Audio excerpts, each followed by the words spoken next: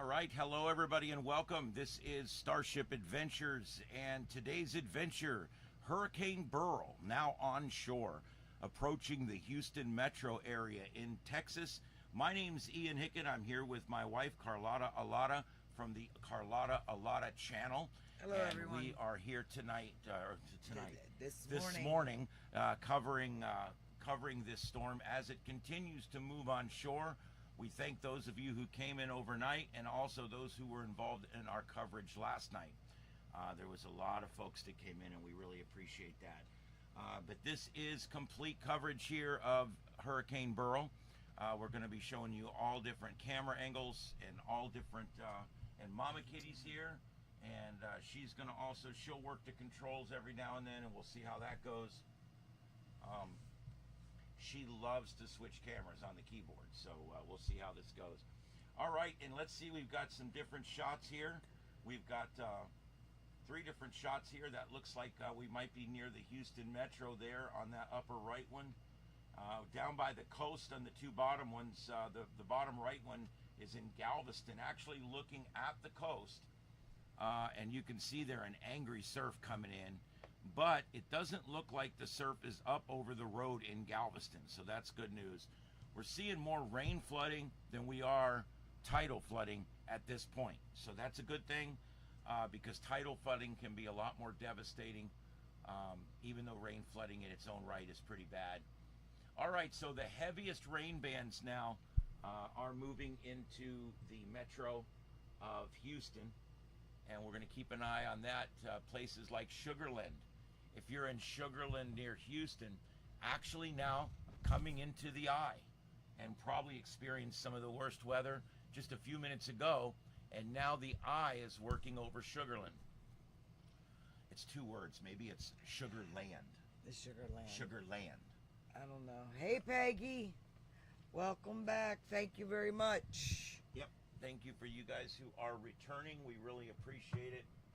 Our supporters out there are what keeps us going, and we really do appreciate it out there. Believe it or not, you help your channel creators just by watching, and of course, all the other stuff you do too helps. But all you have to really do to help out is just watch. Hi, kitty cat.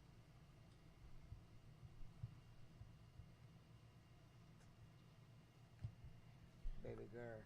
I'm convinced this cat doesn't understand that we're busy. All right, so there we go. Look at all the different views. There's 5 different views there.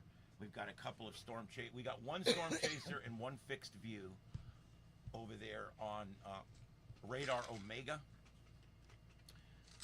If you guys want the absolute best radar tool in the world for private use, it's Radar Omega. Costs you a few bucks a month for the full version, which I have here. And it is absolutely amazing. Shows you everything from alerts, warnings, power outages. It has all kinds of research tools. It's got all the forecasting. I have never used a weather tool so comprehensive. I'll tell you how good it is. They didn't pay me for this advertisement. That's how good they are. Let's see here. Man, look at those power lines, lower left. Leaning way over there. About 3 or 4 of them are leaning way over. Power lines are not too unsafe when they're like that. As long as they're still connected, the other poles will kind of hold things up until they can get there. See here where you have 1 or 2 that are over a little bit? Those are not too unstable as long as all the wires are still connected. Now you got one leaning way over and there's no wires connected to it anymore. That could be dangerous. It could fall. But generally speaking, if the wires are all still connected and it's just bent over a little bit, it's okay. They'll come. We have some in our neighborhood that are still bent over from Ian. They haven't even had a chance to set them back up completely up. They're close, but they're not upright. They're leaning. Yeah, there you can see there in the distance, lower left. There, I'll go full screen. We've got some definite, looks like it might have been some small tornado damage there, because notice all the buildings are fine except the 2 spots. That's indicative of a small tornado, and that might be what we're dealing with there. Mama girl.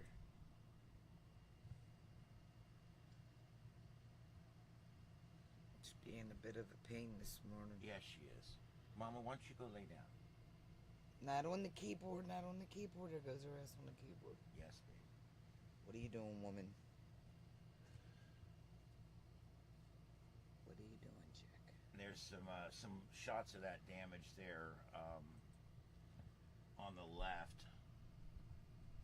Pretty typical of small tornado damage during a hurricane. You'll have 3 or 4 buildings with no damage, and then you'll have one that's tore up really good. That was a little tornado that went through, and they go through so fast, most of the time people don't even see them in a hurricane because they're rain wrapped. Yeah. This cat loves everything. She loves the microphone. I know. And She loves you. We are dealing with Mama Bleep in here this morning. So. What are you doing, chick?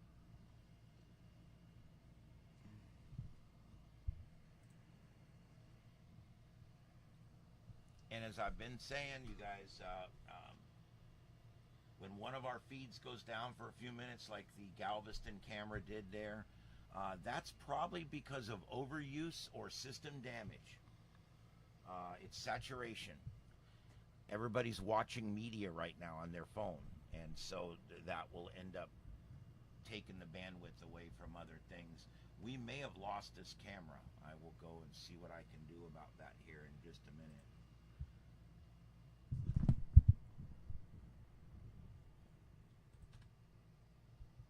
All right, woman, come on. You're getting a little ignorant. It is getting ignorant. Oh, there's that 18-wheeler right in front of Bucky's. Oh, okay, let me get it. Woman.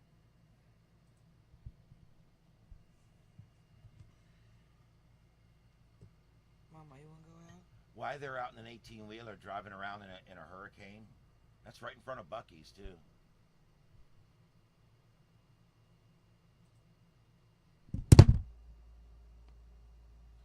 Sorry for those wearing earbuds. You can blame the cat. All right, the Galveston cam that we had a few minutes ago has failed. It's down. We'll check it back in a little while and see if it's come back up. In the meantime, Let's go to Bucky's. oh, that one. Okay, yeah, that all this TV station's feeds are down. So apparently they've lost internet there at the station. Yeah. Let me see what I can come up with here. $1. I'd buy that for $1. Name the movie. It's 10 points. Now it's your microphone turn. Yeah. Kitty, can we go sit down? She's like, yeah. I'm usually the antsy one during broadcasts. What's going on? Well, good. There she goes.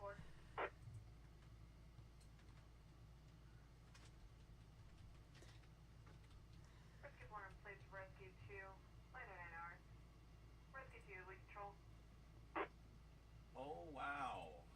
Oh, Okay, boy. this is not good. I got a shot here from downtown Galveston. I'm pretty sure. Downtown Galveston looks like. Well, Oh. I don't seem to have this camera feed. I don't know where it went. Oof. Yeah. All right, well, I'll just go here. There you go. The lower right screen there, that's downtown Galveston. Looks like we're flooded. Looks like we've got a foot or two of water there. I don't know. No, at least you can see the stripe in the road. Yeah, it looks like maybe just 6 inches or so out in the middle of the road, but some of those That could signs be look like they're fairly deceiving. deep. Yeah, I think it's a little bit more than that. Yeah. I mean, look at the trash cans or whatever it is in the tree on the corner. Oh, that feed just ended. It's probably a good foot.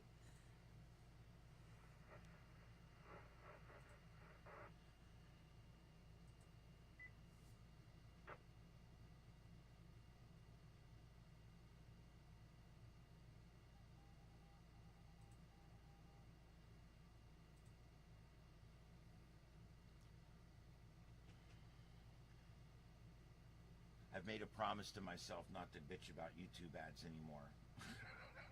You guys know why. Oh Lord. Okay, so yeah, this is another shot here. This looks like he's in Houston. The one you're watching there. What is with this? Is there no skip? That's what Peggy was saying last night. It's a Taco Bell ad. I mean, you don't need to put an ad on for Taco Bell. I'm well aware of where Taco Bell is, and I'll probably see it before the day's over.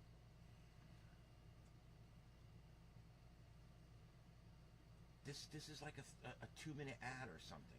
Yeah, I know. Ignorant. That's what Peggy was saying last night. I know. Well, you know, they always start everything out really. Oh, and then look, the feed's down. So we watched it for nothing, I think, maybe. Oh, there we go. Here it's come back up. All right, so let's go back to that. This is our inlay here. We've got 5 different views here of the storm and the damage that it's doing. Again, the main thing we can say, the lucky thing that we can say about this storm is it's a Category 1 hurricane. And look at the damage that a Category 1 hurricane can do. Look at the pool.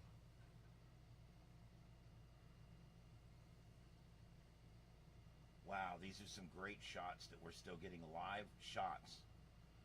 Usually by the time it gets this nasty, the internet's gone out.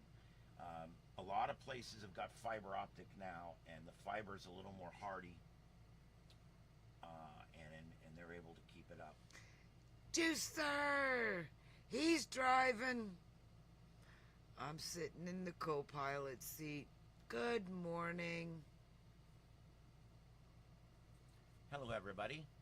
We are live in North Fort Myers here at our studios, and we are doing full coverage of the landfall of Hurricane Beryl, which happened overnight. And we are watching all these different views here of Galveston and Houston. Wow, look at the winds coming in there now.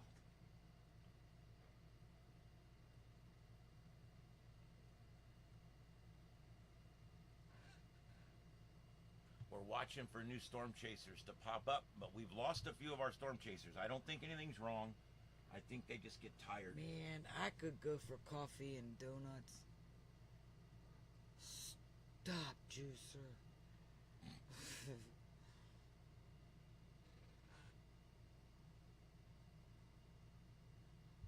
Wow, look at that. Ian's mic is very low. My mic is low. I'm talking right into it. I don't know. Peggy had the same problem earlier, but I thought it was just Peggy's earbuds.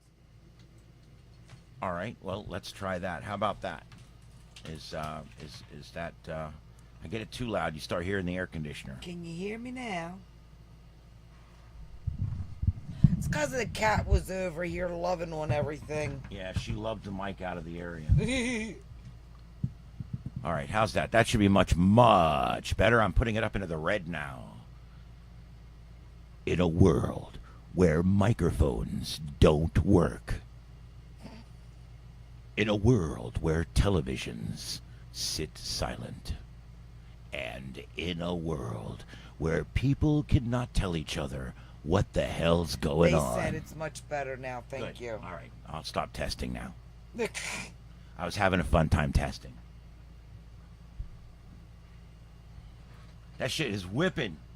Whip it. Whip it real good. Whip it real Bam, good. bam, bam, bam, bam, bam, bam, bam, bam, bam, bam, bam. Get it, girl. Get it, boy. That's the only way we can do You music sure? on the channel is to sing it ourselves, because we sing so poorly we don't get copyright stuff. Are you sure this is just not B-roll from Yes. earlier? No, this is live. Babe, the sun just came up there, so it can't be from much earlier. Yeah, it came up at like 6:45. Me and Peggy watched it. Right, which was 7:45 our time, which was only an hour and a half ago. So if this is pre-recorded, it's only from an hour ago, because it's morning there. You can see it's getting brighter. No, I believe this is live. It's purported to be live, and it appears to be live. That's the best I can do. I am relatively sure that all three of these views right now are live. Okay.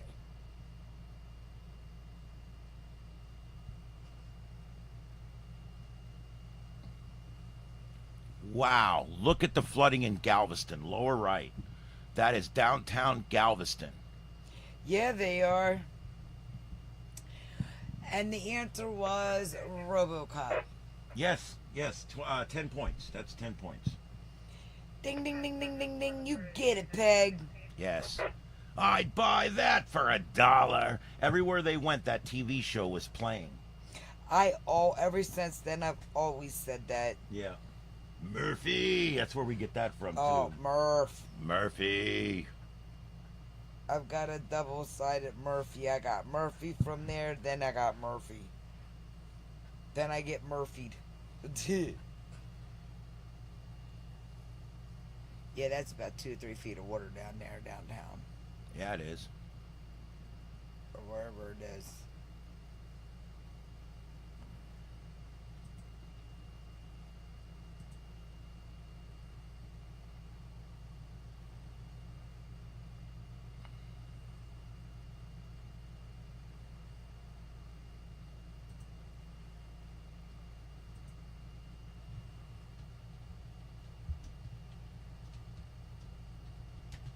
Oh my goodness. All right.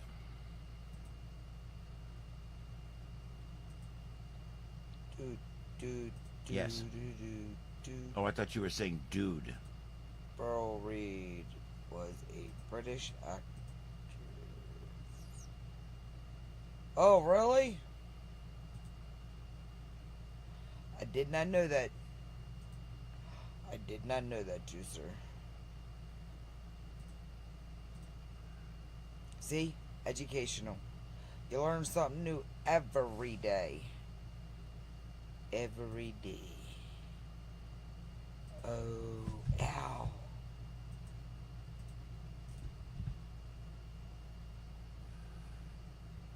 All right, I just made this one up. Let's move that up to here, and let's take. That's great. I'm all on live with my hand down my shirt. Looking like Al Bundy yet sitting here. Oh, really?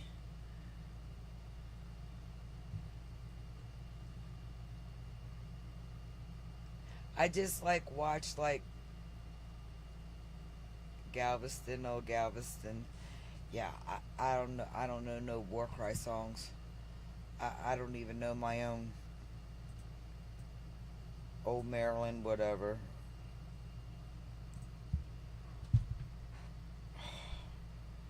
Some things I just didn't pay attention to in school.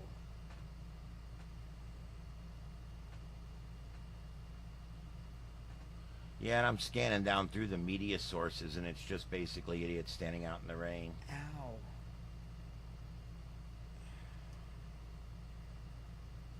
Oh, they're bad.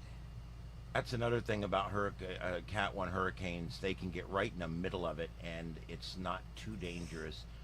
A lot of times on ones like Ian, you didn't get any reports from where it hit. You were getting reports from Sarasota, which was like 3 counties up the road from where it actually hit.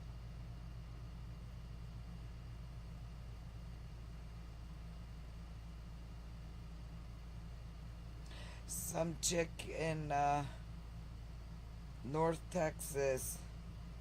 What's the name of that place? Padre? Padre Island, yeah. Yeah. South Padre Island. Yeah. She thought it was a big fish.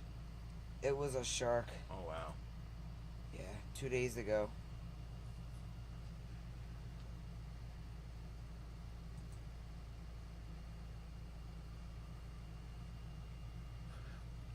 Well, I've got some more views coming up here. I just have to wait for the commercials to play. oh my God. Oh. Well, Glenn Campbell's song, Hey Glenn. Galveston, oh Galveston. Oh, okay, yeah. You know, it's funny, we were driving around Tennessee a while back because we had a cabin up near there, and we're driving around Tennessee, and I told my wife, I said, whatever street sign I look at in Tennessee, you know, the big green signs on the interstate, a song comes to mind. Yeah. You know, I mean, I see Montgomery and I hear Midnight in Montgomery. You I know, love that song, I see Alan. I see Nashville. There's 50 songs about Nashville. I mean, you know, there's songs about Chattanooga. There's songs about. It's like Tennessee is the most sung about state in the union. I really believe. Oh, come on! Now this one's down. What did you do? What is that?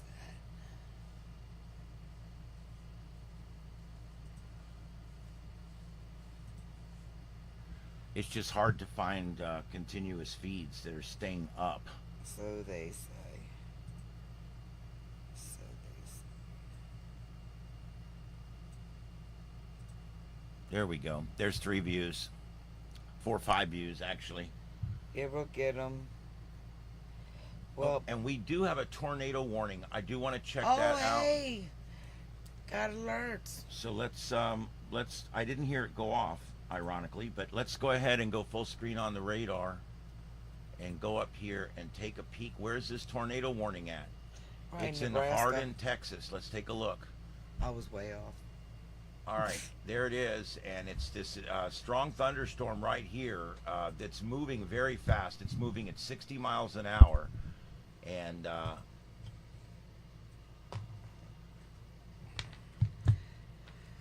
Ooh. Babe, everyone, I shall be back later. I've got to go get off my legs. They're cramping bad. all right, there's your path. All right, babe, I'll see you in a few. Looks like it's going to go near Livingston and Seven Oaks and Chester. This is a particularly strong thunderstorm that could produce or it's a particularly strong storm, I should say, that could produce a funnel cloud. And so they have issued a tornado warning for that particular cell right there. So we're definitely going to keep an eye on that one.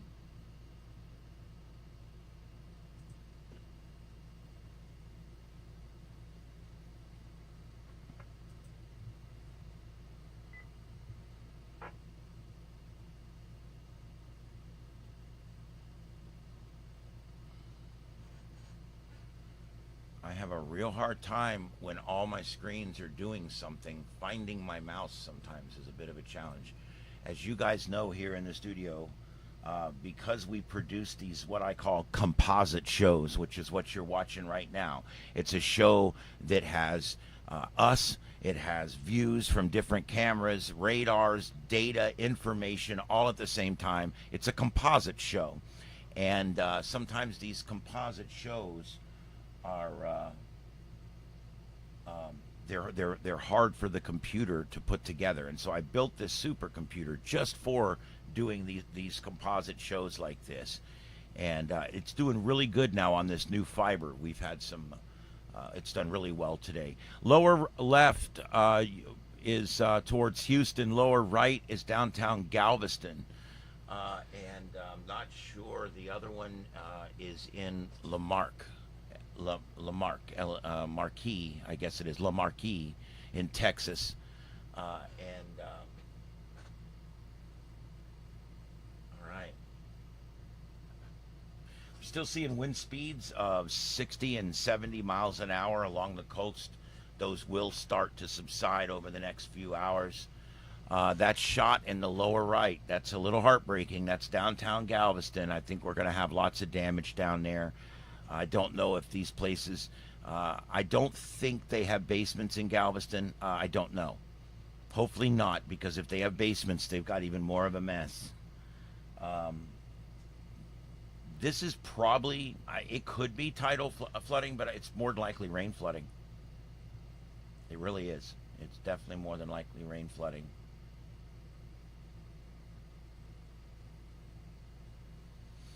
All right, so this thing's continuing to pull off to the north. What's weird about this, or what's a little bit different about this storm, is the forward motion is slowed. It's only 12 miles an hour. At 12 miles an hour, this storm is crawling, and it's going to take a long time today to get better weather to move in. As of the latest advisory from the National Hurricane Center, Hurricane Beryl, still a hurricane, holding on at 75 miles an hour. Movement is north at 12. North at 12. This is as of the 7 a.m. Central Daylight Time, Intermediate Advisory 39 Alpha. I can only imagine that we will see this downgraded to a tropical storm at the 10 o'clock East, 10 o'clock Central Advisory, which is still an hour and a half away. This will be downgraded back to a tropical storm. And then by the time it gets up in Arkansas up there, it will be downgraded again to a tropical depression, and then will just simply be a rain event from that time forward.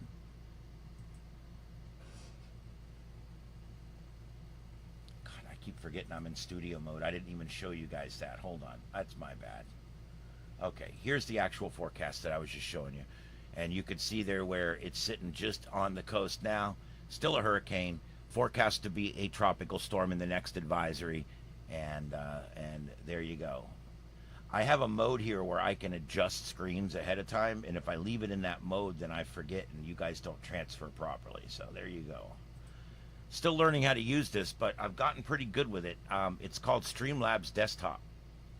And I'm having real good luck with Streamlabs Desktop. Welcome, everybody that's joining us out there. This is Starship Adventures. My name's Ian, and we are doing continuous coverage here of Hurricane Beryl as it comes on shore in Texas right now. The entire eye has moved overland, and it has begun to weaken. And that's the good news at this point. So we're going to continue to watch this for a few more hours anyway until it starts to weaken some more. We've been live with coverage all night. We started last night at 9 p.m. And we have been continuous. I did take a nap for a few hours in the middle, I'll admit it. But we have been live. We're trying to provide you guys with some good coverage here of what's going on out there. I am watching the news feeds so I can give you guys the news as it comes in. And we're watching all the different things that have to do with this storm as they happen. And let's take a quick peek here at the infrared satellite imagery. This uses infrared light. The satellite looks for infrared light, and this tells us how cold the cloud tops are. I am actually impressed with how many cold cloud tops still remain over a storm that's sitting over land. This thing is cranking. This thing was a rapidly developing storm at the time of landfall. Okay, a lot of people don't realize that. This was a rapidly developing storm at the time of landfall, which basically means that once we get on land, we normally see pretty quick weakening. We're not seeing that. Because this was in a strengthening phase as it came on shore, it's holding on to those characteristics a little longer than we would like to see it hold on to them. And that's why that is there. All right, some live views here. All this stuff is live, coming out of either Houston or Galveston in that area. The upper right is Texas City, Texas. And let's take a quick peek here.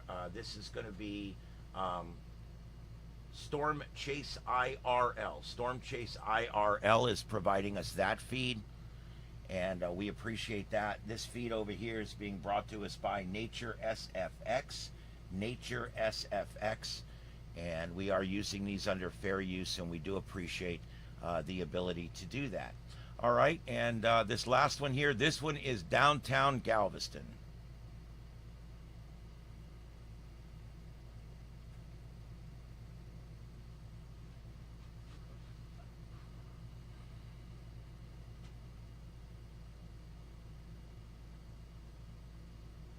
Looks like I ended up getting the same storm chaser in two different screens there, and I'll fix that in a few minutes. We had 5 storm chasers down there near Galveston, but now I'm only showing one right now, and that's the one you see in the upper right corner of the screen. That's the only one I'm seeing right now.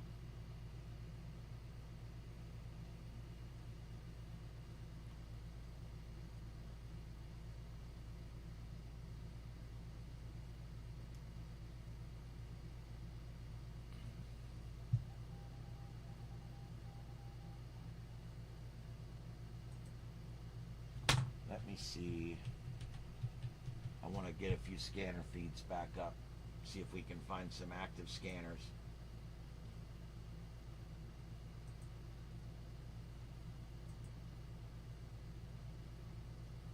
Ooh. Houston, over half, 2/3 of the scanners have gone offline. Let's see what we got here.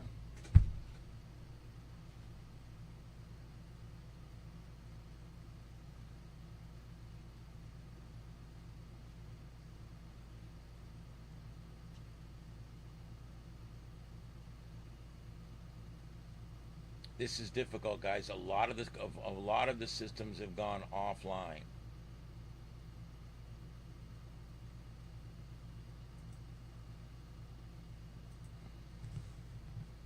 That one's not available. All right, I'm working here to find some feeds, guys. But as you know, when these things come through the affected area, a lot of these feeds are provided by people like me. I provide 3 of these Broadcastify feeds myself, and when the power goes down, that's it. I have it on a battery backup, but that only lasts for a few minutes. That's only designed to protect it and to keep it up during a short outage. If it's more than 5 minutes, then the system shuts down, and that's it. It requires human intervention to come back on. Let's see if there's any scanner feeds left on here. This way.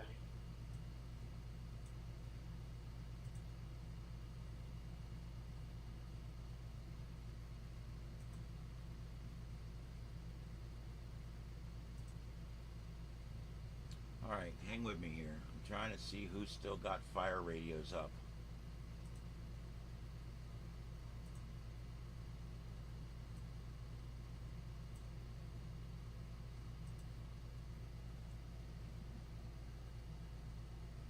Celebrity Juicer. Yeah, I appreciate you guys watching. It really helps to support the channel. Just by watching provides support. We really appreciate it. You know, you can just, if you're gonna go do something, just leave it on. It really helps your content providers out here because you know, you got to beat the algorithm before you can before you can become a full-time YouTuber. And that's what I'm aspiring to do. I'm gonna be honest. I love YouTube. I love what it does. I love the fact that it's the largest broadcast platform in the world, and I have a channel on it. I think that's amazing. 3C.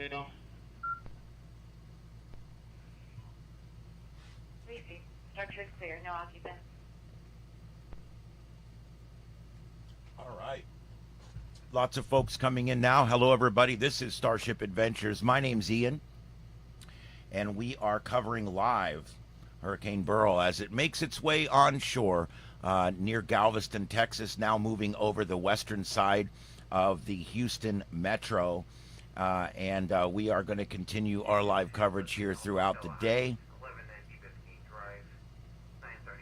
and we will continue to update you on what the storm is doing and where it's at currently. Right now, it's still a hurricane. We're waiting about an hour and 35 minutes till the next update. We expect this to be downgraded to a tropical storm on the next update. Okay, what you're watching here, upper right is League City, Texas. That's League City. Lower right, that's downtown Galveston. Downtown Galveston with over a foot of water in the streets. And then the lower left, that's near Houston. And we are seeing some high winds and lots of rain all across the area. And I'm checking media reports to see what I can find from that.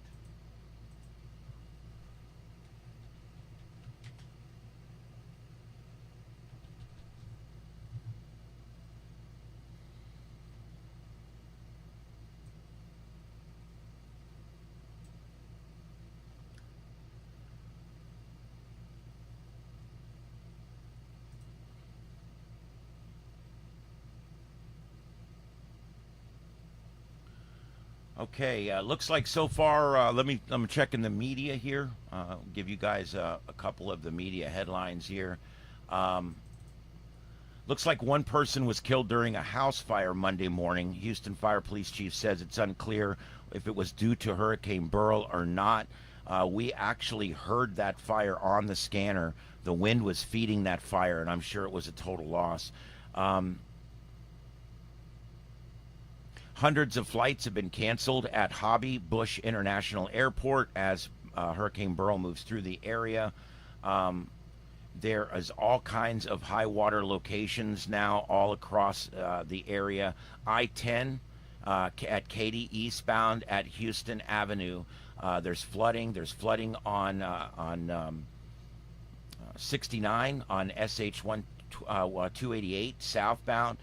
There's on the Beltway 8 south westbound before Alameda. There's some flooding there. Washburn Tunnel northbound at Red Bluff.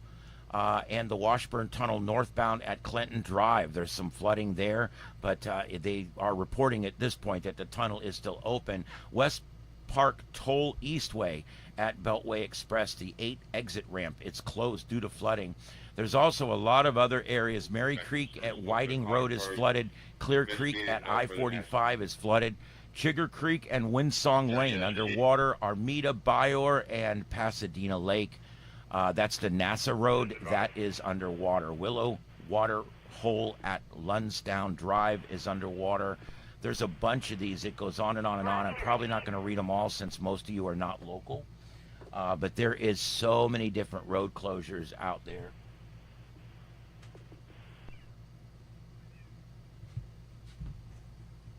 Can I help you, kitty cat? Yes, I have a cat in here. What can I tell you? You got to have a cat in the shack, you know?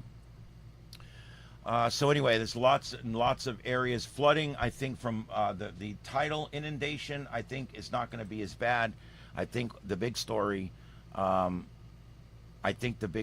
this one is going to be the flooding from falling rain. I think is going to end up being the big story on this one.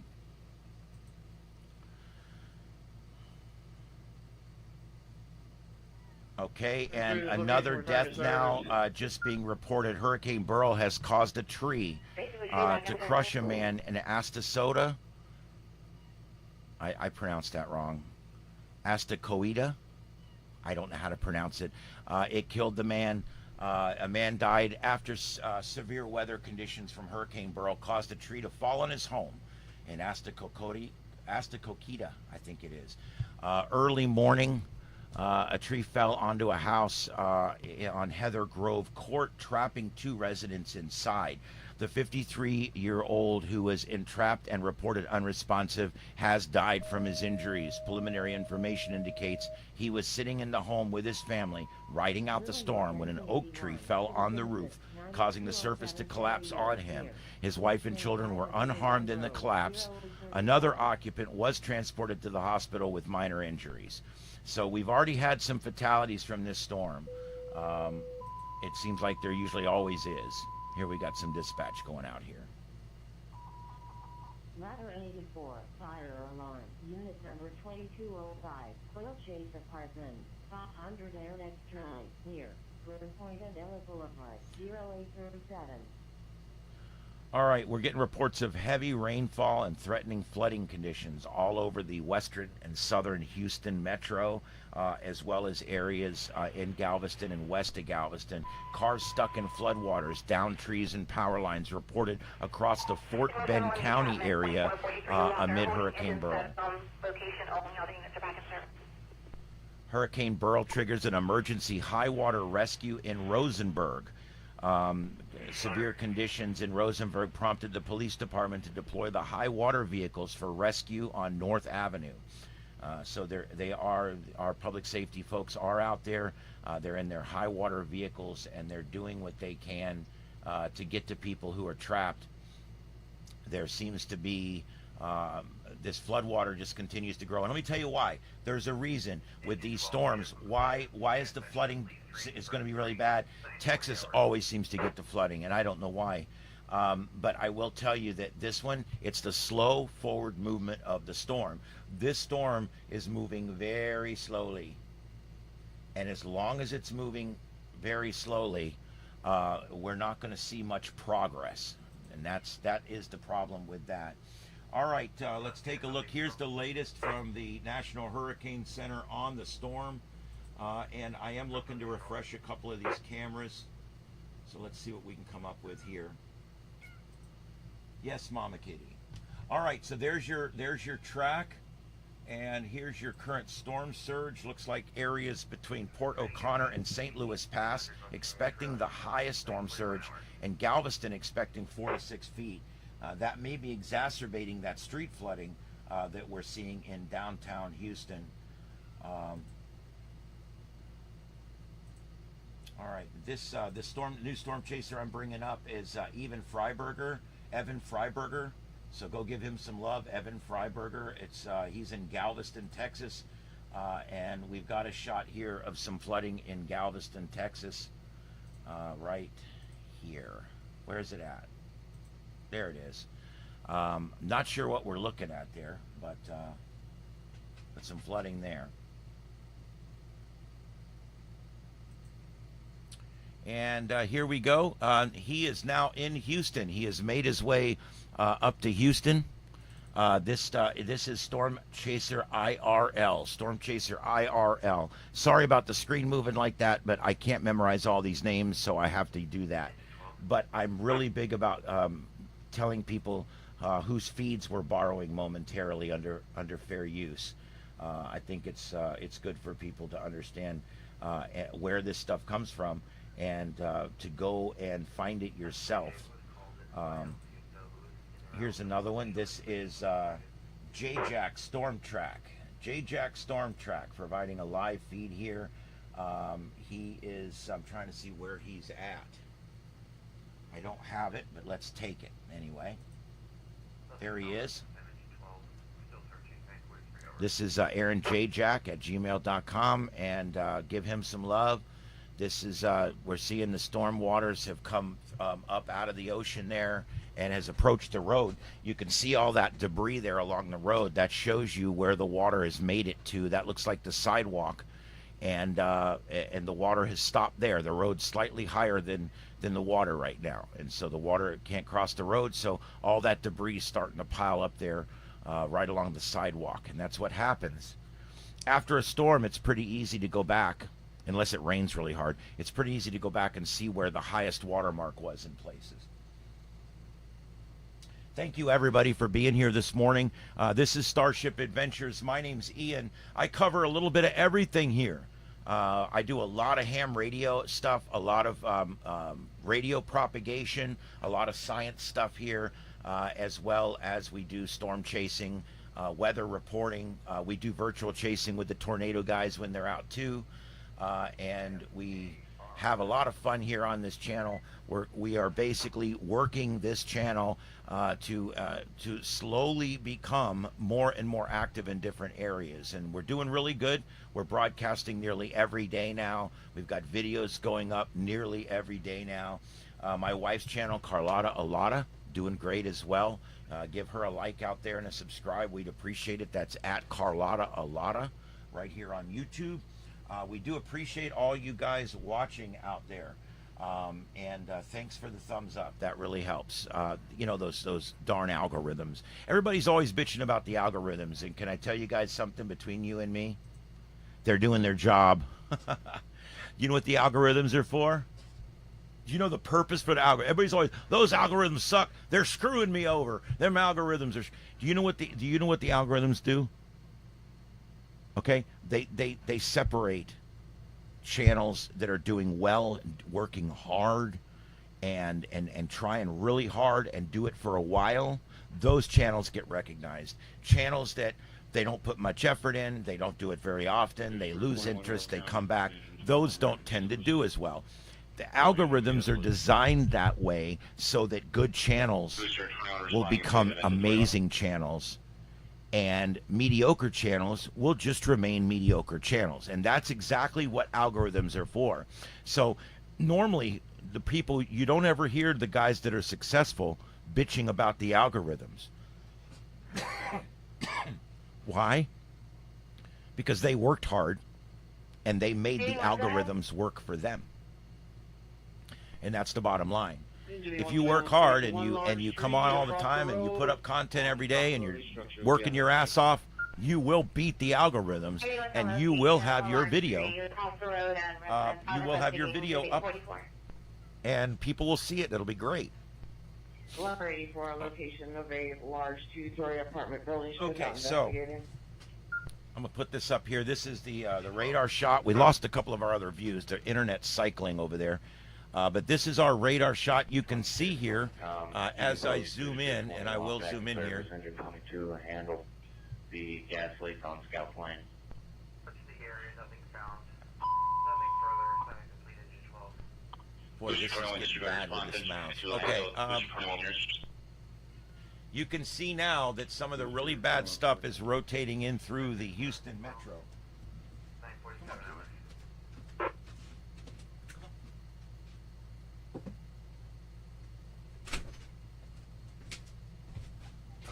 Had to let the cat out.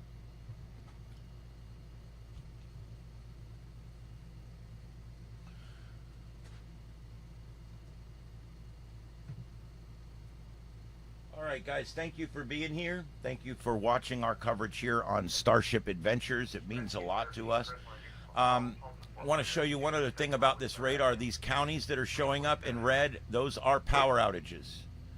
As those counties turn more into the heated colors, as you guys know, from blue being cold to red being hot, as they move their way from blue to red through the yellows and the oranges and the greens, you can see that how many people are without power in that particular county. And there is a lot of power outages being reported right now all along the coast there.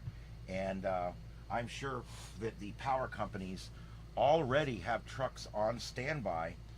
I don't know if you guys know, but the power companies, they do a really good job in these storms. I got to tell you, there's a few things I could bitch about here and there, but the overall truth is our power companies are amazing.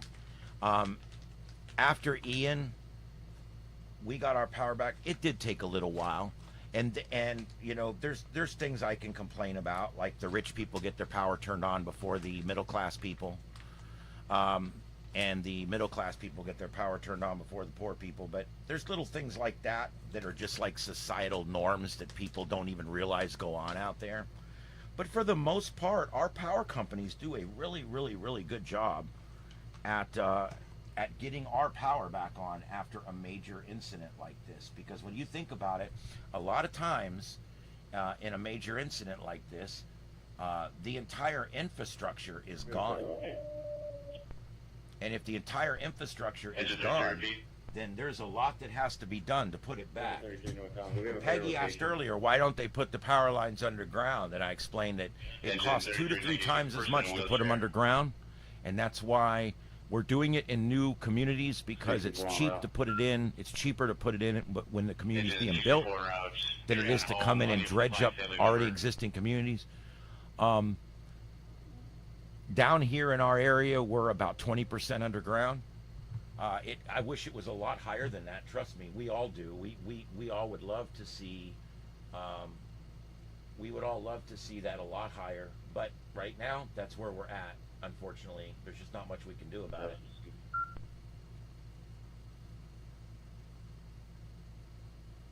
All right, pulling up my monitor over there so I can make sure that I'm on. We've lost this other feed over here. I'm trying to get that back.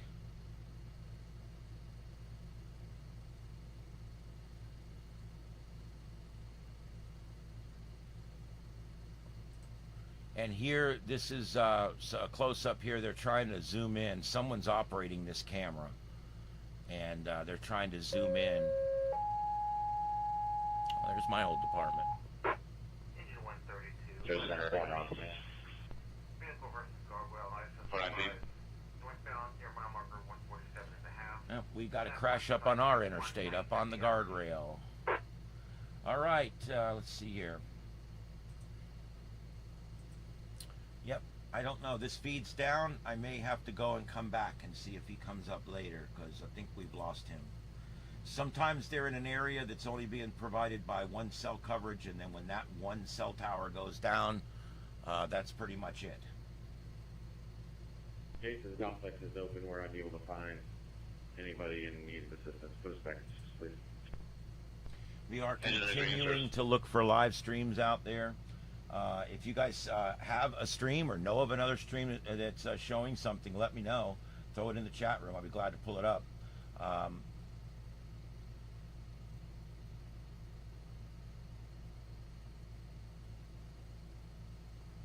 Central 1. I figured there would be a lot of storm chasers out right now. Busy on all day shift. Central Apparently 1. not so much. Tap 1 to find tap 1. 9:51 hours. That's J-Jack. That's the guy I just had, and he is down. So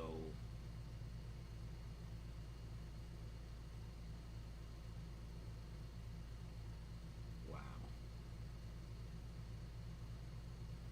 Rescue 131. All right, this is Palmetto State Chasers. Heading Never heard of them, but Palmetto State Chasers. 9:52 hours.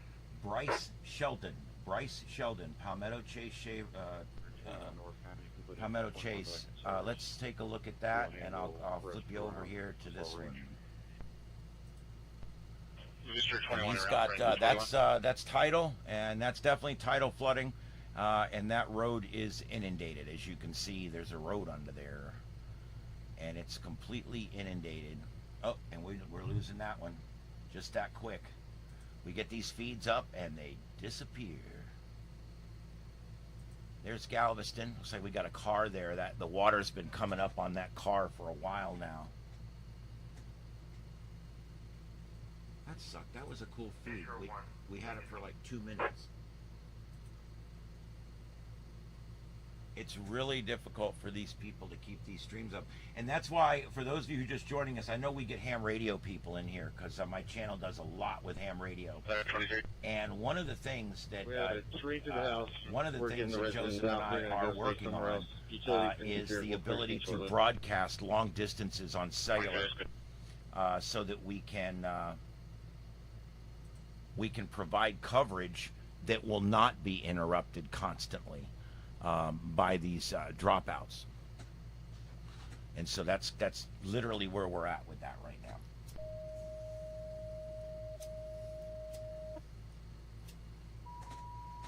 Little York Engine 81, electrical hazard, 14019 Mills Road, near Dale Street and Aldine Mail Road, 0852.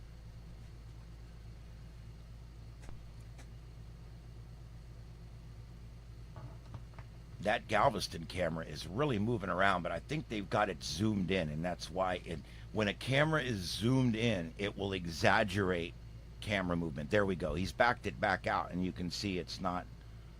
Whoop, it just went off. Guys, we might have just lost downtown Galveston. It looks like the power's out down there. That camera may have been operating on bats, and once they go on battery power, it's just a matter of time. I've got my fiber here, my security system, and 3 computers, including the 3 that feed, 2 of them that feed Broadcastify, plus my primary computer, and 1 security light in the yard, all on battery. So when the power goes out here, I stay up. Now my screens all go down. I can't run 22 screens on on battery backup. But most power outages last less than 30 seconds, which means when the power comes on, my screens come back up and everything's right where I left it. That's the important part.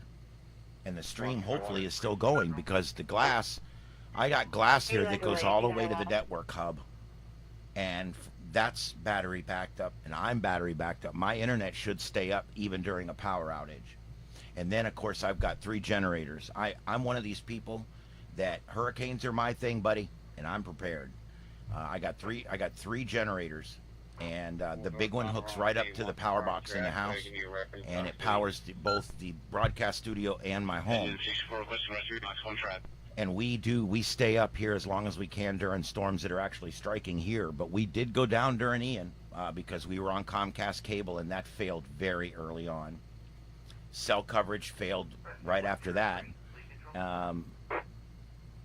Now I have Fios fiber, and for those of you who don't know what fiber optic means, what it means is exactly what it says. It's a little string of fiber that passes optical information, meaning light that's attenuated into different wavelengths, sends the messages down a piece of glass.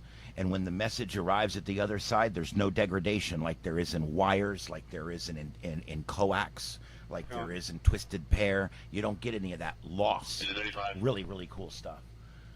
And so now that I've gone to fiber, I was 100 gigabytes down, or I'm sorry, 100 megabytes down, and 20 megabytes up. I'm now 1 gigabyte down, 1 gigabyte up. It is literally 10 to 20 times faster than Comcast. And now I'm able to provide these much better live broadcasts where things don't constantly screw up. We've lost downtown Galveston. That kind of sucks. I'm going to go see if I can get another feed up there for you guys, because it looks like we have lost downtown Galveston.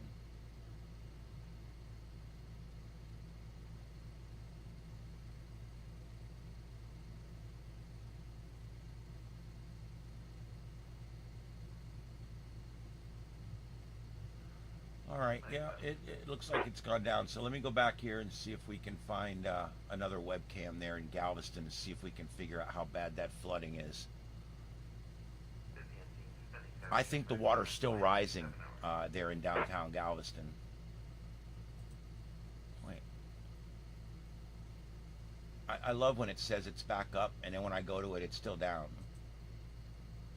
Let's figure this out, guys.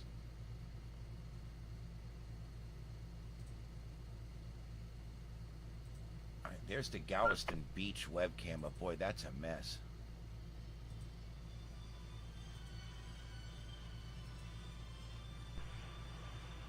One engine 6-4.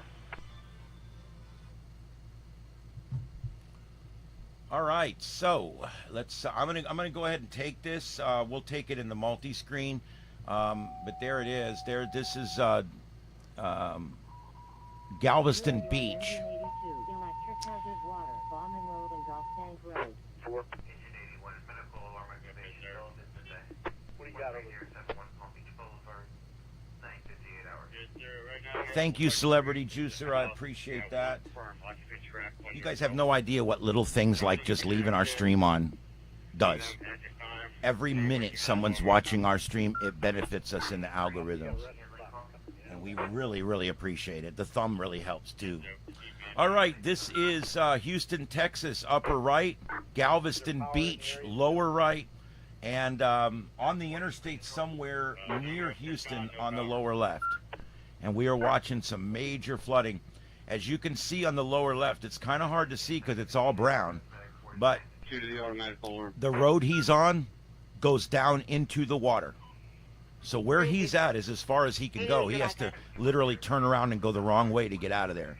He's on what looks like either an interstate or some kind of limited access road, and that road goes down into the water, and you can see the 2.5 foot tall guardrail disappear under the water as it goes down. And so you can, man, that's deep. Can you guys see that? That's crazy. See that? The guardrail actually right here disappears under the water, which means that water's 2-3 feet deep down here. So way too deep for any vehicles to get through for sure. All right, let's do a little reset. Hello, everybody. My name's Ian. This is Starship Adventures, and we're broadcasting live from our home studio here in Southwest Florida as we watch Hurricane Beryl make its way on shore and now making its way into the western side of the metro there in Houston. And Galveston Beach getting some of the worst right now as it's coming on shore. And we're providing you with views, discussion, and information all day long right here on Starship Adventures. We have been live since yesterday at 9 p.m. Eastern Time, and we plan on broadcasting quite a bit today. We'll be probably going for at least another 2 or 3 hours as the storm comes in. But I do have to work later today, so this little fun thing will come to an end, so I can go to work and produce my commercial radio show that I have there.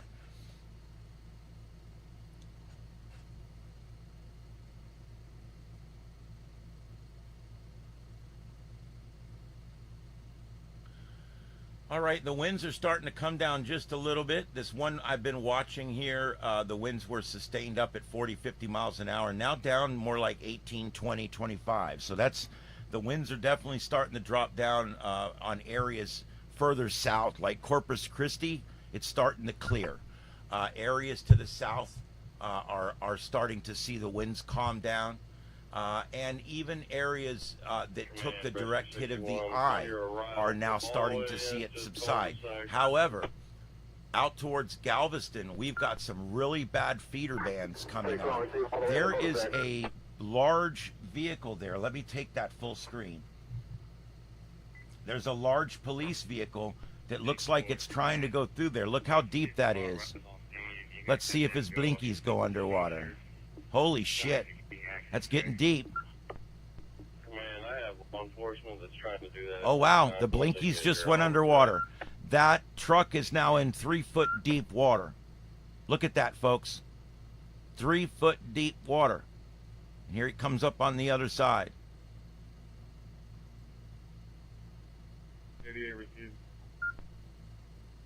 And there's his lights coming up out of the water. Wow. That... Peggy, we were talking earlier about the deep water vehicle. There you go. That's a deep water vehicle right there. It just drove right through that deep water. Our storm chaser knows he can't make it through that. Hold on to command. Command, go ahead. I want you guys out of there as soon as humanly possible. Where you see this house is missing the whole back side. They're trying to get to the victim. I understand. Just don't dawdle. Where you see?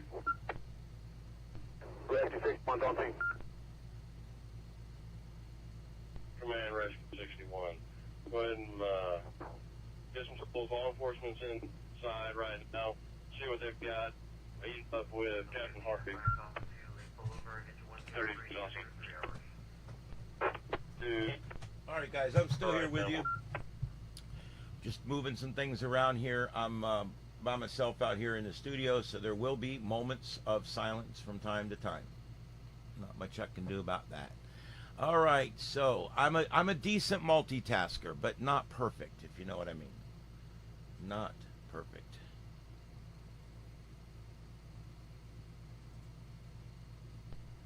Sorry, dude, command, you have orders. Stays at this time. Okay. All right, everybody. This is Starship Adventures, and we're continuing our live coverage of Hurricane Beryl, now making its way into the southwestern suburbs of Houston. And now areas like Sugarland have come into the clear now. And Pearland, however it's pronounced, you're getting it really bad right now, but you'll eventually work into a clear notch as well. Galveston, you're probably experiencing some of the worst weather right now, but as this band moves up more, I think we're actually going to see some clearing in Galveston. Let's take a look at this a little bit more in depth. Over here on, this is Radar Omega. I strongly recommend Radar Omega. All right, let's take a look at this. This line right here that you're seeing that I'm drawing with the blue line, see that? That's basically the last of the big feeder bands. If you look back here, there really is nothing down here. Corpus Christi is completely in the clear. I do want to do one thing real quick. Let's check the other radar and make sure we're not missing something behind the storm. So let's go to the Corpus Christi radar. And it's hard because there's a buoy right over the top of it, and you have to zoom in to get it. But there's the Corpus Christi radar. This is showing us the bottom half of the storm, and as you can see, the coast is clear all the way to Galveston.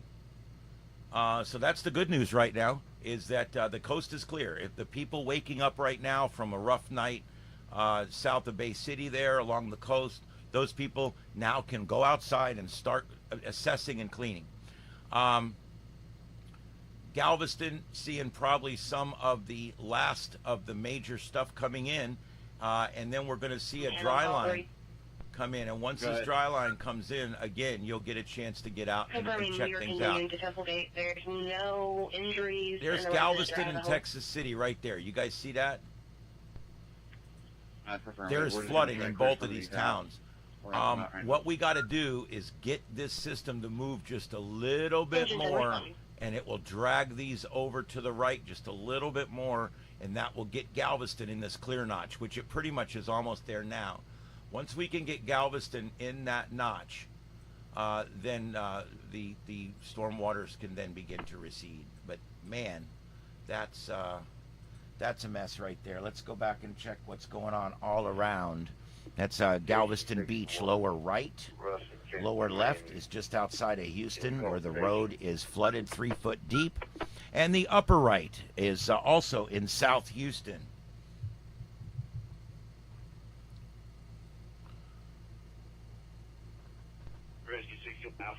I don't think the tidal surge went all the way up to the high prediction, which is a good thing. I don't think the tidal surge reached the high prediction. Normally it doesn't. You'll be told tidal surge 8 to 12 feet and you'll get 6. That's normally because when the Weather Channel tells you something, they're telling you the worst case scenario. So that's the worst it could be. And someone in that area might get the worst.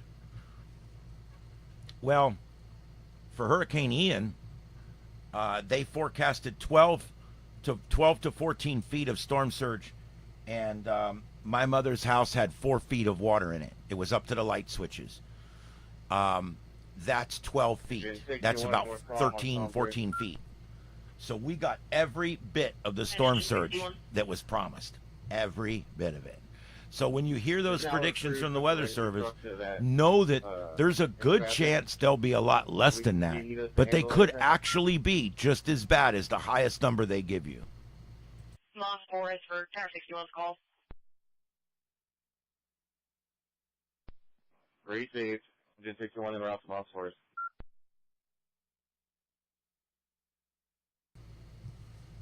All right, if you guys are liking the coverage, let your friends know we're out here. This is Starship Adventures. I do a little bit of everything on this channel. Our two big areas, of course, are weather coverage and ham radio. We do a lot of stuff with radio propagation, ham radio, teaching people how to build radios and do things. We do a lot with that. But we also do a lot of this live weather coverage. And you'll also find other things. I work on an afternoon drive show at a commercial station here, and I put up our segments, funny segments that are non-political. I'll put up on here. I also am restoring vintage films right now and putting those up on here because I'm trying to keep history alive by taking films that are 50 plus years old, restoring them and putting them on digital so they can be enjoyed by our kids and our kids' kids.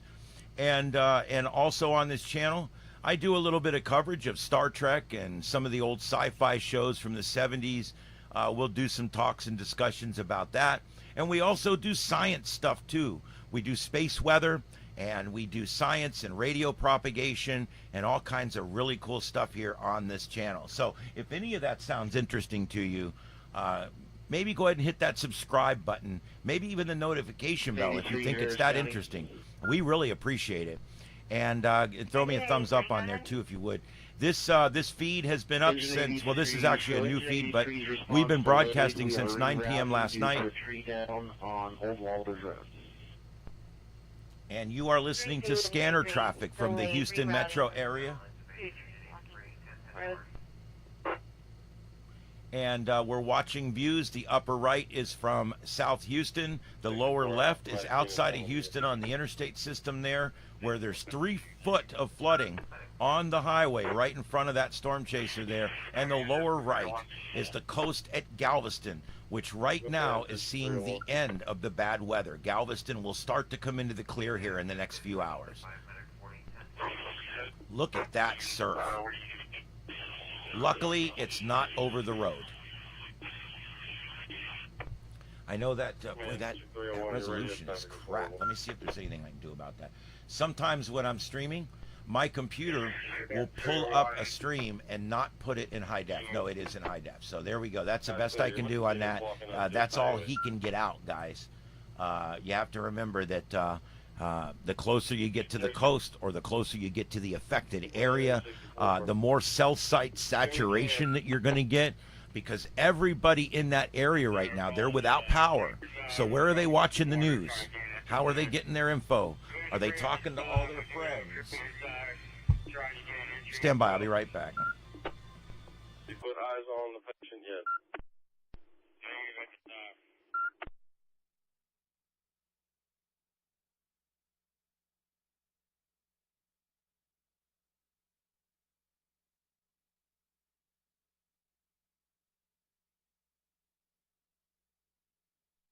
Man, Rescue 61. Go ahead for Rescue 61. What's your can? Rescue 61 is working on the second division, clearing debris from the classroom. Have you been able to put eyes on? Negative, sir.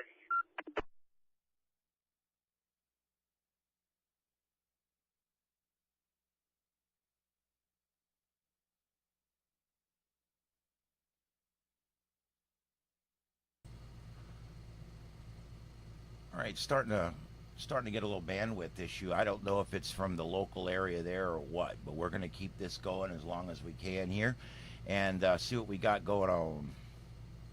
My name's Ian. This is Starship Adventures, and we're here with you all day covering the storm. So stay with us out there as we check it out. Expected structure collapse. Contact the Mara Park route.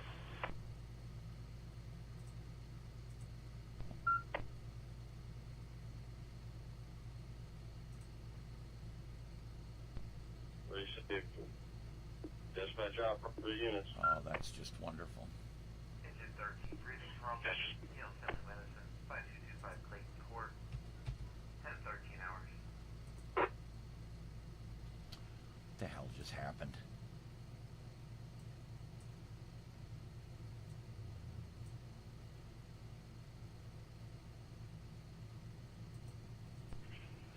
Command 601, Mac 10-2431. Receive.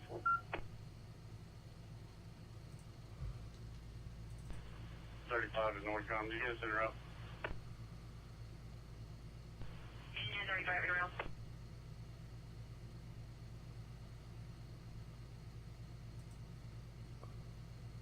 Rescue 13. All right, guys, if you're in there, just hang in there with me here. I don't know what's going on. Everything just went to shit in a handbasket here. Engine 13 to call rescue. This your can, guys. 14 hours. District EC11 at East Operations. You do not have a medicated en route to your confirmed entrapment. Any public service breaking up on the 911.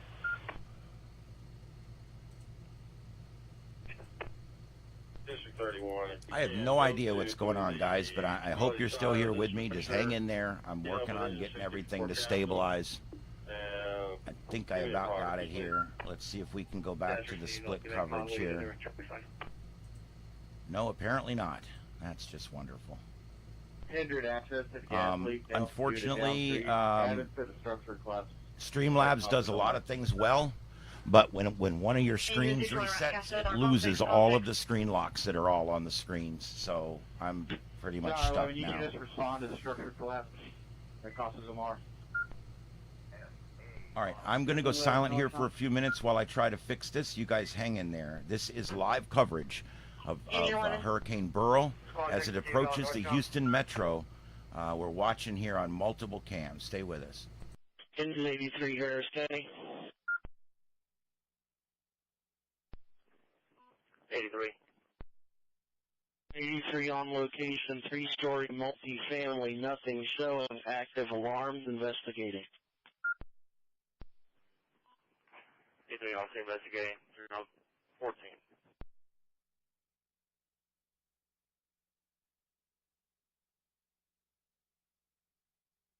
Tag channel is going to be 6 via the Casa del Mar apartment.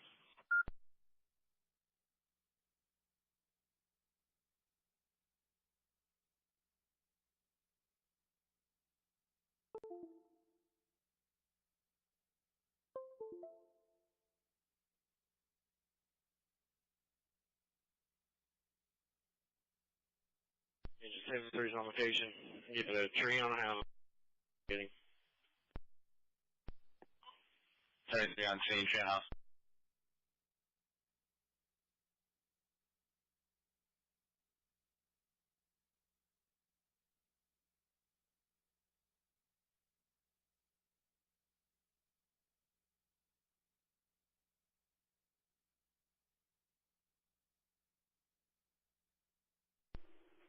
North of I'm at the 2431, 1960 complex.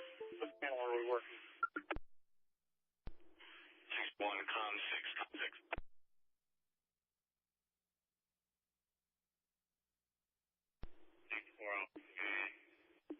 Rescue 32, stabilize the tree.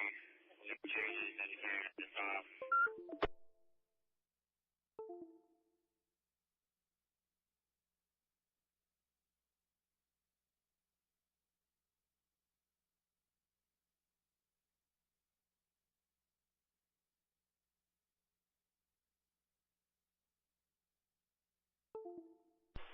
North on to 6001.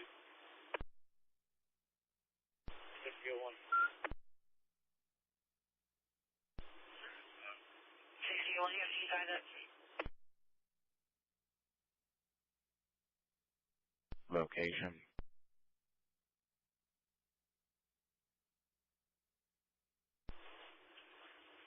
6001, just checking if you had AC inside the.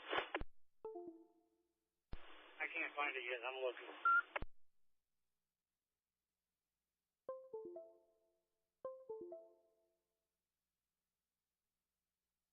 Ladder 74. Hey, clear on that information. Have you found that run on your MDT yet for DA, sir? You can show us en route to it. You're going to have to assign yourself through your MDT to self on that record.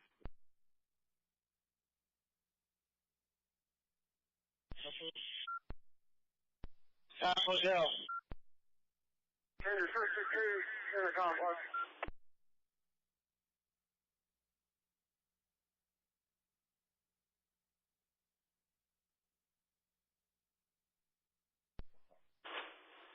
Block 62, I'm on location. Show me your Patterson, Costa North Command. All our companies, level 1 station, 1960.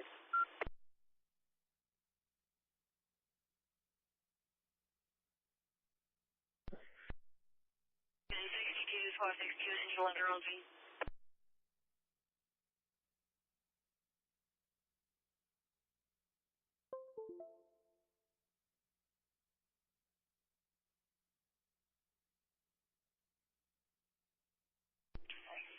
Charlie to command, we still do not have alcohol on the patient.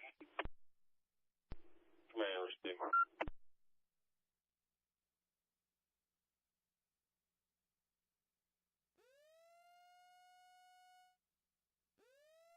Spring dock on North Com on Com 3. DOC, go ahead.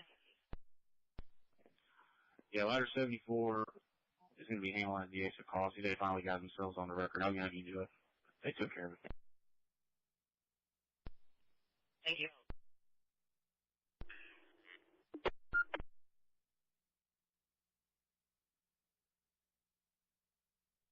Lines down. Building number 29, notify center point. Engine 22 being service. Engine 22 in service, lines down at building number 29.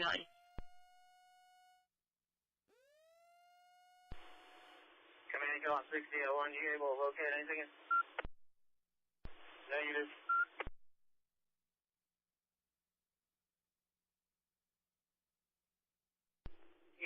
Kansas 301, EMS 0919. Command, receive DOS. Command, get some of these units that aren't necessary out of here. We can relocate the Castle Del Mar. Yeah, that's what I'm about to do. Yeah, 32, you'll be back in service.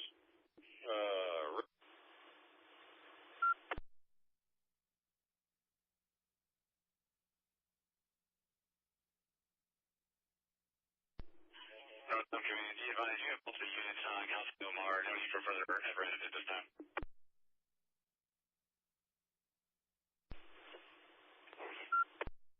66, command. Good. 35. Are you located? That's clear.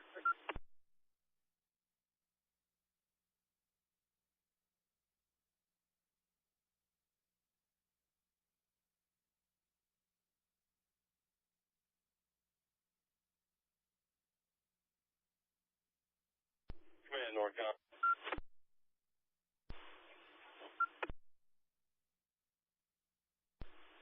There's a 62, command. No injuries. After state.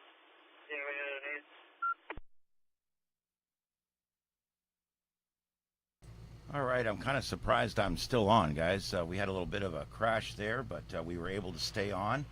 And here we go. We're looking at live views now of the area where Burl is now striking the state of Texas.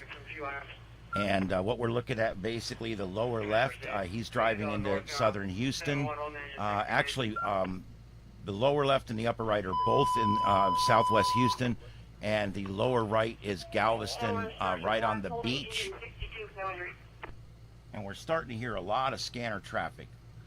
Trees on houses, fires. On Starting to get pretty busy. Division 3, Charlie Delta corner.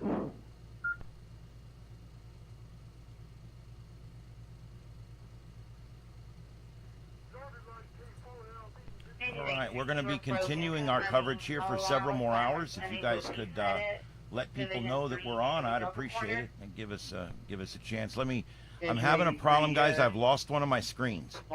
So what that basically means is I can no longer see the chat while I'm producing.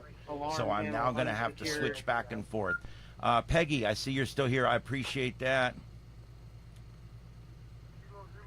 All right, so I'll be checking that chat room, guys, periodically. So just not going to be able to continuously watch it, unfortunately. Let's see here. Let me go back to the producing video here. All right, I use Streamlabs, and I'm pretty happy with it so far. Used to use Manicams. It went to shit. Engine 83, yes. All right, guys, this is... as this storm pulls up, as I was explaining a little while ago, Galveston is slowly working into a clear notch here, and it looks like this storm might be over for points southwest of Galveston. I don't see where any more feeder bands are coming in. I don't see where anything else is coming up. So the way it looks is this feeder band's working its way up the beach to the northeast. It's past Galveston.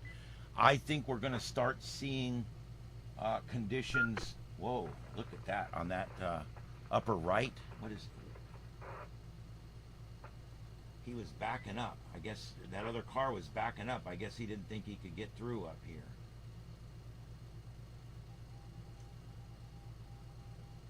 Yeah, there's water across the road, but it's not too deep.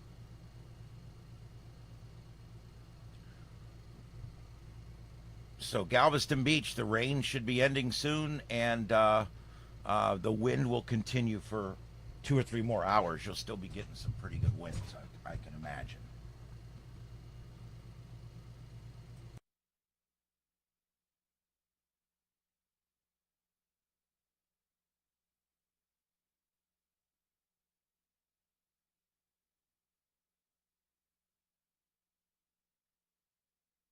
Is the other way?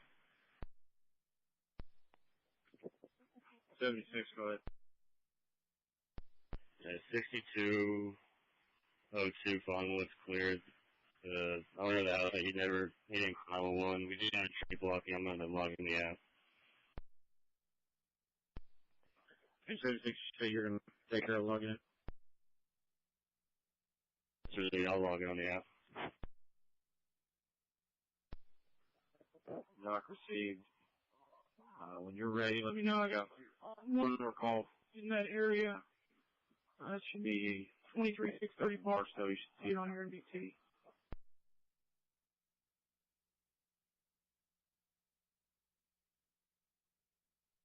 All right, I'm watching live wind conditions out of Texas City, and still gusting, 22 gusting to 33, but that's definitely better than it was. That's Texas City, which is just outside of Galveston.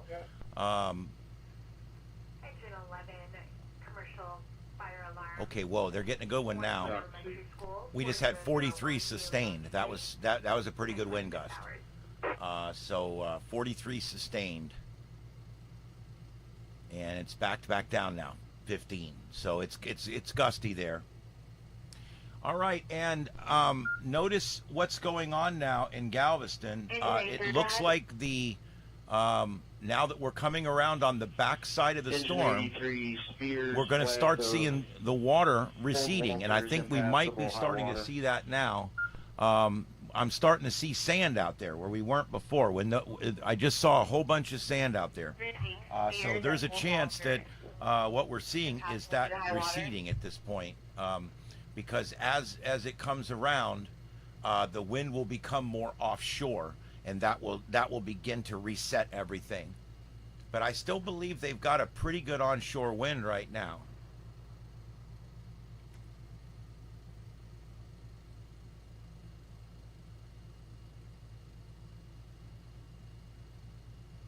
Yep, Needville and Wharton and El Campo, Columbus, you guys are slowly coming out of it. And in the next hour or so should all be clear to be able to go out and start seeing what you got to deal with out there.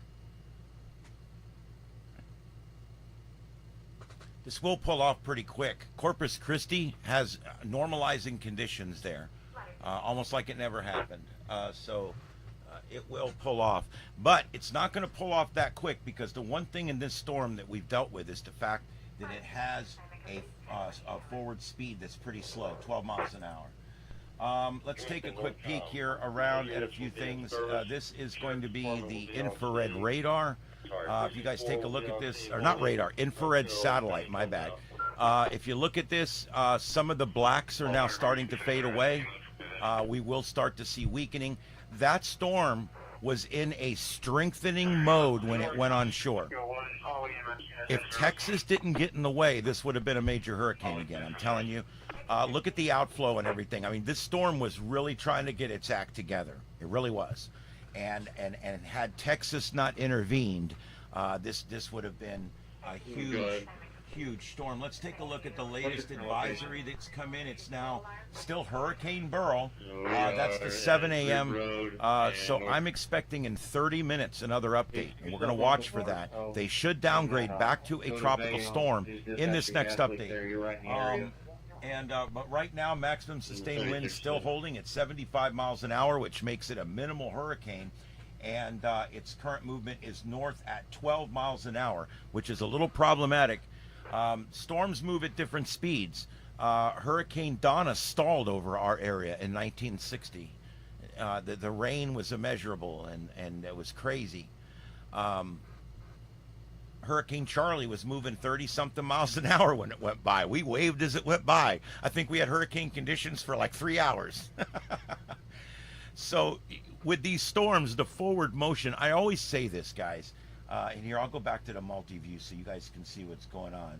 But I always say this: the Saffir-Simpson scale is fundamentally flawed, and most meteorologists know this too. I mean, what we basically deal with is they're telling you one part of the story. The Saffir-Simpson scale, it's a category 5. That's fine. But that only tells me one of the critical factors, because there's 3 or 4 other critical factors with hurricanes that they don't tell you about, or they don't make as big a deal about, okay? They've taken the barometric pressure off of the forecast because they said it was confusing people. I hate that. But basically, when you're looking at these storms, that Saffir-Simpson scale should take other things into consideration, like the forward speed. A storm might only be a category 1 storm, but if it parks its ass over your town for 3 days, you're going to be messed up. So the duration of the storm is very, very important. The size of the storm. Hurricane Charlie and Hurricane Ian both went by my home here on the same course. They almost followed the exact same course when they came in. Hurricane Charlie, we had hurricane force winds here, wind gusts. They lasted for 3 or 4 hours. They were done, and it wasn't that bad. Hurricane Ian on the exact same track. We had Cat 3 wind gusts here at my house. The tropical storm winds lasted 26 hours. Okay? What's the difference between the two storms? They were both category 4 to 5 storms right when they came on shore. What was the difference between the two storms? The speed. Charlie was doing 30-something miles an hour. He was all hopped up. Ian cruising along more like this, 12 or 15 miles an hour, and so it did a lot more damage because it sat over areas longer. Yeah, let's go ahead and put And then there's other factors like eye wall regeneration cycle. If you get one that hits you right during a regeneration cycle, you might get a weaker storm. If you get one right after that cycle, you might get a stronger storm. Sometimes that's not taken into consideration. But there's just so many other factors out there in these storms besides just the velocity of the wind speed. That's only one thing you got to look at. If you're in a flood-prone area and you got a really big storm that's moving 12 miles an hour, man, you're going to flood. It's because it's going to rain there for 2 days. There goes a TV truck going by. He didn't call. We just had a tree in the roadway. Lots of trees in the roadway. That's what they're dealing with.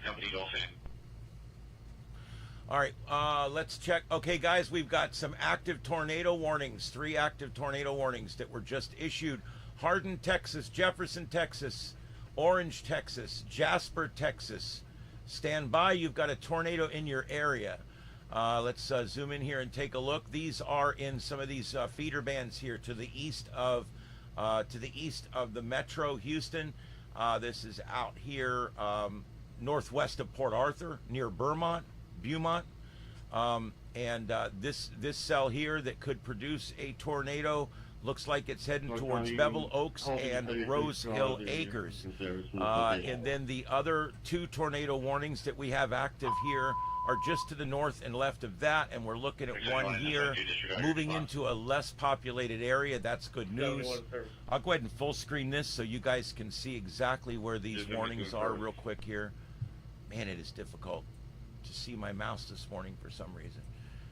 When you have 7 screens, it's kind of a pain in the ass. 72. And that screen that failed earlier has just came back. Welcome back, screen. Okay, let's see here. Let's go to radar just to show you a close-up.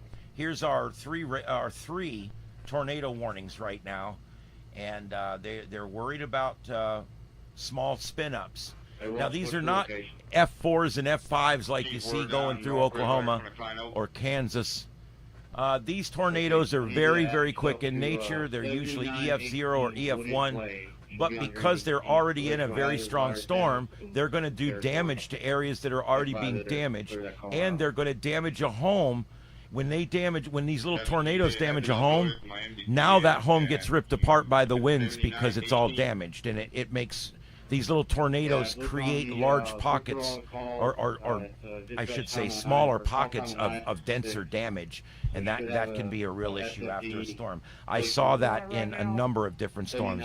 In Andrew, as strong as that storm was, every now and then we saw something that was damaged even more, and we figured that must have been from one of these quick spin-up tornadoes. There goes a military truck and an emergency vehicle. That's on Galveston Beach, lower right. Upper right and lower left are both in the outside of Houston, or in Houston at this point. I don't know. It does look like the Houston Metro is going to be taking quite a bit of this storm. I wasn't sure exactly how much, but it does look like that. All right, I'm going to check the chat. Victor, welcome in, Victor.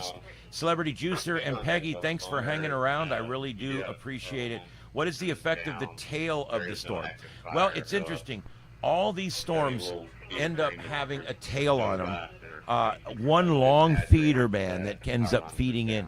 And every now and then when they go over Florida and they go up the East Coast, we'll get stuck underneath that last feeder band, or the tail of the storm as they call it. And that's kind of cool in a way. But that's basically what that is. That's the tail of the storm. And guys, I want to tell you real quick, we are supported here by ads, and so I'm sorry the ads play. I'm probably the only guy on TV that apologizes that ads are being played. I don't like playing them, but you know something? We're able to provide more because those ads are playing. We appreciate the super chats and all that, but you know the truth is, just watching, thumbs up, and subscribe is really all we're asking. That makes all the difference in the world, and it doesn't cost you a penny. That being said, we're going to be going commercial. We'll be right back in just a few minutes. My name's Ian. This is Starship Adventures. Don't go anywhere. We're returning on the other side of the commercial with more coverage on Hurricane Beryl.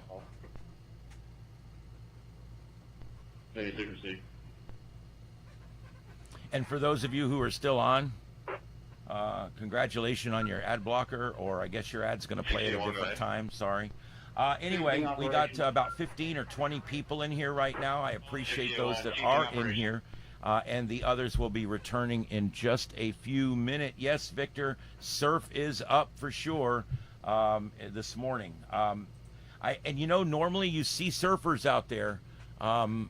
I haven't seen that. There's normally a few die-harders that are out there, but I haven't seen it this morning, unfortunately, or I should say maybe fortunately. I don't know. Man, it's busy here today. I'm going to turn that down. Galveston, currently winds of 20, gusting to 33, and starting to come down just a little bit there.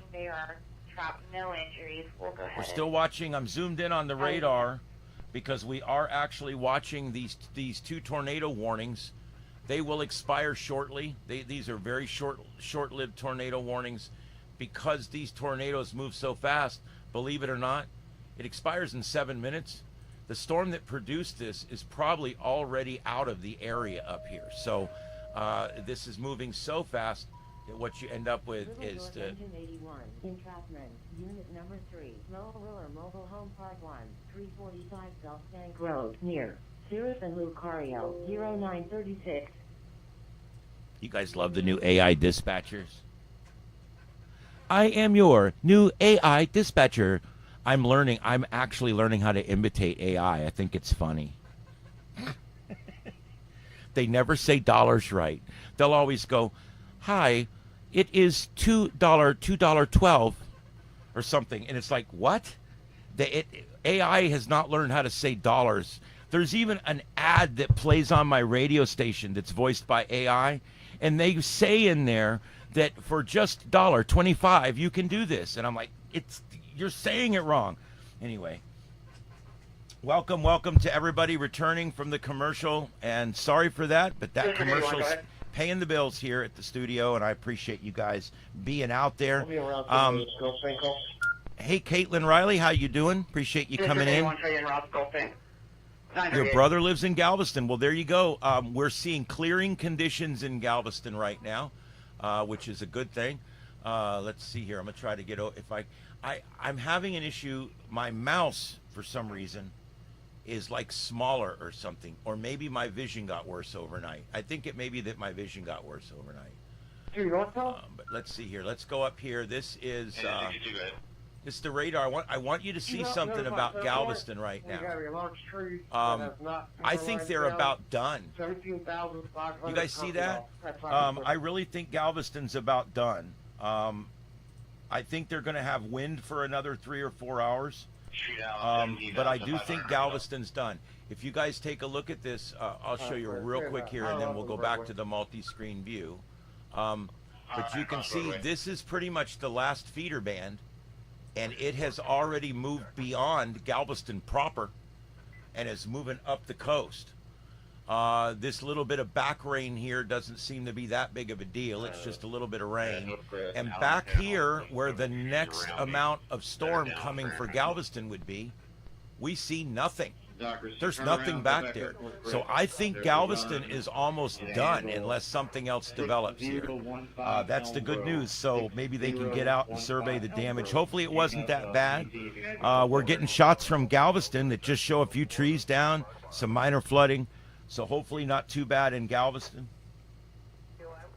If you guys are into hurricanes, one of the most heartbreaking hurricane stories you'll ever read is the Great Galveston Storm of 1900. If you're tired of hearing me say that, I like to make sure everybody hears me say it one time. So sorry about that. But that storm was one for the record books, and it killed a lot of people. And when people say that storms are just worse today than they were 100 years ago, they're pretty bad back then too. All right, so here we go. We're looking at some shots there. Upper right, that's Houston proper, looking into downtown. Lower right is Galveston, right along the coast. And the lower left is outside of Houston in the lower left quadrant there, somewhere in Houston. You can see a little bit of debris flying there. Little stuff, garbage. That's pretty much it. The largest thing I've seen is about a mid-sized tree branch come down. That's about it. Mobile home park. 413 Julia. 9-4.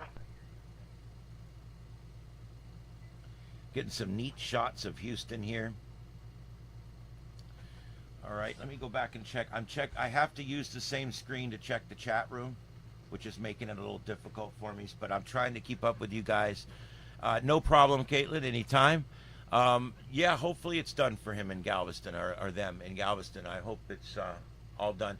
The closest, I've got a wind meter right between Texas City and League City, and that is showing 27 miles an hour with gusts to 33, and it's fluctuating now down to 11. So, I mean, it's fluctuating, but I do believe the winds there are down quite a bit from where they were earlier, now only gusting to 33. So not bad at all. At 20 with gust to 30, as long as you're careful, you can start to do any kind of mitigation that you might need to do outside. If things are leaking, it's probably still a little too early to try to tarp, but we can get that started. Guys, I'm from Southwest Florida.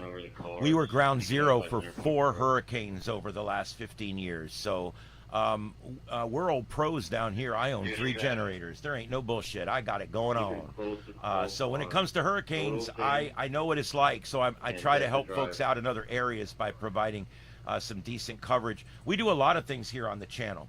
Everything from sci-fi shows to a lot of ham radio, a lot of radio theory and science and meteorology and space weather. We do it all here on the Starship Adventures. So hit that subscribe and be a part of our adventures sometime. It's pretty fun. 61 to 64, go ahead. We're right here at the station. You would love to take a call. Oh, there's one of those eyes. They tried to put one of those big Ferris wheel things in Fort Myers, and the people were like, no. Fix the streets, put up street lights. We don't need I'm sorry, I'm trying not to swear. We don't need a Ferris wheel. Thank you very much. Until all of our bus stops have a street light, you can kiss my ass on the Ferris wheel. That's what I say. All right, there we go. Damn it, Danny back. Thank you for coming in, Danny. We appreciate that. Danny and Victor and Peggy, my regulars, my mods, I appreciate you guys coming in and helping support us on this severe weather day here.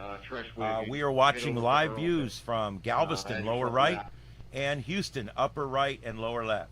And we're also watching the radar. Galveston looks like finally in the clear for the first time, and the wind's starting to subside. Currently 20, gusting to 33. Go ahead. It's still some pretty strong winds out there, guys. I mean, it's still blowing pretty good. The storm is starting to weaken down. Let's go into the Houston metro here. And take a peek. Do you have a MDT in your unit, or do I need to update stay you? live? I don't have any access on Okay. call more contact. You've got an MDT. Make it happen. Let's go. Let's take a look at the metro here. This is the edge of the eye. You can see it right here. That's the edge of your eye. It was never really a perfect eye, but you can still see where it is. So some of the stronger winds here, Bel Air, downtown Houston, probably seeing the strongest winds you're going to get out of the storm. You're technically in the ragged eastern eye wall right now in downtown Houston.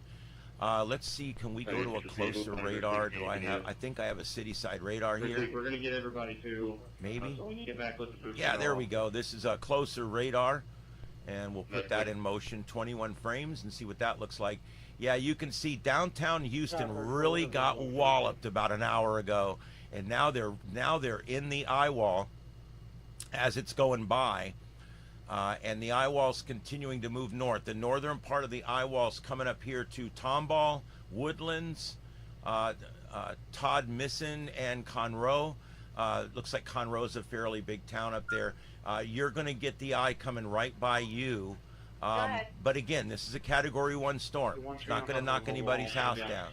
We have had a tree fall on a house that killed a man. We've also had someone die in a structure fire that they couldn't get to because of the winds. So there has been some tragedy. I am trying to keep an eye on the news that's coming out there and give that as I can.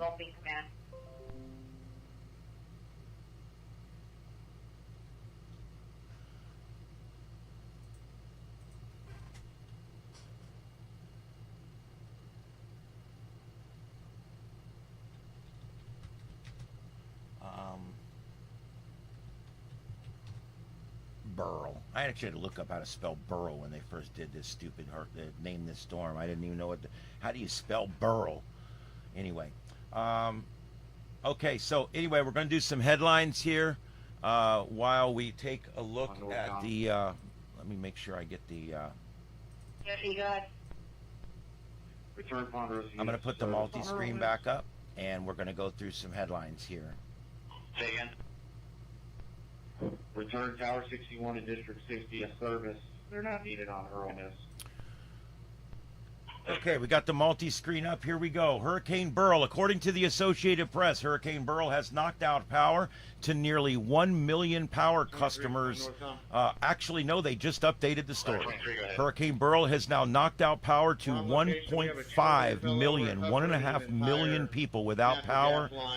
Now in the Houston and Galveston areas and along the coast.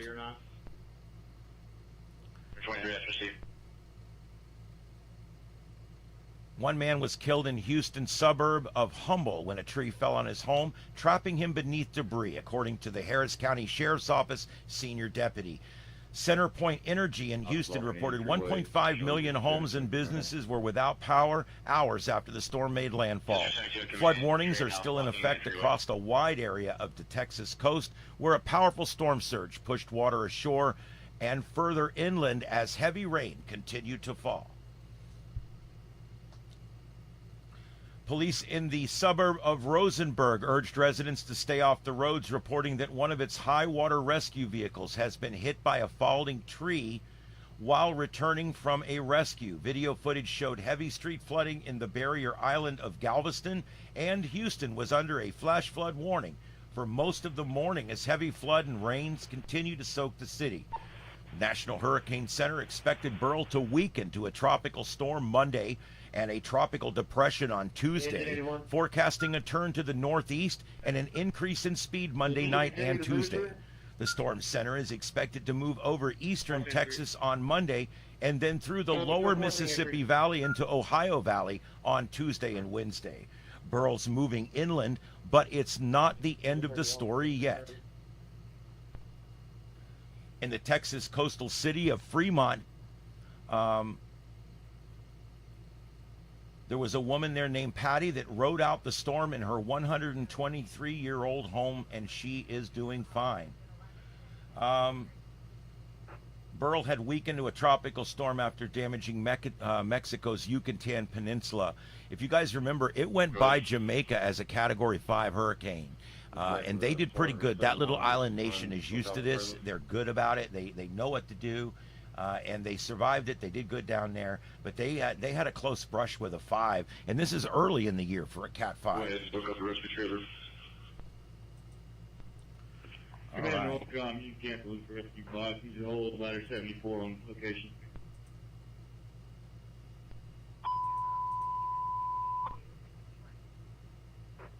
Disregard rescue box, holding ladder 74.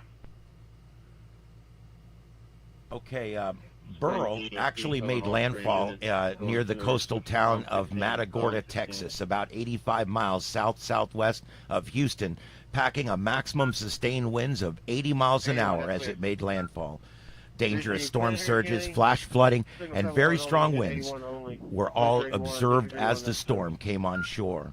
A man died when a tree fell onto his home in Harris County, Texas, as Hurricane Beryl made its way north through the state. More than 1 million, actually 1.5 million customers are currently without power in Texas. Burl has now weakened to a tropical storm after causing havoc in the Caribbean. And I got to tell you, I'm waiting for the latest advisory to come in because I'm thinking it's now reduced back down again. Because remember, it made hurricane status just before it made landfall, and we're actually waiting for the latest advisory, and the 10 a.m. has come in. Ladies and gentlemen, it's now Tropical Storm Burl. As of right now, the 10 a.m. Central Daytime Advisory number 40 has now dropped from the National Weather Service, and currently, as the sustained winds have dropped to 70 miles an hour. That's 70 miles an hour. Movement northeast now. That's new. That's a northeast. There's now an easterly component, and the speed is picked up from 12 to 13 miles an hour. So we're starting to see the turn to the east, and we're starting to see the forward speed pick up and get this thing the hell out of here. We have 2370 for Logic. Just got another update. As of 10 a.m. Eastern Daylight Time, 11 Central, 9 Central. This looks to be over 2 million utility customers without power. They are updating these stories by the minute. That man that died was 53 years old in Harris County. There's more information coming in about that. Officers were called to Heath Grove Court in the Kings River neighborhood on the banks of Lake Houston. Preliminary info indicates that one person had been confirmed deceased, crushed by a tree that went through the house. He was sitting in the family home, riding out the storm, when an oak tree failed and fell through the roof and hit him. The rafters and the roof collapsed on him, as well as the tree onto the male, and he was pronounced dead on the scene.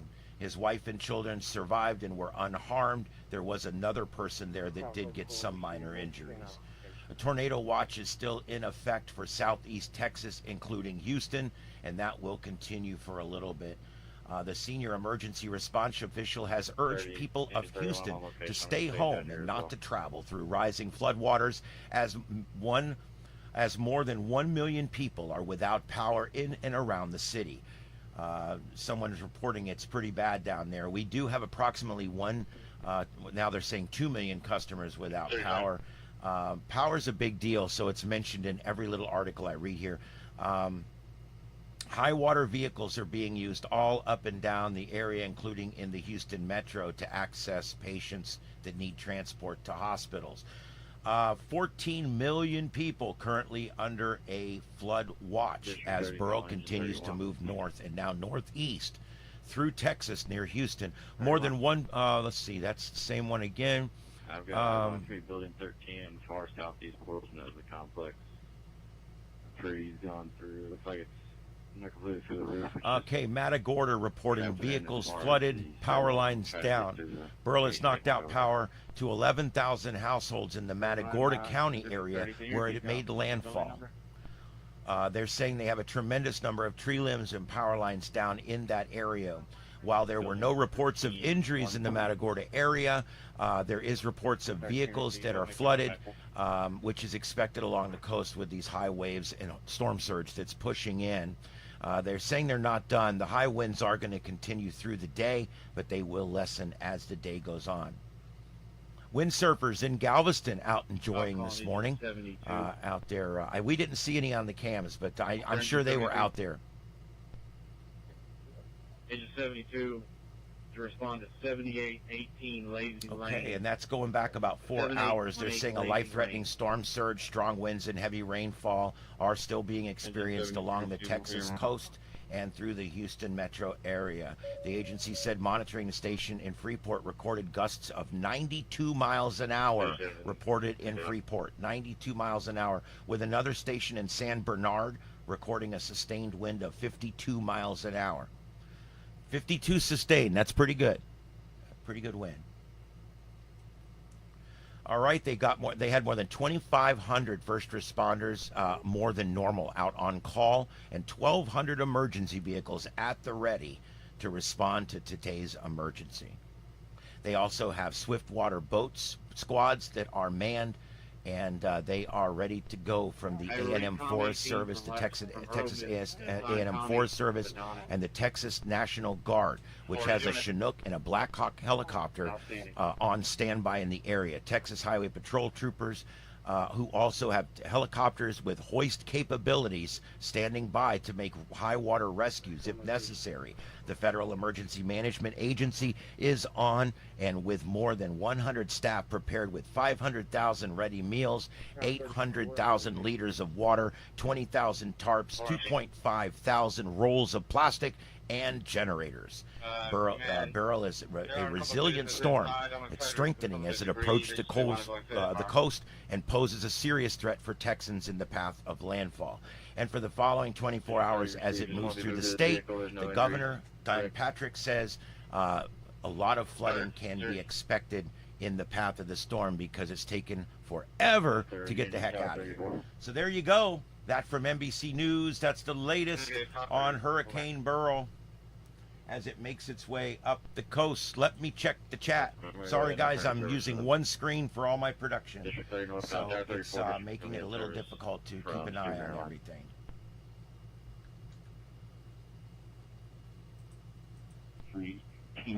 Okay, can you share what's coming for League City? Seen purple coming before power plant went out. Oh, let me see where we're at, League City. I gotta look that one up. I think I said it earlier. Guys, I know my geographics in Florida and in the Caribbean because of these storms, but when you get up into like Texas, I'm not that good. But I'm gonna look that up here in just a second. We're gonna figure out where League City is, and I'm gonna check it out. It's probably staring at me, but that's all right. Okay, that stream just quit, so let's go ahead and see if we can get a better stream up. Yeah, I'd say go to the Craigway call first. It's showing the beach trees down. Or never mind. Craigway is going to be a gas. All right, hold on, guys. I'm doing two things here. I'm trying to get something back up. Let me see what feeds they've got back up here. First, I'll take the trees down. I do try to mention all of our streams, the names of them, and I do put them in the descriptions, and I do want to help our other guys that are helping us in providing these screens. We are using them under fair use, and we really do appreciate the ability to do that. Going to a different shot here as soon as we can get it to come on. Just give me a second here for the Taco Bell commercial. All right, here's the close-up of the radar. I'm going to pull back out so we can see the storm here. This is a front-loaded storm, what we call a front-loaded storm, because all the rain and all the real bad crap is out ahead of it, which means once the eye goes by, it's going to end out pretty quick. Hurricane Ian was kind of like this. The most of it was beside it and in front of it. Once Ian went by, the back of it wasn't that bad. Here's the other thing. We talked about the tail earlier. The tail is offshore. That tail will continue to work its way onshore through the evening, and places like Louisiana will see gusty winds, a slight small tornado threat through the evening as those feeder bands feed into off the Gulf of Mexico into Louisiana, and maybe eventually Alabama will see a little bit of this action down the road. Man, every time I go to a live feed, it's down. So apparently, I think the internet has become very challenged out there, guys. looking for a feed we haven't seen yet. Got to watch that Taco Bell commercial again. I'd like to thank Taco Bell for sponsoring everything today. Jesus. Every time I see a commercial on one of these feeds, it's Taco Bell. And I bet you guys have probably watched Taco Bell on this feed a few times today too. So don't forget to go eat your Taco Bell. I hate to say this, but that's my favorite restaurant in the whole world. I would rather eat there than anywhere. I'm totally like a Taco Bell freak. It just showed me 2 back-to-back Taco Bell ads. Now I'm hungry. I'm thinking after the feed I'm going to need to drive to Taco Bell. See, that ad worked. Oh my God, it worked. I wish it would end quickly so that what it is I think we're streaming someone's stream of a stream. Oh Lord, let's see what we got here. We got anything I could show? Nope, dead air. That's the one thing, if I could say one thing about YouTube that aggravates me, is I hate watching a commercial only to find out that the feed's no longer live. Oh, I hate that. Let's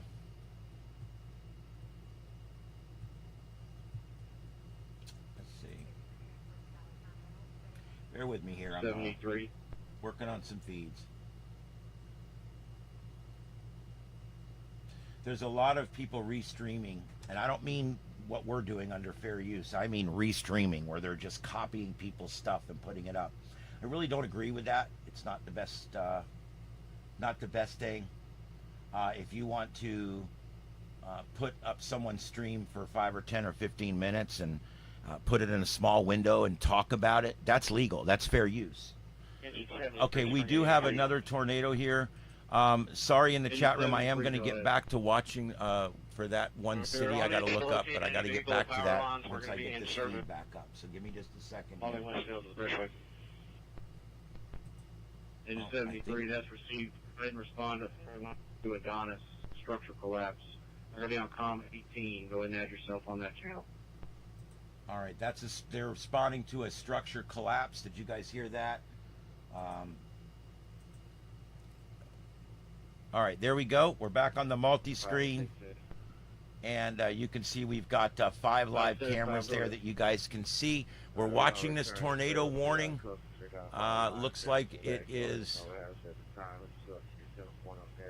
coming up through a fairly unpopulated area. It's going to go between Woodville and Jasper, and it's probably almost there now. And then go ahead and return service. And that's a real heavy line of thunderstorms that's going to be moving through Kirbyville and Jasper here in the next few minutes. That's a pretty bad squall line right there. Have them update you on scene and put you back in service. Wow. I don't know if they're zooming in or what, but it just got really bad there. Oh, I guess he was zooming in. Yeah, quit doing that, dude. All right. All right, now I want to get back to this. Let me see, where was I? 75 on scene and in service.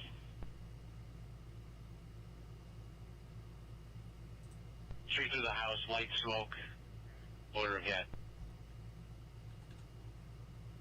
District Tennessee. We put engine 11 on it. They're around. Engine 11. There we go. Team, Lazy Lane. My MDT does not update.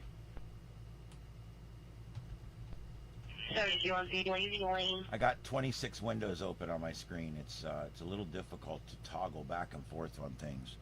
18, 78, 18. 7818. Everyone under COM, you can show us back in service. Okay. League City, you're just League City is just up from Texas City. And you 31 let's see here. League City is right here. And that's actually where the tower site that I'm using is sitting, in League City. Let me go to a different tower site so we can get a better shot of what's going on there. Engine 78, go ahead. Engine 78, I need you to respond to 23703 Blodgett Peak Trail, came in at 9:43. All right. So anyway, we're going to have to use this one here. But, yeah, League City, look at this. I think it's, I honestly think that League City is almost done with the rain. There's that last little band right there that's got to come through. You can see that right there. There's this last little bit of rain here that's about to come over them. I'll put this in motion. I have to remove these trees to get there. So And there you go. That's the last band about to come through, and then after that, he should be able to go out and check on the damage. I know during a storm, it's hard to sit inside. I generally like to go outside a lot during storms, but it's not safe, and it's best to stay inside. At least until the heavy stuff's gone. Thanks, everybody, for being here. This is Starship Adventures, and we'll be broadcasting live for about another hour. And we're trying to provide as many views and as much information as possible on one screen and one audio stream. And so we really do appreciate all the folks that have been in here so far tonight or this morning. I'm sorry, I'm still going from last night. I took about a 3-hour nap and got back up again and went at it. Structure collapse with no intro. And we're still hearing about structure collapses on the scanner. That scanner is out of the Houston area. All right, so let's see. Pamela, yeah, thank you, Peggy, for letting everybody know. I do check. I do check the chat, but I can't constantly check it because it's not up on the screen at the same time. I have 7 screens. One of them has failed due to the video card was overheating. Hello from Germany. Hey, Renee, how's it in Germany? I bet the weather's a lot better there than it is in Galveston right now. But there you go. We have some live coverage going on here of Hurricane Beryl, who's now Tropical Storm Burl, and is now going and skirting the western side of the Houston metro. And you can see that here if I zoom out on the radar. There's our storm. It's a front-loaded storm. And you can see the eye basically working its way right into the Houston metro. Look at that. This is what's left of the eye, this big gaping hole right here. Used to be the eye, and the eye is actually going to envelop Houston. So Houston, especially areas in western Houston, you may see some areas of calm coming, and then some winds on the backside. But most of the storm is over. There's not much moisture out on the west side of this thing, and so it's not feeding in very much moisture from the coast. It's only feeding in moisture from offshore.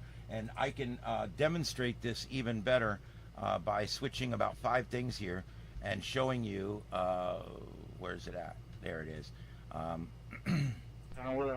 This is the water vapor imagery. And you can see it's still got a beautiful outflow for a weakening storm. Look back here. There's dry air. See all that that brown back there? That's dry air. Okay? And so all this dry air back here is not conducive to coming around. See, all this back here is feeding into the storm and creating new feeder bands. Well, there is no feeder bands being created because there's dry air over on the left side of the storm. So that being said, once it passes you, I think it's past you. I think you know that it's going to be pretty good. Now there is this blow up that's going on offshore right now, and we're going to take a bit closer look at that. Let's take a look at it on the infrared. This is infrared satellite. Hello. Hello. Infrared satellite. There we go. And look at that. There's a blow up offshore. So we're going to need to watch that. It's not going to develop into another hurricane or anything, but it could be an area of severe weather that would move on shore further up the coast. We don't know. Notice it's not moving with the rest of the storm. So that's a little interesting. That could end up being a big storm that has to come through Galveston or somewhere later on, or maybe even further up the coast. So we're definitely going to keep an eye on that. 76 needs to respond to. There you go, upper left, upper right. I'm sorry, lower right. That's out of Galveston, and you can see the cloud deck there. That's telling me that the rain has let up. I can see a cloud deck that's 4 miles away. The rain must have let up. So Galveston, the rain has let up, and the wind's still blowing, the surf's still up. That stuff should all die down shortly.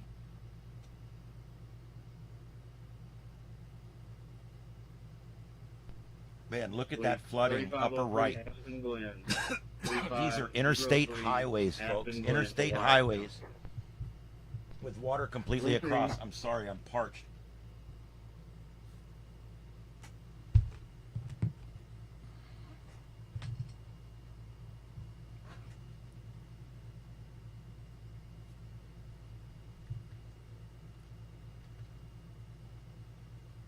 Engine 36 northbound, we return to service. Oh man, that sucked. Engine 36 in service.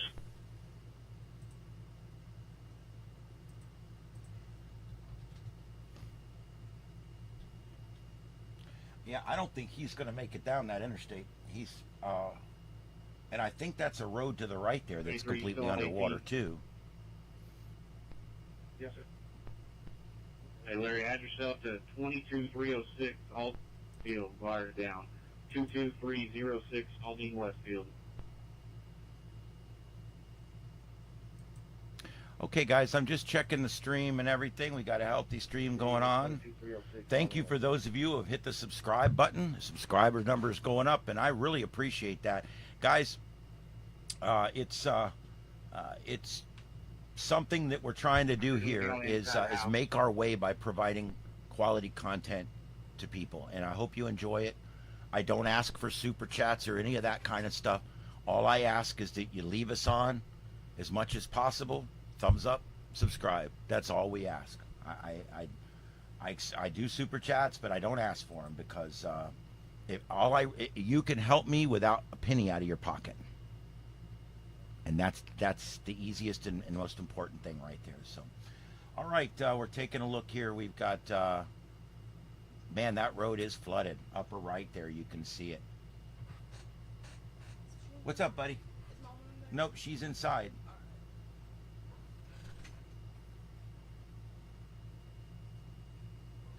That mess offshore. It's funny because it's not really showing up on radar, really.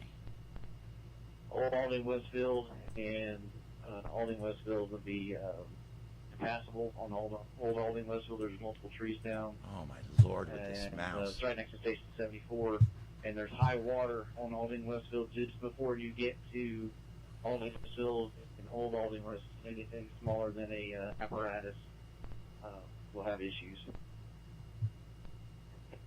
Not received.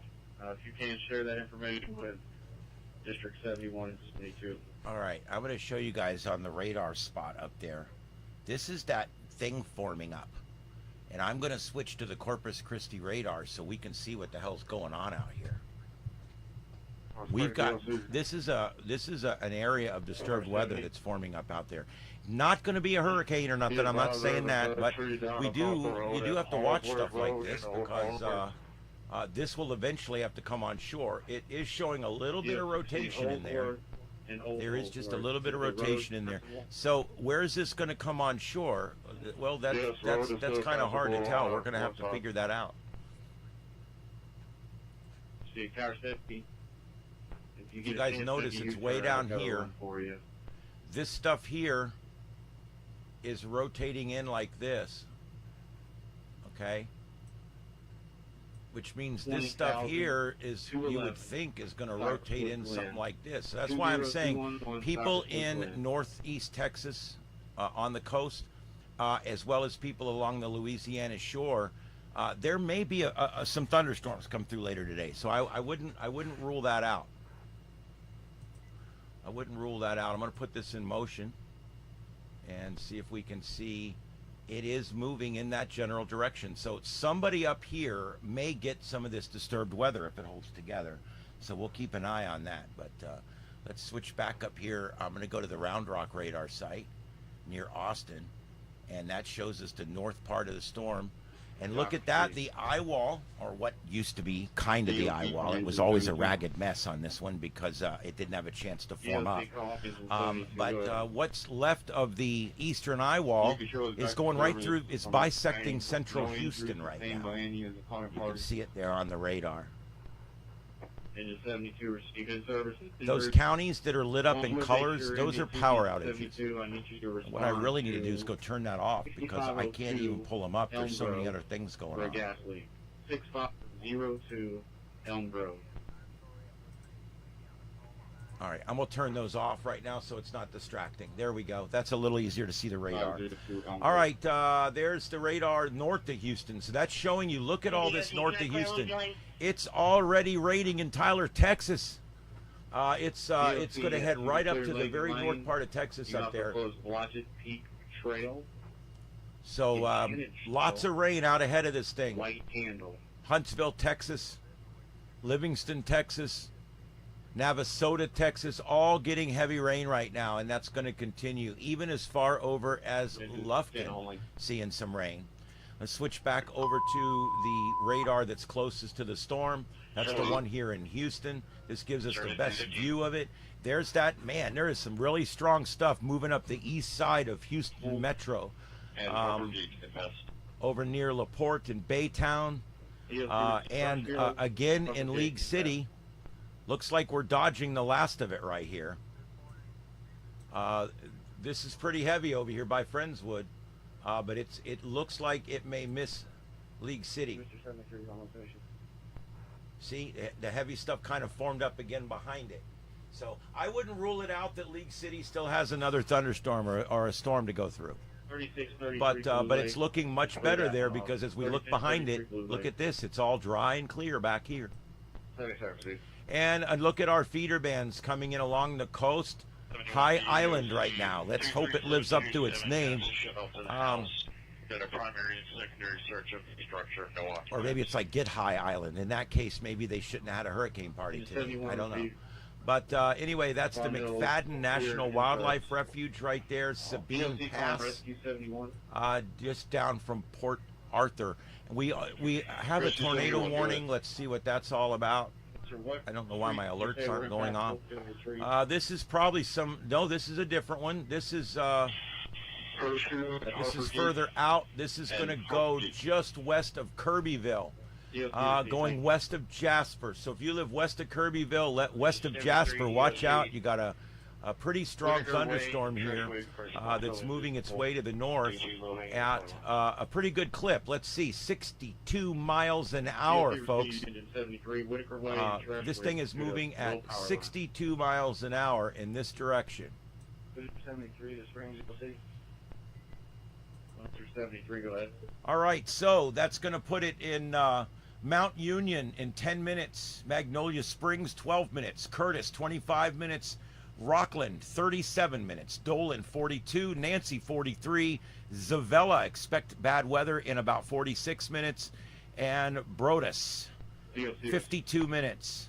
Total population affected 907. This is a fairly unpopulated area of Texas.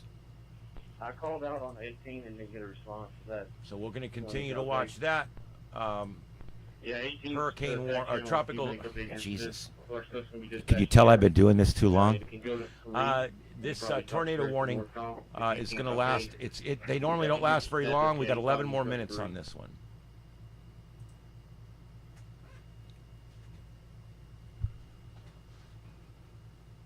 Oh boy, I hate to be that guy. Upper right screen. I hate to be that guy. I hate to see that. There's his car and it's ruined. Shit. Oh well, it happens, guys. We lost my mom's car in the flooding after Ian, and from now on, we're taking their vehicles from that house and moving them somewhere else because that's just ridiculous to let your car sit in your driveway and get flooded. So we have a plan now as part of our expansive hurricane plan that we have here for me and my family. One of the things is any cars at that home get moved, and we have to go in after the storm and pick them up because There's just no sense in wasting cars because they're not going to run after the storm. So why leave it sitting there? Burnham Wood Boulevard, 23003, Burnham Wood Boulevard. The wire's down. And there's the officers talking to him. You guys can see that. The officers, they're apparently figuring out how they're going to get him off of the car. Now, I know you're saying, well, look, he can just walk. It's right over there. Well, this water is already 2 feet deep, 3 feet deep. And there's going to be a ditch between him and that grass. It could get up to 7 foot deep between here and there. That's the first consideration. The second consideration is the wind's blowing, the water's moving. That's a dangerous situation. When you're in water and it's moving one way and the wind's moving the other way, you can become disoriented very quick and drowned. And not a real good situation. I don't know why that's everything's flaking out here. Give me a second. Let's see if we can get things to resolve here. Atlas. Yes. The incident on Treetop, the incident on Enchanted Trail, the one at the intersection of Treshway and Aldine Westfield, the incident on Blodgett Trail. Yeah, then they probably could walk out. Michelle, the issue with walking out on something like that is about fivefold, okay? Like I said, the water moving, the wind moving, not knowing how deep it is. But there's one other consideration. That flood water has everything in it. Every pesticide that was put in the grass, everything that was put down the toilet, because all that's bubbled up out of the sewer. It's got every chemical that came out from under everybody's sinks. It's got all the crap that was down in all those basements. It's literally that water. No, I know you didn't say it was safe, that you just saw them. I get that. I didn't mean to make it sound like that. But yeah, that's so that's kind of the big deal there is I'm going to be a little graphic here, but I'm not putting my genitals down in that water. No thanks. No thanks. No thanks. All right, I just got that feedback, so let me get you back over there.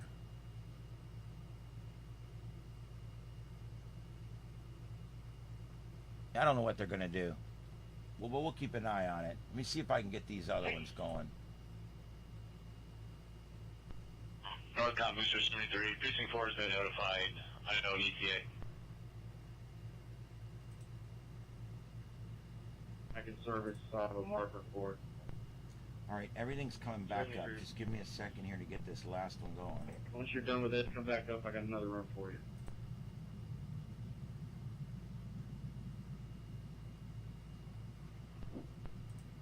Nope. And these, guys, all these live streams are going up and down, and my internet's still good, so I don't know what's going on. 21 on 6.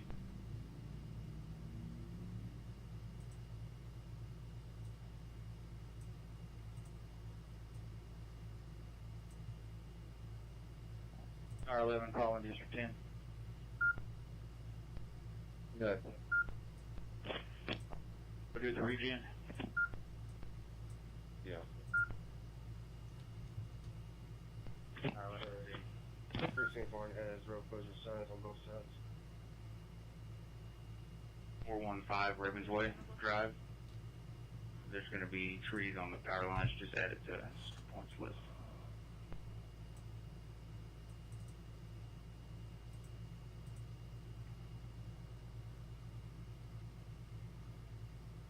Receive 13415 Ravensway. Needing center point look. Okay, guys, here we go. We're going back to the multi-view. Let's see what's going on out there. Cypress Creek by the Arboretum. And this stream over here in Galveston Beach just keeps going on and off. I don't know what to tell you. I'll try to get over there. There's lots of high water on Aldine Westfield between Lexington and Old Aldine Westfield. There's also high water at Old Town Spring at Hardy's near Maine, and power lines down at Maine and Prairie. You can see what we got. Also, there are multiple trees down on Lexington just east of Station 71. DOC received.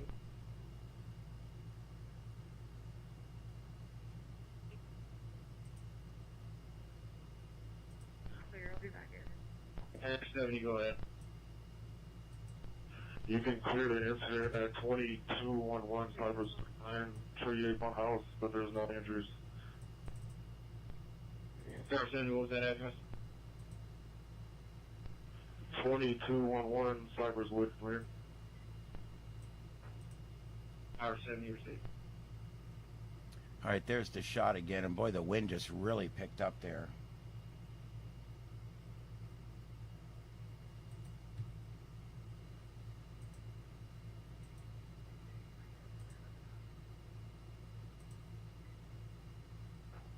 We lost that camera down on Galveston Beach. Yes. Let me see, is this up? Flight 77. Nope. Power line The down downtown across the road at Galveston Blue Lake camera is Forest, also still Elm down. Drive. It's funny because it's showing as live, but it's not. 77 received, you said Blue Lake Cross Street. Forest Elms Drive. Received. That's going to be your call, correct? You can go ahead and get it cleared and put us back in service. All right, I'm trying here, guys. It's hard to even find any feeds that are up at this point. Place yourself back in service. He's not looking to And go you off can or imagine anything. what it's like during a Category 5. I mean, everything goes out for weeks. Rescue 71 Spring DOC. Rescue 71. Made contact at Howard Gate.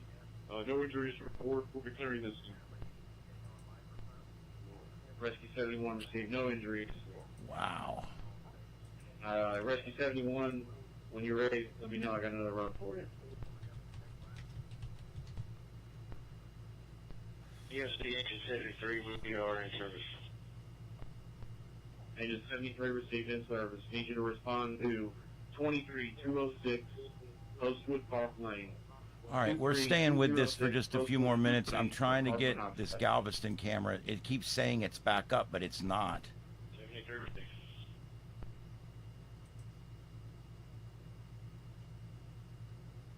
For information, County Road. That's that. 124, near County Road 120. Ladder 75, go ahead. I think it says up state knows what's before we got a power line that's power wow, pole look that- who it is. It's just half of it's on. Guys, my buddy Mike's weather page is up, and we can show you that. That's Ladder 75 received. this is what Mike's weather page is putting out right now. That is spaghettimodels.com. See what they are. Spaghettimodels.com. It's Mike's weather page. Guys, 85, It is the very, page very that I good. use myself to get all my information, and he's out storm chasing right now himself. And so that's what's going on there. So we'll keep him up for just a few minutes here. But please definitely go show some love to spaghettimodels.com, Mike's weather page. He has a show called The Morning Brew or The Tropical Brew or whatever it is. It's sponsored by ABC Liquors, so it's got to be good. And it's on most mornings, a lot of mornings on at 9:35. 4722 And so you can check that out on YouTube or wherever you watch your stuff.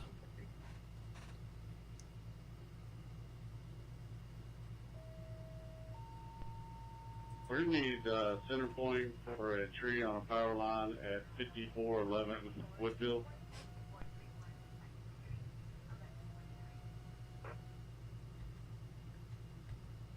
Current location.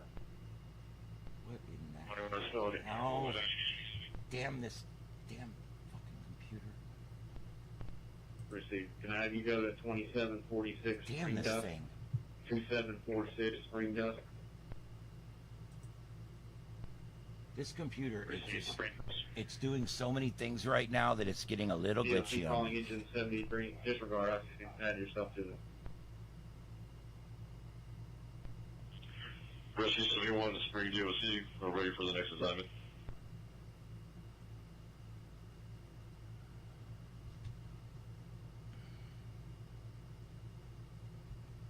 Rescue 71. Right now on your side of the territory, I've got everything covered. You can head toward, disregard, head back towards the station. Wow, there's some big winds coming through there now on the one where the guy's on the car. That was a really good wind gust that just came through there. 77 each respond to 19,000. All right, let's see what we got going on here. I'm back in the chat room. 19427 Diane Shire for down trees. Oh, okay, yeah. I'm in Ohio, and our flash floods carry trucks and equipment away. It's true. We get rain flash floods down here, but they generally drain off pretty quick just because of the nature of the way things are here. It's coastal flooding. It's storm surge that gets us really bad here. And so I'd like to say hey to everybody. Caitlin out there, and Michelle, and Andrew, and Renee. I think I might, if I say it 2 or 3 times, that's fine. At least I get you. Peggy, Pam, bunch of folks in here. Damn it, Danny's in here. Danny has a great channel. You should check her out. And, Peggy has a great non-channel that you should not subscribe to. That's correct, Engine 76. All right, we're going to continue with this live coverage here for about 30 more minutes, guys. About 30 more minutes, and then I'm going to have to let it go for the day. We will have been online for, when I sign off here, we will have been online about 28 hours. And I just want to let everybody know that this is something we plan to do for all hurricanes and big tornado outbreaks. This is called virtual storm chasing, and this is what we do here on Starship Adventures. And eventually we plan to be out there with them doing it out there. And every time you guys watch an ad or whatever, it helps us out because we're trying to get out there. We're trying to do our thing. I want to show you guys in the lower right, that is Mike's weather page. There's Mike right there. There's my buddy. He's a good guy. He's a good guy. I've never actually met him. I'd like to. He lives up in Central Florida. I live in South Florida, but we haven't met yet. But I'm sure I will see him at some point.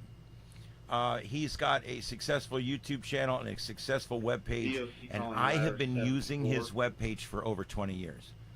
I was using it back when he first started it. I found it, and I love it, and there you go. Yes, please do not subscribe to Peggy's channel. And when I say that, I mean really go do it. Call ladder 74. Okay. Ladder 74 needs to respond to 2746 Spring Hill. Yeah, the water's come up a little bit on that car. It may have leveled out, though. The rain should be subsiding there. If you guys note on the radar, the left half of Houston is now in the dry line. So places like Alif and Bel Air and Sugarland, Jersey Village, Rosenberg, all in the clear now. That doesn't mean the winds are going to go away, but they should subside some because you're kind of in what used to be the eye. And now the entire Houston Beltway is now out from under the rain. So that's pretty good. That moved out pretty quick. Not so bad. I need to respond to 5606 Circle Gate.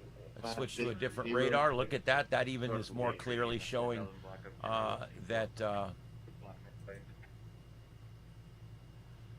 There's a flash flood warning right now for east of Houston. Doesn't surprise me there. Multiple personnel on site before entry. But there we go. The Houston Metro is going to be out of it. There's a little bit of rain back here in the background, but I don't really expect too much more to come through the Metro there. Let's take a look back down here. League City. I think League City seeing the very end of the storms. I don't see any more storms for League City. Texas City, Galveston, all looking like you're now in the clear. In the clear as this moves off to the east and north. About to look right now. The National Weather Service has issued a area here around Bosser City and all this area up here that you see in this yellow circle. This is an area for heightened tornado risk this afternoon. All right, and so there's a chance for tornadoes in this circle, In the brown here, inside that circle, there's a slight chance, but inside the yellow circle, there's a moderate chance there of tornadoes, and a lot of that is because of all this energy that's being brought up from Hurricane Beryl, or now Tropical Storm Beryl. I hate that we changed the name back and forth. That just confuses the crap out of everybody. Yeah, you guys put your channels in here, especially my mods. Put your channels in.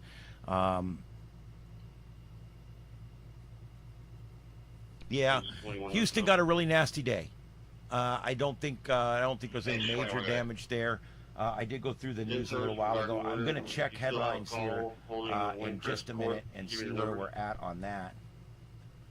Man, I got a lot of stuff open.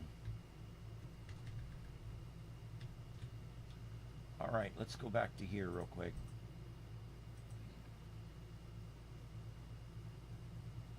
Hey, one Beers County.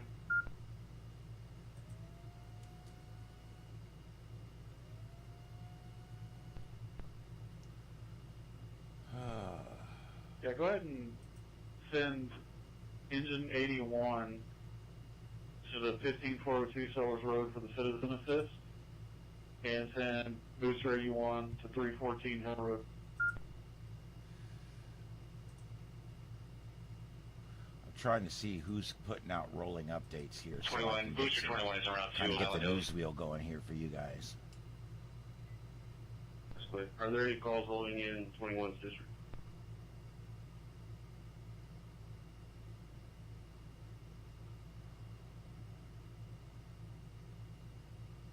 Engine 10 in North County. Engine 10. Can you check with control and see if they have a call holding for 3904 Paradise Okay, Valley? guys, let's go ahead and check the news. We're going to do a quick news update. I'm going to keep the multi-screen on while we do it. What's unit number?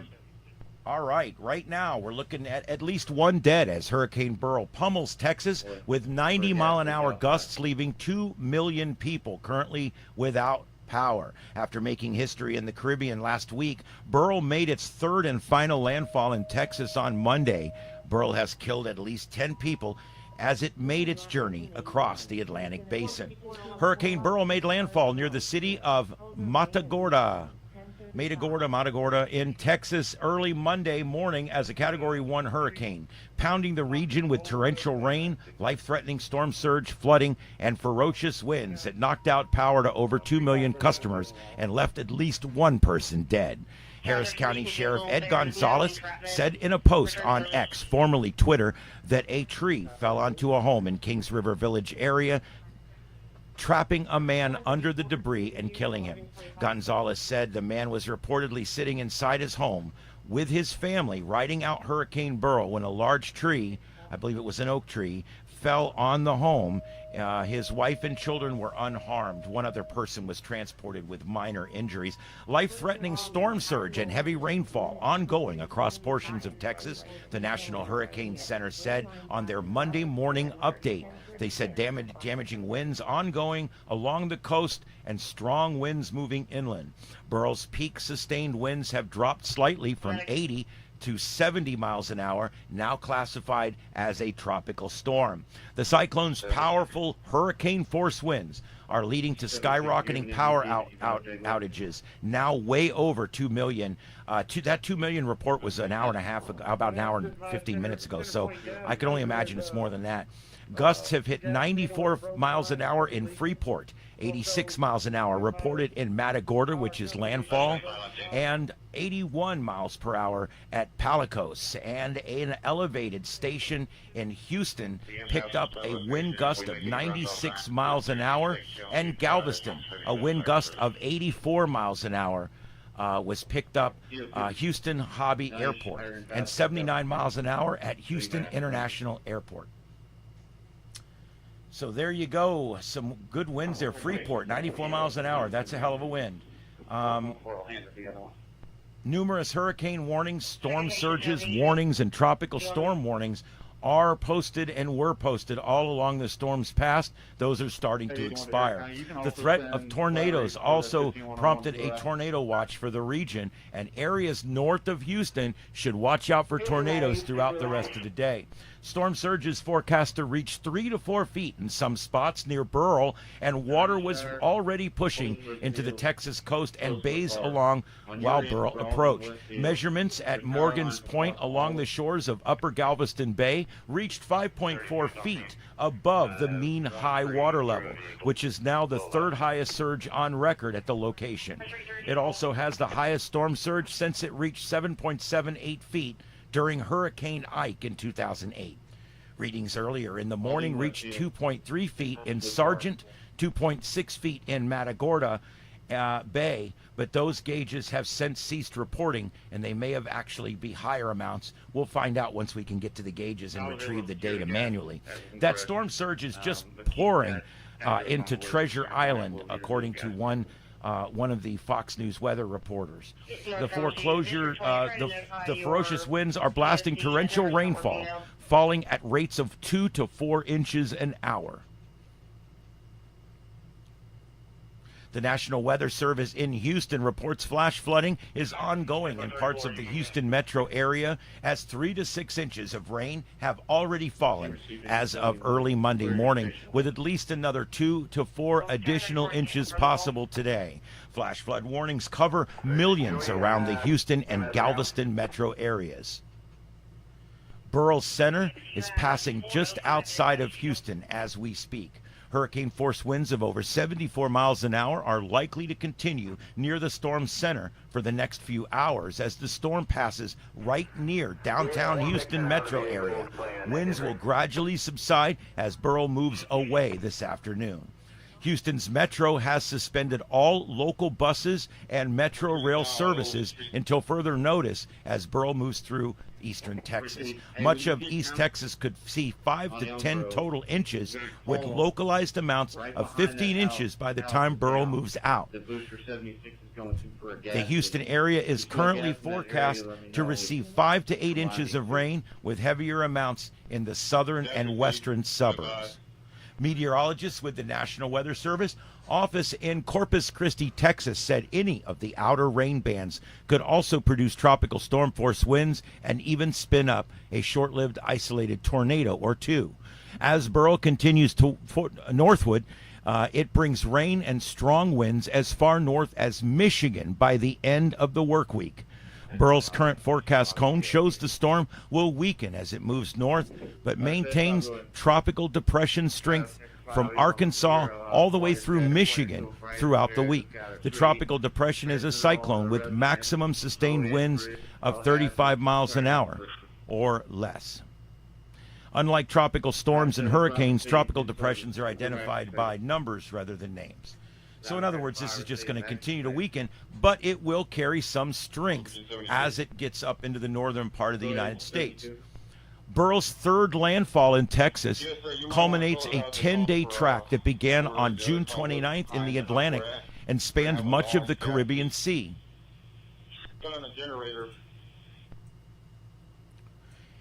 It then swiped Jamaica and the Cayman Islands as it crossed the Caribbean Sea and made a second landfall on Mexico's Yucatan Peninsula as the strong Category 2 hurricane. So basically, it hit the Windward Islands. Then it went as a tropical storm, and then it went and it scraped Jamaica as a major hurricane, and also the Windward Islands first, and then Jamaica, then the Cayman Islands as it went through the Caribbean Sea, finally smashing as a Cat 2 into the Yucatan Peninsula, and then as it exited into the Bay of Campeche, we saw a resurgence back into a hurricane again just before it made landfall. Look at that neat old military deuce and a half. We built 2 of them that look just like that. That's a neat old truck right there. And actually, I stand corrected. I think that's a 5-ton. Anyway, there you go. Texas was Burl's third and final landfall before the storm is forecast to deteriorate as it moves northward through the United States. And that is the news right now on Hurricane Beryl. All right, upper right corner there, that's in Houston. That's a high water rescue vehicle. That's a military, I believe a military 5-ton. Those things, both on those trucks right there, believe it or not, both rear axles drive. So you've got 8 drive tires underneath that thing. Some of them even have front wheel drive. Those things will go just about anywhere, carry just about anything, and are an absolutely amazing truck. Our military has used them for years, now phasing them out for newer style vehicles. But yeah, that's a 5-ton. That's a nice truck. You guys know how much 5-ton, that'll carry 10,000 pounds of cargo on a paved road, 5,000 pounds of cargo on off-road. That's amazing. That's an amazing vehicle. All right, we still have that tornado warning going on up here. Let's see where we're at now. We've got 2 tornado warnings, both in Texas. Jefferson and Harding, Texas, now under a tornado warning, as well as Jasper and Newton, Texas, now under a tornado warning. Let's go to that one right now. This one here, this is a tornado warning. See if I can get it to come up here. This is a radar indicated tornado, and it is moving north, and it's going to be crossing 105 here in just a few minutes. And the other one we're looking at is a little bit larger one. This one is moving so fast that they put a pretty big drawing on it. But you can see here, this thing's moving up there. So Jasper, watch out, Jasper. You've got some real heavy weather moving in right now towards Jasper, Texas. Definitely want to watch for that. That's a pretty strong weather moving in. All right, let me check my chat room here real quick and go to that next now that I've done the news. Yes, Peggy has the best non-channel on YouTube, and that's why I suggest that no one goes there right away and subscribes right away. And Pam, let's see, sorry listening while cleaning the pool. That's cool. Danny, get that pool clean. The water rising on the car. Yes. Yeah, they could throw him a life jacket. He could probably walk out. We just don't know how fast that water's swirling. And there's these guys. There's my mods, Danny, and check out Danny's channel. And also, I think they put in a couple of others. You guys check out these channels of my mods. They have great channels as well, and I help them out, and they help me out, and it's a great thing. And I really do appreciate you guys all coming in. My boyfriend lived in Houston for years. His son and granddaughter are there. Yeah, Houston, bad weather day, but I think they're going to be fine. They may not be able to get to the store for a few hours till the floodwaters go down. We're looking at live views in the lower right. That is from Mike's weather page. Mike's weather page. And he's live down there. You can find him at spaghettimodels.com. That's spaghettimodels.com, and that is the #1 source. And I'm saying that. I'm personally saying this. That spaghettimodels.com, and there's Mike right there. There's the man, and he's got the best hurricane website. It's better than the National Hurricane Center, in my opinion. It's better than TV stations and all these other bases you go get your weather. This man concentrates on one thing, and that's hurricanes, and he does it very, very well. He even has live broadcasts in the morning at 9:35 in the morning a lot of times, and you can find out what's going on in the tropics, and he deep dives the tropics, which is really cool. All right, guys, we got an ad about to run, so I'm going to say this is Starship Adventures. My name's Ian, and we're going to be live for about another 15 minutes here, so stay with us.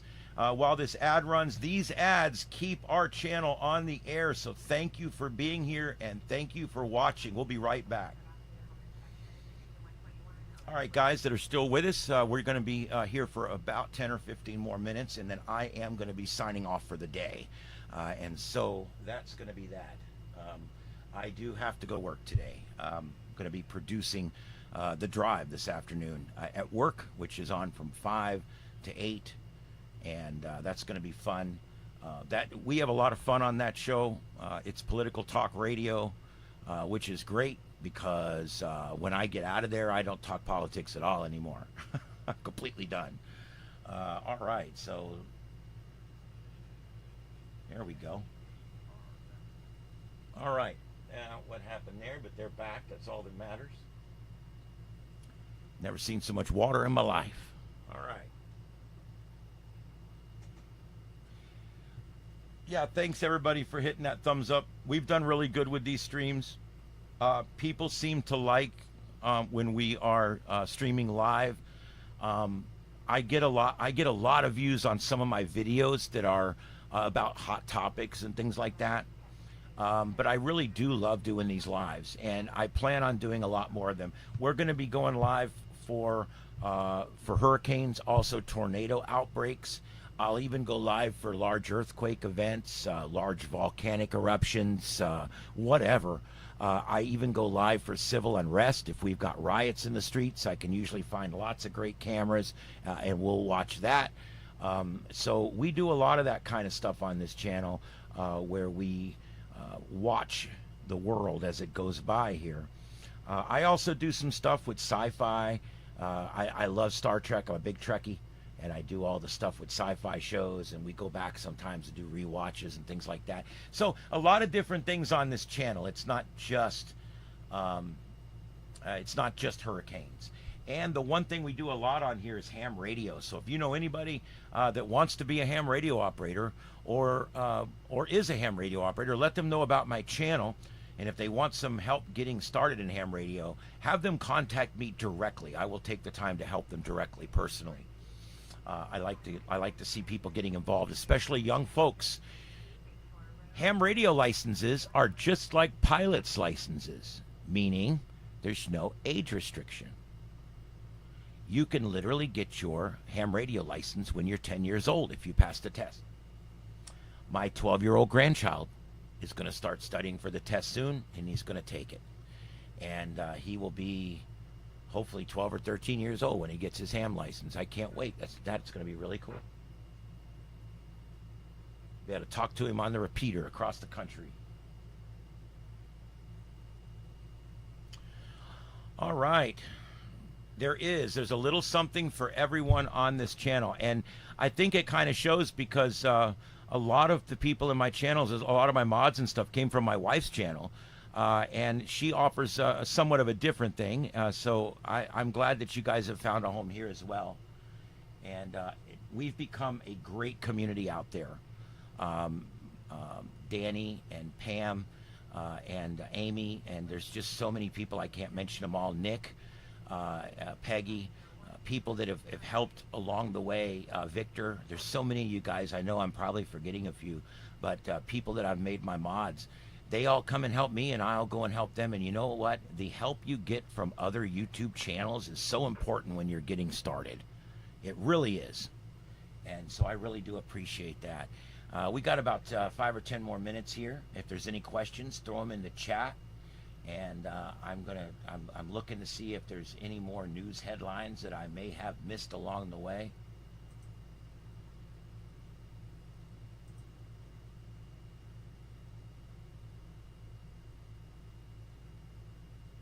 Okay, yeah, there is an update here. Let's see what this is going on here.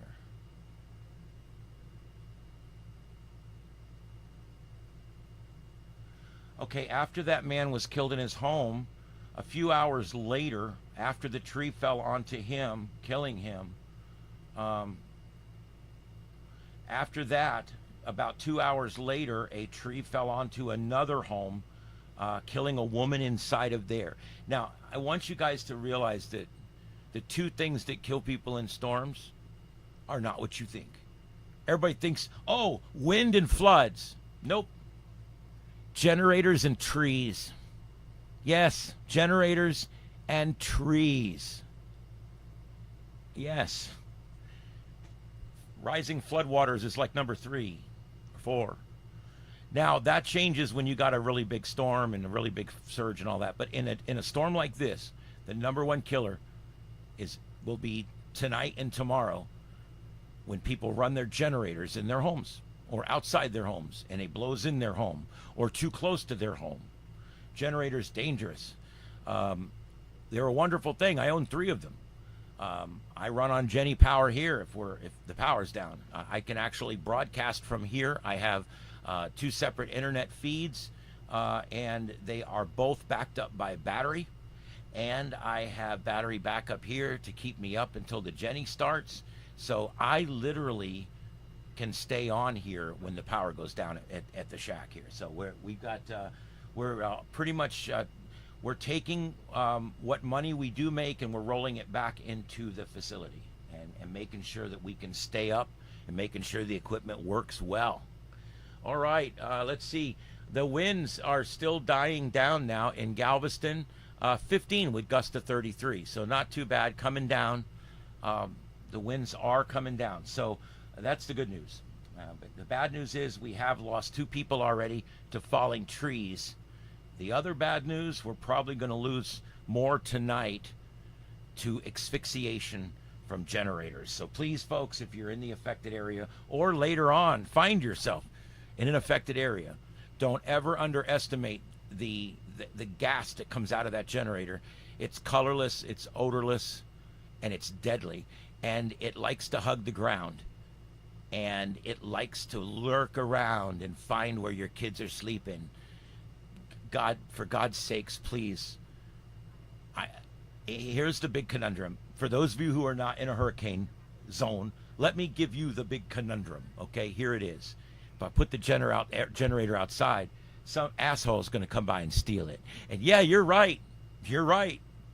You know what I got? I got a 20-foot chain that I bought. It's so big you can't cut it. Okay? You'd have to have a machine to cut this thing. And I got a big, huge padlock that goes on it. And I lock my generator out in the middle of the yard. It's locked to the foot on the back of my shed, and the chain goes around it. And then the generator's way back on the back fence, but it's chained around my shed. And then it's hooked into the panel, and it powers my whole home. People worried about their generator getting stolen. The #1 cause of death after hurricanes, because they put the generator in or too close to the house. Some people put it in a garage. Well, I had the door closed, but yeah, but it's in the same house. That gas will find a way. So anyway, that's all I got. That's my rant on that. So if you use a generator, please be very careful. Where it's shooting counts. Which way the wind's blowing counts. So go outside. You've got a wind blowing. Put it downwind, meaning the wind passes your house first and then passes the generator last. Put the generator downwind. Second of all, have the muffler shooting the exhaust directly away from the house. That actually helps more than you would know, because it's giving it a push in the right direction. Those 2 things right there will save your whole family. But just make sure, no matter what, that you don't get those fumes inside your home. You will not wake up if you're dying from carbon monoxide poisoning. You will not wake up. You go blissfully on to the next. All right. Thank you, everybody, for being here. This has been an amazing broadcast. I'm going to be signing off here in just a few minutes. Special thanks to all of our storm chasers out there. I'm going to give a quick shout out to WX Chasing. WX Chasing has been with us quite a bit overnight, and we really appreciate that. And also Mike's weather page, SpaghettiModels.com, has been providing a great feed for us. Oh, this mouse thing is it's gotten to be more than I can handle. Okay, and we've got Storm Chase in Southeast Texas. This one up here, the Storm Chaser's name is, oh, I can't read it. Jesus. I'm having an issue with this screen here. Oh, come on. Storm Chaser IRL. His is Storm Chaser IRL. So make sure you go visit those. Show some love to those who love us. And also, we're still watching that tornado warning up there. So Jasper, watch out. It's just about over you now. But we do expect that to be calming down up in that area as well. So, and special thanks to Radar Omega. I pay for the service, but it is an amazing radar that we use here. Auto updating, shows everything you would ever need to know right on your screen. So Radar Omega, they do have a free app that you can get or if you want the more advanced version, you can get the laptop and desktop version as well. So there you go. I'm trying to think what else I can tell you real quick before we sign off. Again, thank you. Thank you to Peggy and Danny and all of my mods for coming in and helping us. And thank you to all of you that came in and watched tonight. We've got, it's going to be, the storm's about over. The next one, I don't know how long it's going to be. We really don't have anything out there that we're watching right now for the next one. I may go live tonight. It depends on what's going on. If it's active out there, I may go live tonight at 8 or 9 p.m. I'll let you know. But guys, this has been special live Hurricane Beryl coverage right here on as you can tell, I've been up all night. Yeah, right here at Starship Adventures. And we'll be back next time. We hope that you join us on the next adventure. Please like and subscribe, and we'll see you on the next one. Goodbye, everybody. Be safe. We'll see you on the next adventure.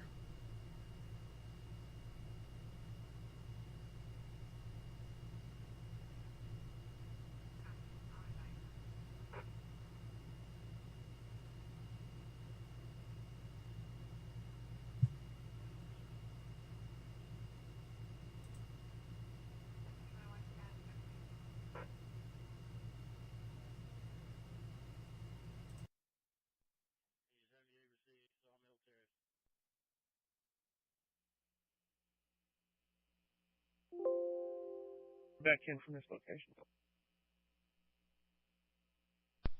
37 go. 77 lost its cast. Can you show us on scene up at Chapel Square Drive Hall, tree down across the road? 37, I think. 31 North Can I get an apartment number for this again? 31 7.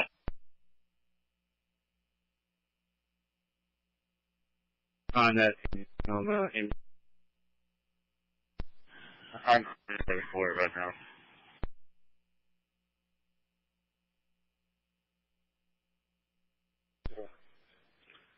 in 56 was the call time. To 1139 Main Street in East.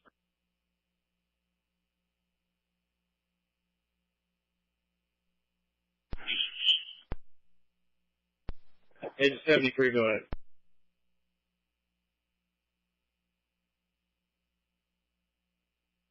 .503.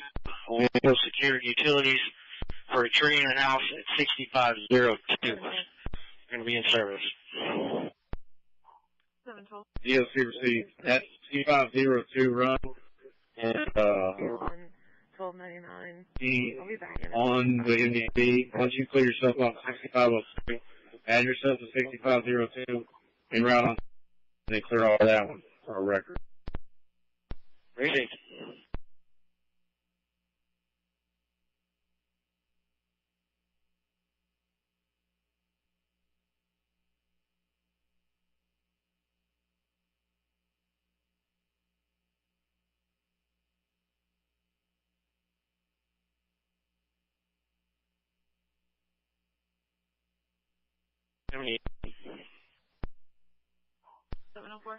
Yeah, head towards 4922 Quail Gate. 4922 Quail Gate. Punch just popped up. 60. Gonna be West Canada 361. Received. Clear.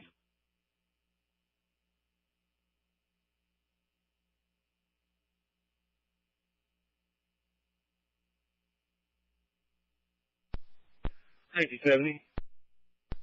I just received a run. I'm going to have to leave these power lines by themselves. We're probably, unless there's a true hazard, all those lines are dead. We're just adding to the closest center point. The cars are driving into them. Not on top of them, but directly into them. Receive, what was the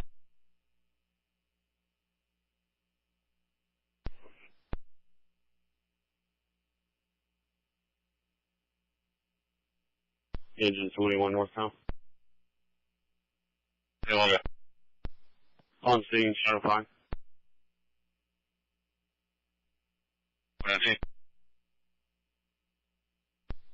Negative, engine 21 on scene.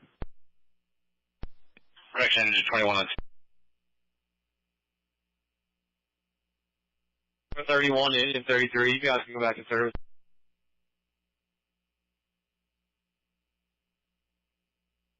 Great off. You won? Rescue 71, go ahead. Confirming, COM 18 go to your channel, COM 18. On Good Street and Sanders. Seen on rate, it's okay. Rescue 7 received. COC. Engine 76. You want me to switch to, like, Engine 76, yeah. Switch over to COM 1. Follow up with them. 76. Engine 7 needed COC. Booster 7.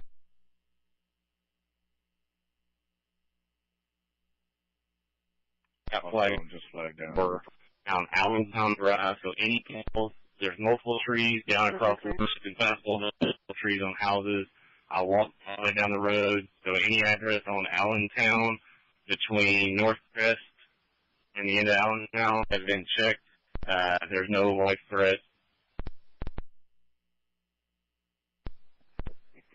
GLC received 6219 Bayonne. I have a call pending for 5219. If you want to check there, it's a water problem. I'm trying to pull the call up right now. 6219. Oh, yeah, actually, it's a busted water line, is what it is. Received. When you get back to the truck, sir. Engine 32 north. You show 77's back available. Engine 77.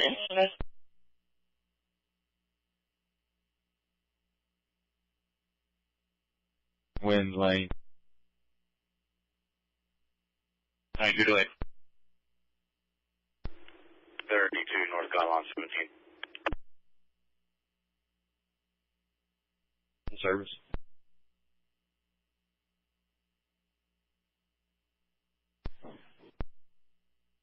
DT Tower 70, clear to 5318 Margot. I need you to respond to 5111 Sitka. Should be in the screen also. 5111 Sitka. 35 is on feed. 35 on feed. 709, we're going to have medical emergency. Run, you stay left there where you're at on Ag. Follow it around the Sitka and it'll be down there on the road. That's just for you. Heading that way. Right now. She's done my multiple B's. Is like ready. Hey, I'm going to be delayed further. I'm blocked off at Monteith and Goodfellow. It's actually going to be somewhere down past lead. I'll be on foot to the area. Spring DOC calling District 72. Go for District 72. Clear 103 information. Warren Fire Department contacted dispatch via public service. They are Correct.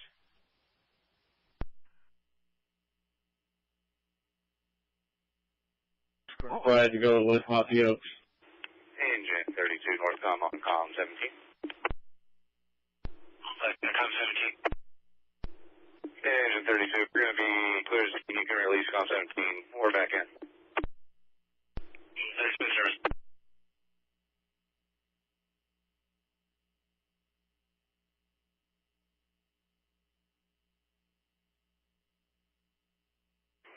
Well, 30 en route for the gas pump.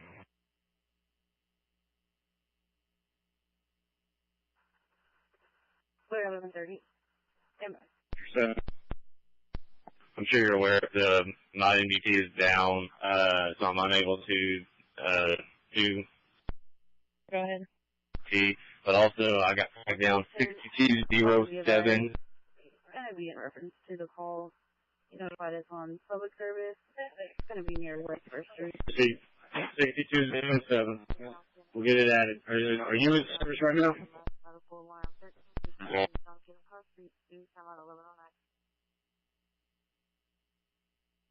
7:30. I think. Guest on 707 North Fulton. Let me reference the first 823 Giltspur Way. Let me know it has 823 Giltspur Way. Guest on from that area. Be back in service. 11:30.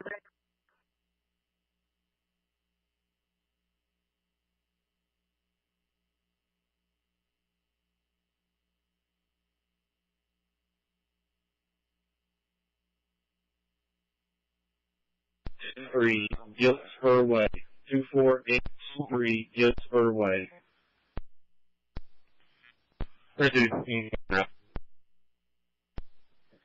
Receive Booster 70. You're going to be using working your switch to COM3. COM clear off Bayonne and then ask you to give it away. Track over there. Come Cops back are over here when entrusted you to clear. maintain law and order, but what happens when they transgress the limits they set? 203 West First.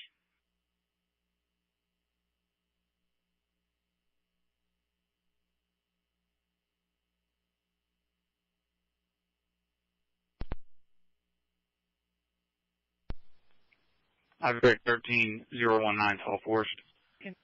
Just added to Center Point's list. They have power lines throughout the backyard and their neighbors. No additional hazards. District 20, that's just Booster 70, welcome. 70, go ahead. Can you clear, I have no MDT, can you clear me off my run on Bayonne and put me en route to 24823 Giltspur Way?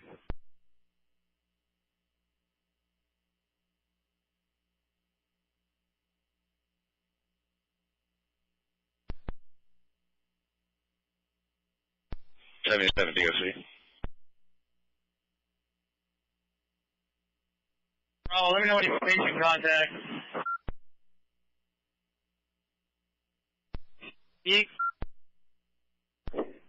81 connotation, 1110.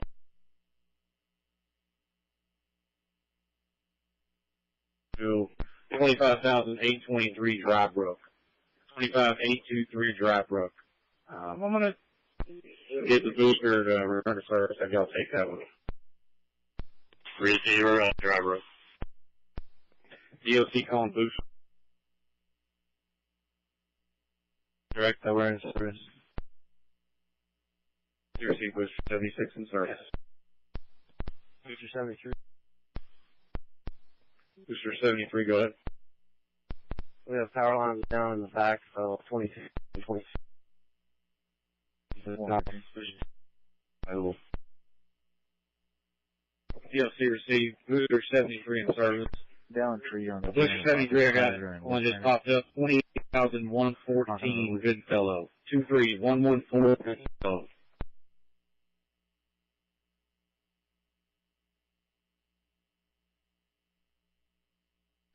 Ladder 74 DOC. There's 74. We get down the street on Cypress Road, 2 speeds, 411. We're going to clear for at least 1 light. 6411, you're attempting to clear for accidents. Let me know when you clear so I can see a couple other runs. Actually, just one rep. You got time. Just let me know when you're clear. That's clear. 77 DOC. 7. Down at 3632 near Court and 3. The roadway is going to be impassable. 77 is back in service. DOC received 77. 3D. CPS here, CPS Houston. CPS in service. CPS Houston. Yes, sir. District 22 in service. You can point line stop. How do you copy this portable 12345544321? 31 North Com, false alarm, made contact, back service. 31 in team. Question 31 in service also. the tree in the 300 block of East Wayside, completely blocking the road. Engine 81. Go ahead. Yeah. Clear 102. Thank you. Engine 62, 62. Field Booster 12, in service. Booster 12 in service. Is there a need for center point?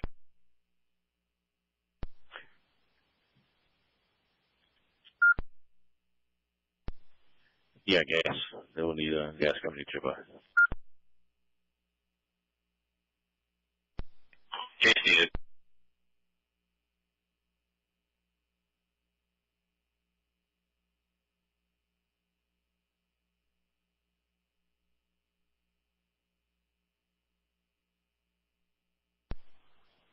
Engine 62 northbound.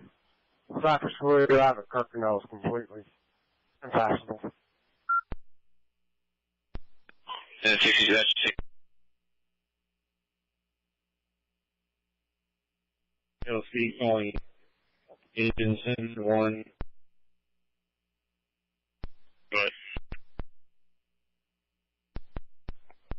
Engine 71, what's your current location? North Hills, about to get back on Cypress Hill. Go to 634 Drescher. 634 Drescher for a transformer.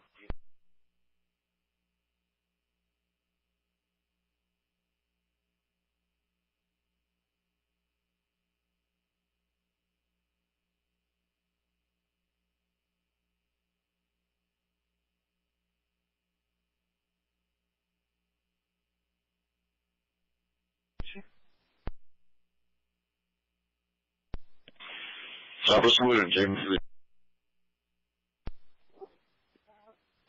Received. To, stand by. I got 2 runs. You see them on your NDT, either Lindbrider or Indian Forest. One of those and add to it. That's received. 115. Ladder 74 in service. Investigate. 115. 162 on service. Down at Willow and North Richmond. Also, can you contact the key holder for Warren Lawn and Garden? Recon northbound, we're going to be in service, center point on location. Ladder 43 in service, center point on.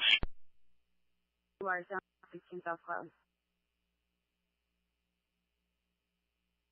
15 West.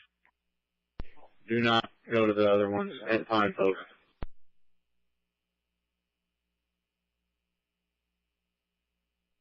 Go ahead. Do you have a unit number for 15402, address 15402?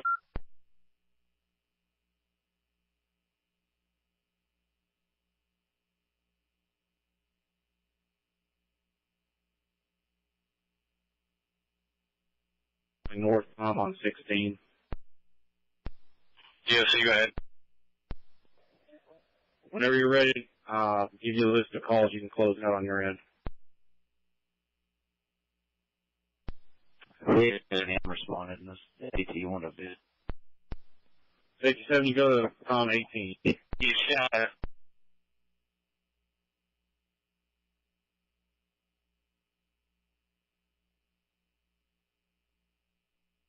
We're going to cut trees. We can't get there. We're stuck. 730.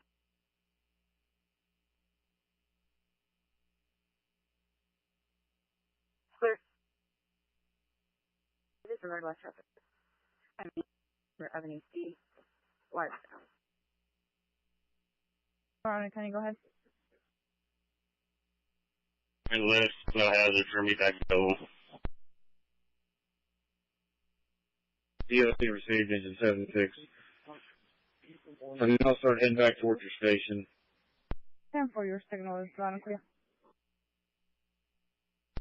Engine 73 is in service from Buggy. Engine 73 received in service. Engine 73 head towards 28314 Pine Post for structure collapse. You'll be on COM 18. North Alabama. Engine 78, GRC. Engine 78. So we got down power lines, no other hazards on the engine 78 is going to be back in service. Engine 78 in service. Engine 78 I need you to head to 5111. 516 up. 5116. 1134. We can handle that call. We're right down the road from it. Booster 78. See?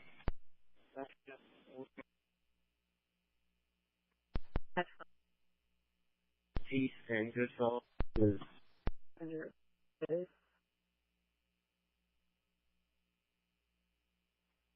Your revised location?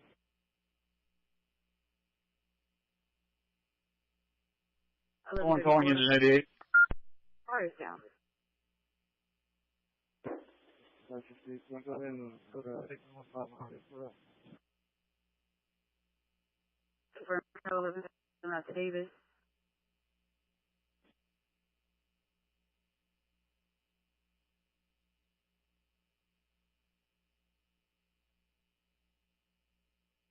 I'm back in.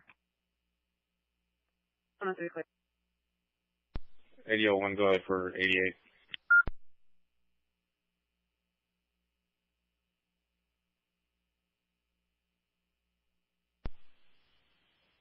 A1 to engine 88, you to self-assign to 13827 Hallfield Drive. 13827 Hallfield Drive, citizen assist. We're showing myself in 105 area, Davis Street. 105.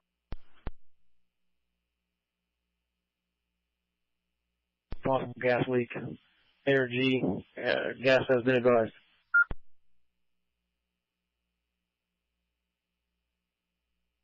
Advise power flow on open. Service at 5111.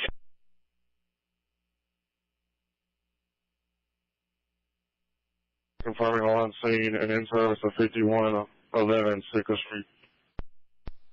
Tower 70, that's received. Engine 64, disregard your response. Engine 61 will handle.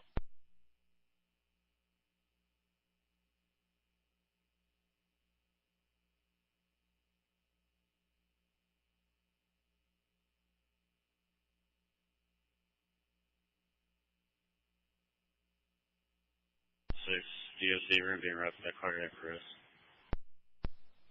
DOC received it at 76. Switch to 1 for ESD low. Do you have an address for Davis?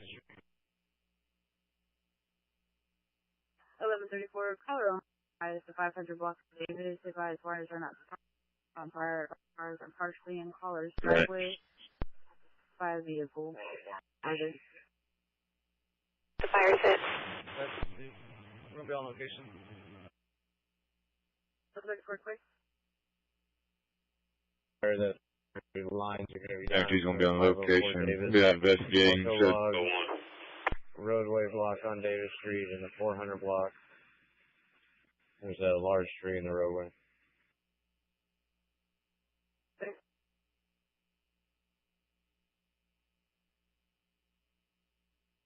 1134, correct address, 504 Davis, 504.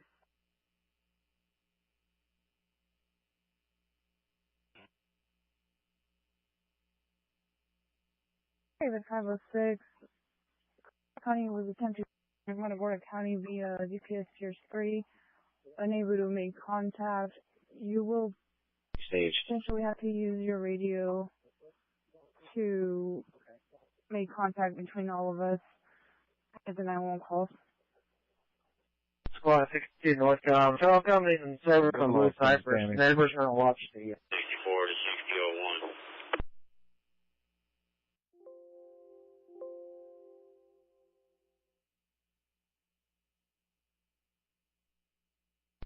to Harris County. Joe's calling time to show HUD 81 in service. Lucy Collins sounded. HUD 81's back in. 1123.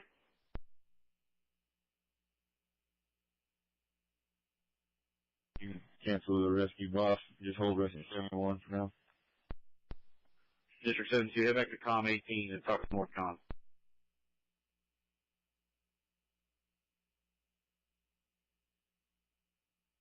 Pine Post holding rescue 71. All units return to service 1123.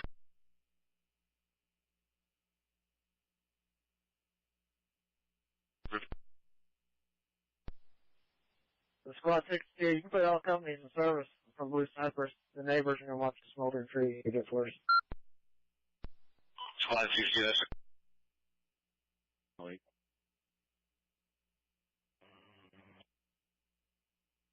1134 Warden, we're going to have wires down across driveways of 504 and 500 at the time.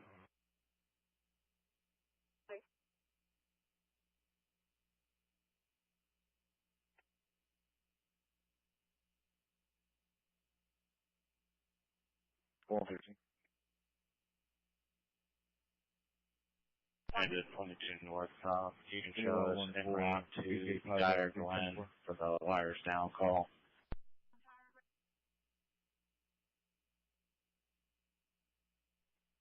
Last unit en route to Dyer Glen.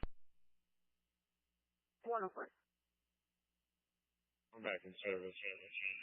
Wire be out a little longer cleaning up. Goes down in the bay, go the whole block.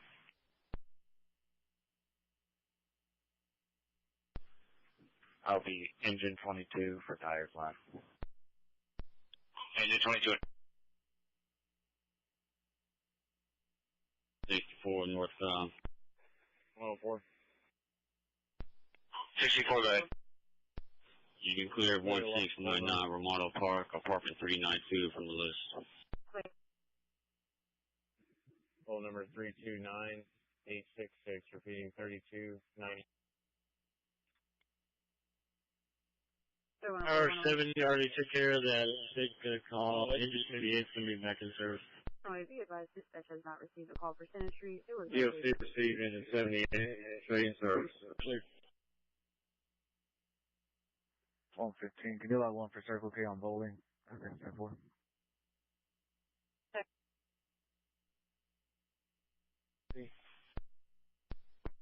Go ahead.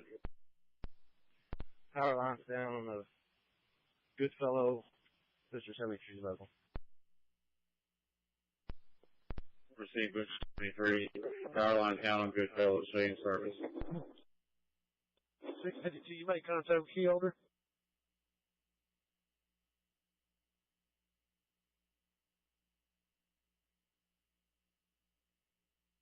T2 negative, no contact. 33 back in We're service. going to be back in.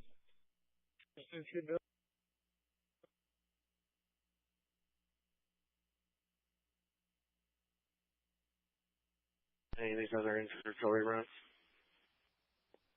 73, yeah, stand by just a second.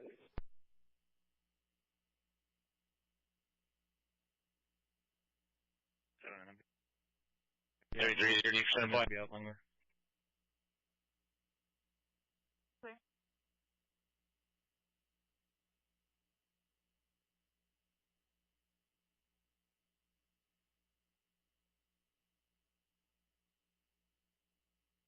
Two David, 1000 Pierce. 63 northbound, long Tom 3.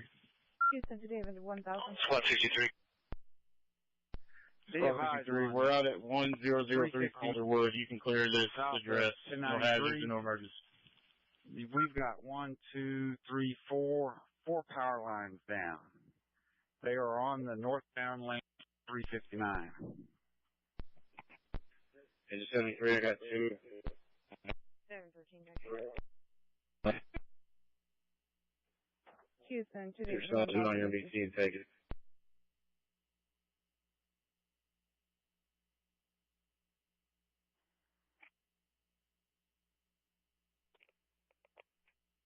You're 1003 to 1 in. 52, I'll be en route to 270 and 289.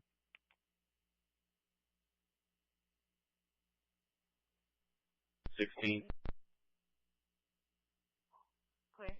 Clear. Fix power phone lines.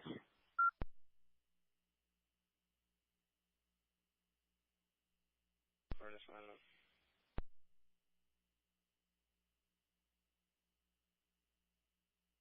Clearing 16500.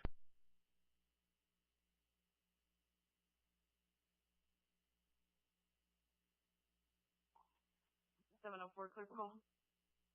62, engine 62. Last unit clearing Suwannee, numbers for the address. 20 FALL Fort.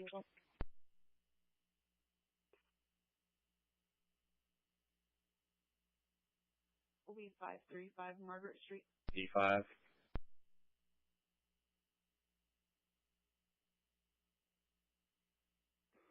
$704 Rivers. 3419 Pineville Lane. 4419 Pineville in Bridgestone.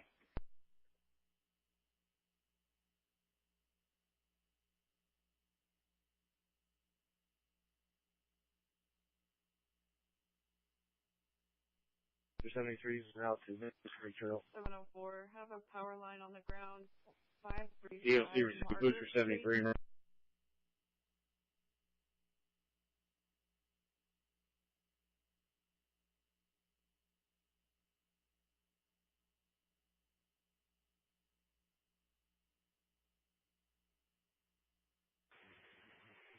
Engine 22 north, our town to locate and notify center point. Engine 22 be in service. Engine 22 in service, needing center point.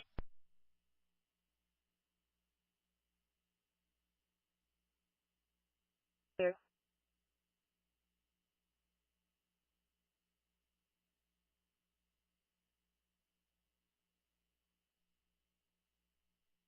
Our MGT's not up.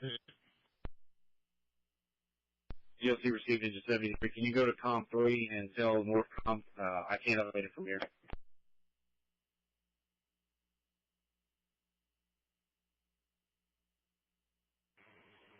We're on location 1 hour.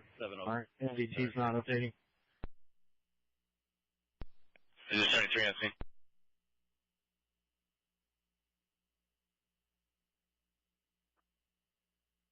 Silence.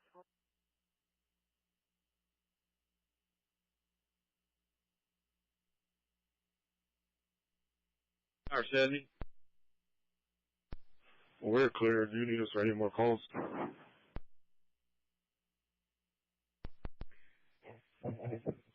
Tower 70, what's your current location?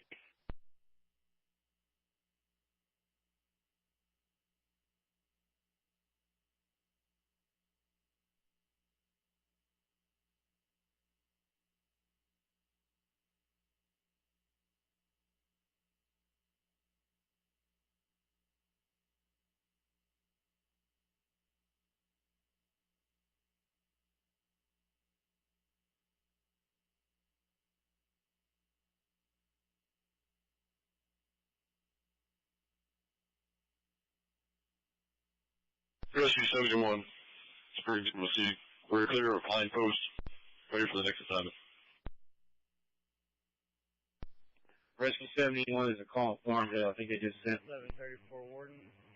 Add yourself to it. Get that way. Driveway, caution tape is near the lines that are down. We'll be back in service. Clear them.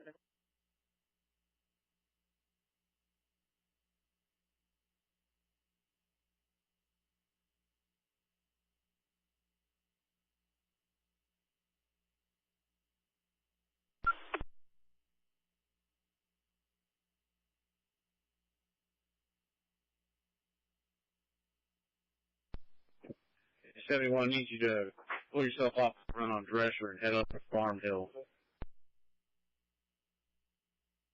6 coming off. Treasure heading to Farmville.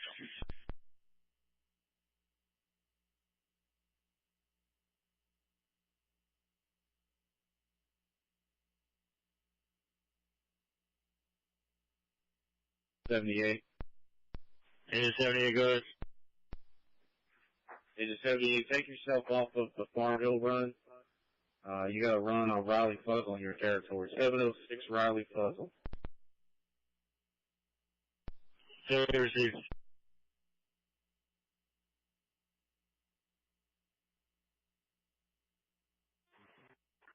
Warden. Booster 76. 1130. Booster 76. You show us that hand. Yeah, what's your current assignment? No power line on the ground, roadways open. Overline Station 76, no assignment. Let's see, you accidentally added yourself back to that R&B run.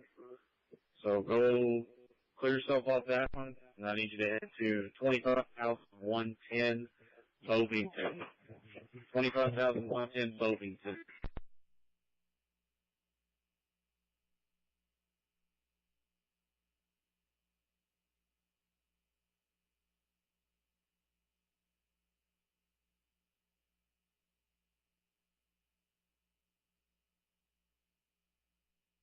Decon and Northcom on 16th.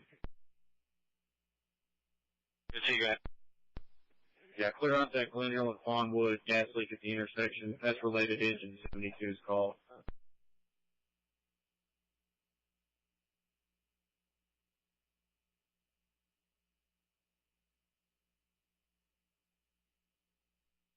Northcom, we're going to be en route to Farm Hill as well. Engine 71 en route to Farm Hill.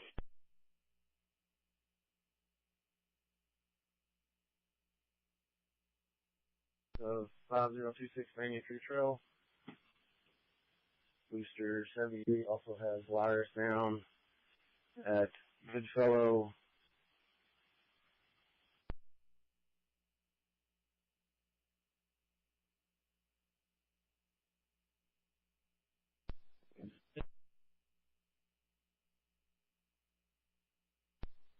$5026 Banyan Tree Trail.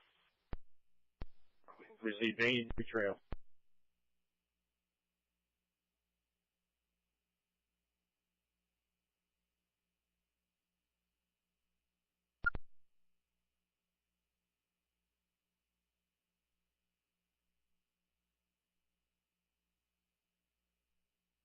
Rescue 71, go ahead. Rescue 71, you can go, you're running. Engine 71's closer, they're going to handle. Rescue 71 received.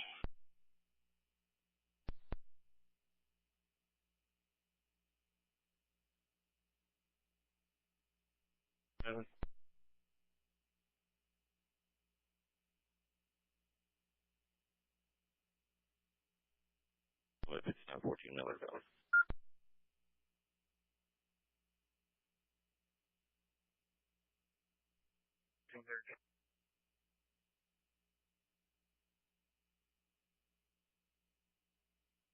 Traffic.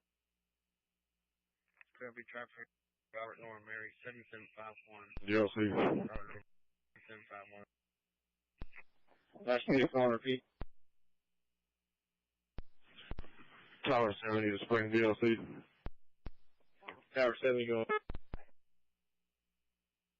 We have another tree down crossing the road at Springwood Village and Spring Pond Forest Drive. Received as either of those streets impassable because of the tree. The tree on the road, it's impassable. Yeah, he received in Springwood Village is impassable or Spring Pond Forest.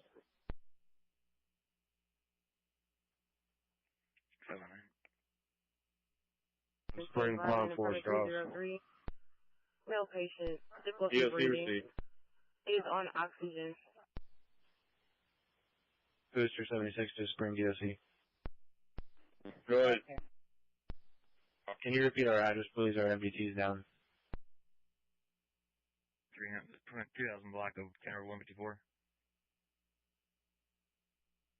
Be populated on the list now.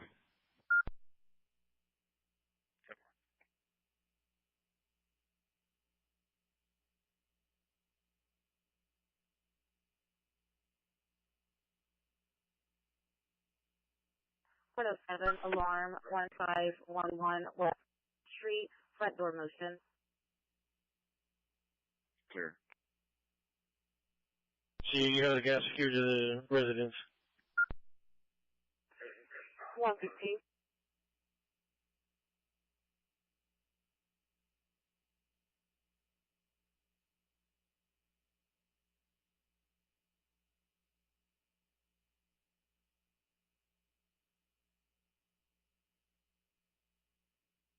PT2, I'll be en route to 7640.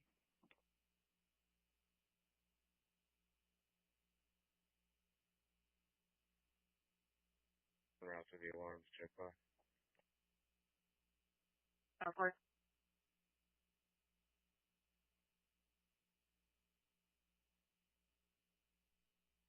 Decon Booster 76. Go for Booster 76. Yeah, are you clearing your swimming on Bovington? Yes, 25110 Bovington Drive. Our MDT is down. So you go to Com 3 and communicate with Northcom so you're on record. And once you're clear, come back here. Raise you.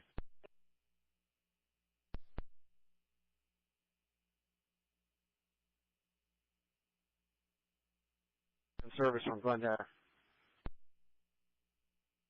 You'll see received engine 73 in service from Glendale. I don't have anything right now, so we're back to the station.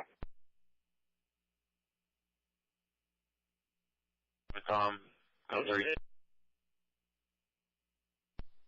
Confirming booster 76 in service.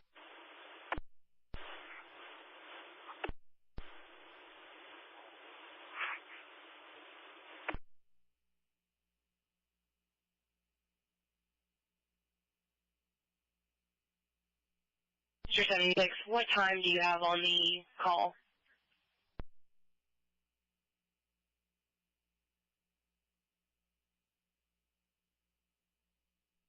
One 2928. 112928.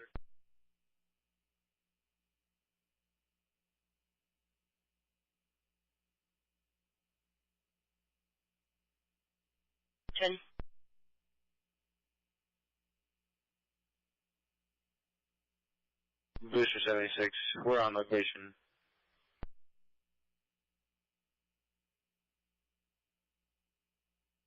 See? 71 North, we're on scene Farm Hill. 1122 on scene. It is 71 on scene, Farm Hill.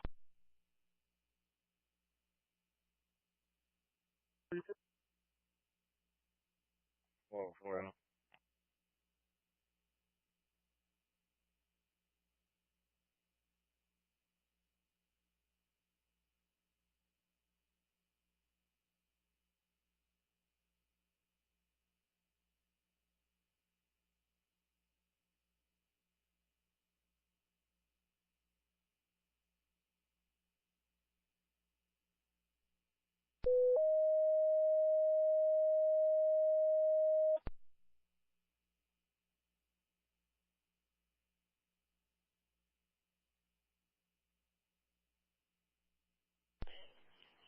Clear up Help 81, MS 910, make the Hemorrhage 14,310 swing, Corvette, quarter team Foxtrot. Respond on fire rate 1141.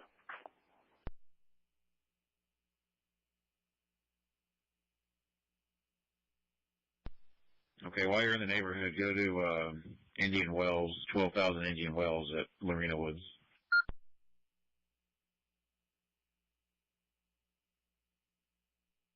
Front 81 around.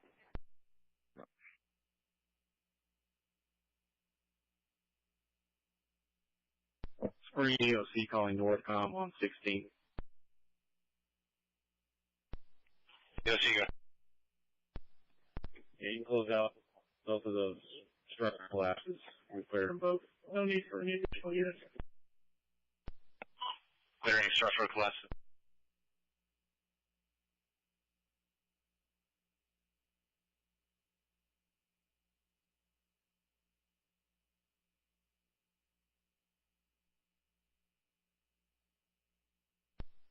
Engine 32 in.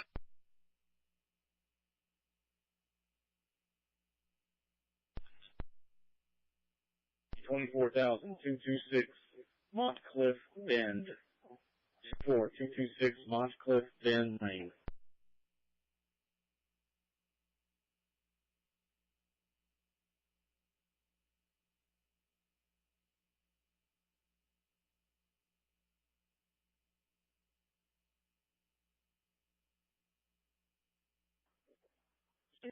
506.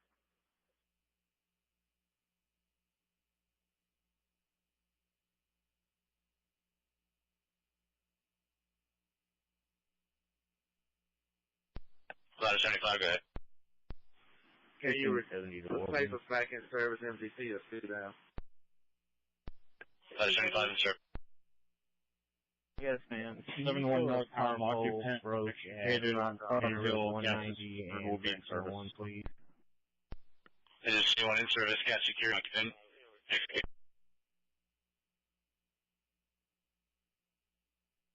No answer. Ladder 75 received. I need you to go to 4225 Sphinx Creek.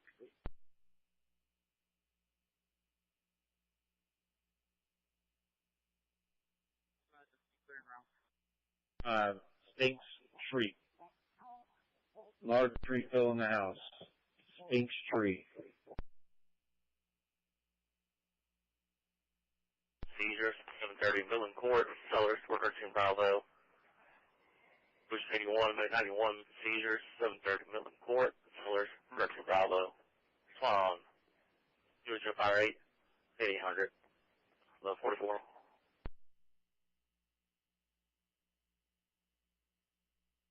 Should be a show marker SSD1 on your MD. Are you able to update yet, or you still got problems? I'm not certified. My MGC went back down.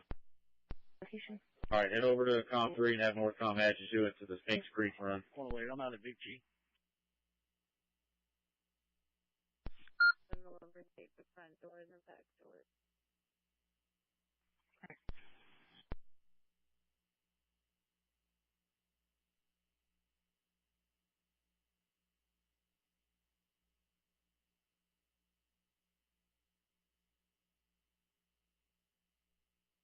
Engine 76, DOC. In 76. Clear the ambulance from back available. Engine 76 received. I've got a couple calls in 2's territory. I don't know where they're going to be. Let me look real quick before you head that way. 76.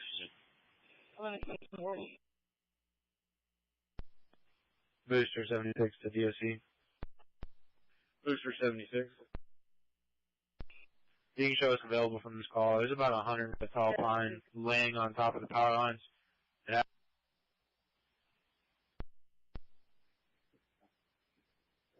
DOC received Booster 76. I'll add it to the center point list. Can you update yourself, or do you need more comp here? Stand by 1 on track. 104, we're back in. 4 click. Engine 76. Go ahead. Engine 76, 9930 Clipple. 9930 Clipple Road. Go to receiver, bro. DOC calling ladder 75. If you got the NAD, you get to 4229 Sphinx Creek.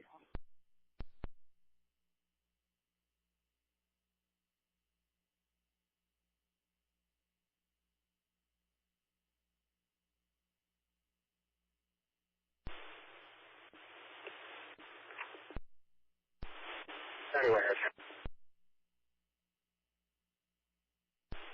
91, go ahead. Are we needing booster 81 for this call? Affirmative.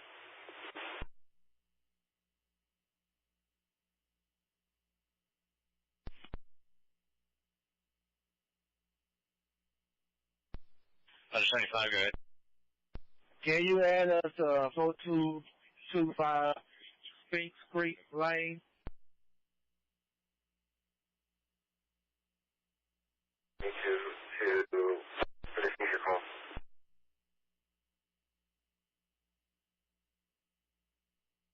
Magic Oaks Court.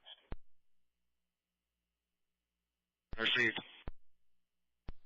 Ladder 75 is Ross to Sphinx Creek.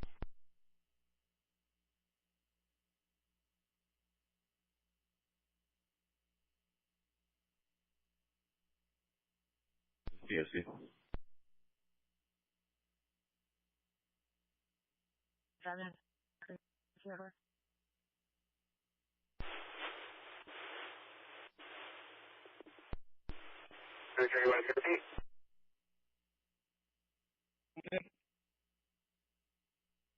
Correct, Booster 70, I'm available. Trees down all over 72's territory. Booster 7 received. I need you to go to 7202. Stand by. I need you to go to 5402 Susanna. Head down to Goslin, right on the other side of Grant Parkway. 5402 Susanna.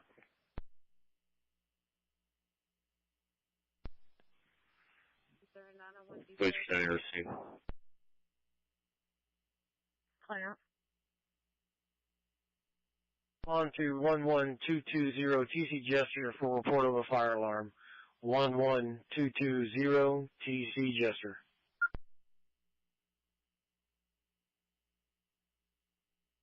Looks like we got another call for Farm B, 25,014 Farm B. You guys go over there, we'll go over there earlier. Receive, we'll go back by. DOC received. 652, put me in Round County Road 203. 94 DOC. Ladder 74. Have a low-hanging power line at Springtown Drive and North Spring Drive. DOC received. Springtown and North Spring. It's going to be the new Center Point building. I might want to mark that in notes. That's clear. We'll show engine 82 around.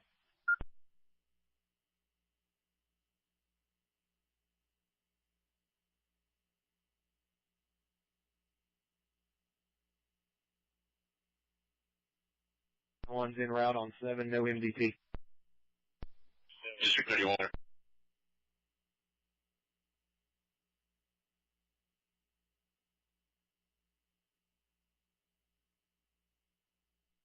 Booster 70. Booster 70, go ahead. Booster 70, does your MDT work right now? It just popped back up.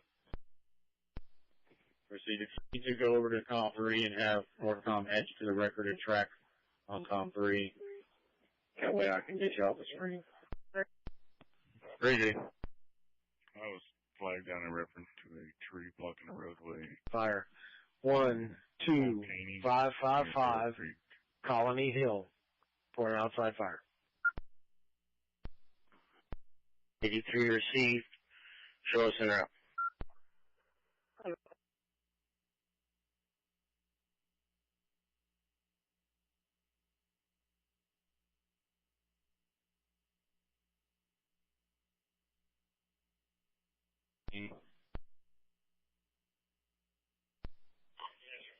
Last in your transmission is broken.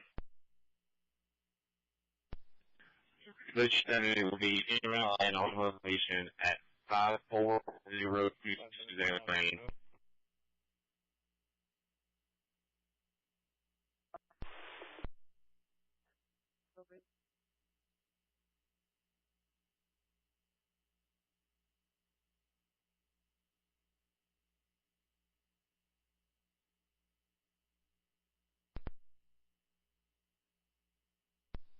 Squad 63, go ahead.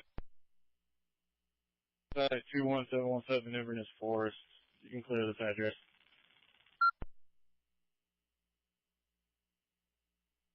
I'm seeing this again. District 31 is going to be on location. Large commercial, HEB, nothing showing. Engine 31 is going to be investigating. Tower 34, when you get on location, it's Engine 31. 31, HEB command. 103. District 31 command and shown investigating. We'll have a plug outside next to Engine 31. I believe the numbers are going to be 2353, kind of at 154. 34, go to the back. 34, go to the back. Blocking the roadway. You can't advise counties in their jurisdiction. Man, Management says power is in the back of the building. We'll be loading up going. 106. That's going to be the one we reported earlier when I was at Volcanic. Command, can you repeat that? Hey, 106. Right now. That's clear. Can you also attach a... Engine 88, go ahead. Command, management stated it's in the back of the building. We'll be heading to the back now. That's received. I'll be heading back there as well. Tower 34 on location, be investigated. Safety 30 command, advise Bravo Charlie corner. That's received, Bravo Charlie corner.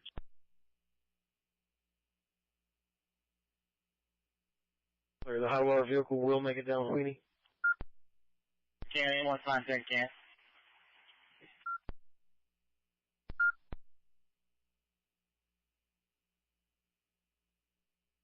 70 in service.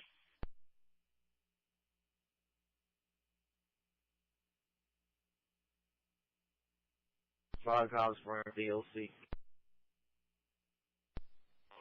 You're on 3, column 16.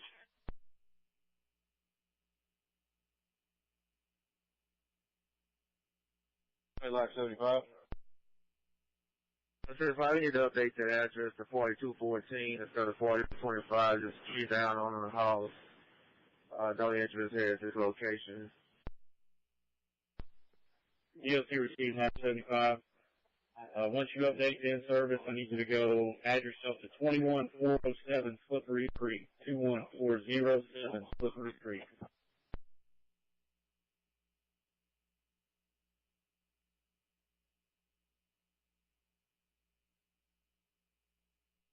Rescue 71. Rescue 71, go ahead. 3626 Indian Forest Drive. Indian Forest Drive, that's received.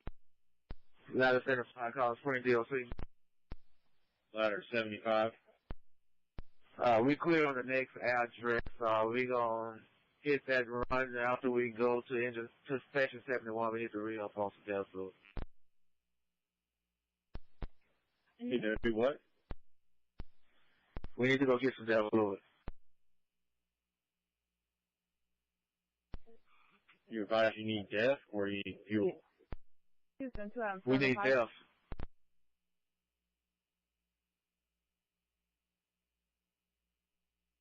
Ready to respond to Ella Boulevard in the Beltway for an electrical hazard. Ladder 84 received. Ella and way for electrical hazard. Inside HB. Tower 34, we're inside right now and the conditions are clear. Command received. 31, you want to stay outside then, Charlie Delta? Yeah, go ahead and stay out there.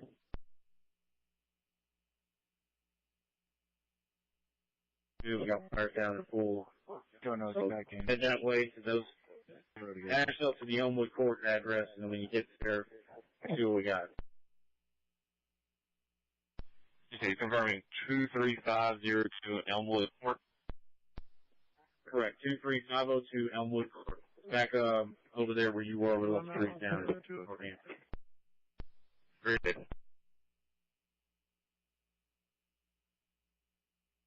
Bio.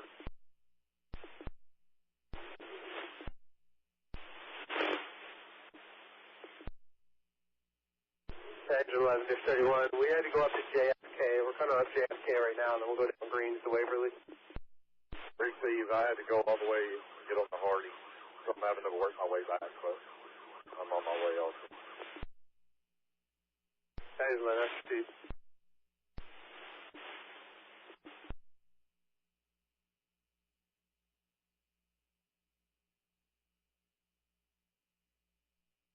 Found it at Elmwood Court.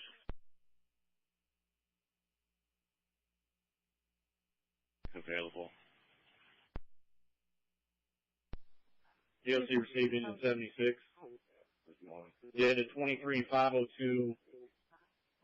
Radio. No, never mind. Stay in service. We're in back towards your station. 377 handle envelope report. That's it.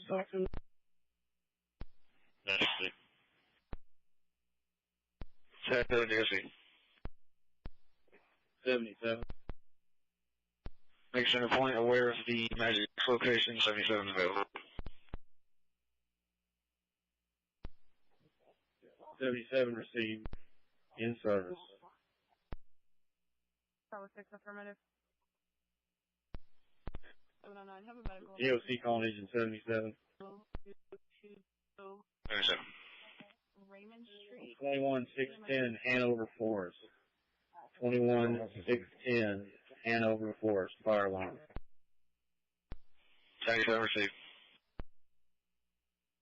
78 DOC, we'll be back in service, ready for the next assignment.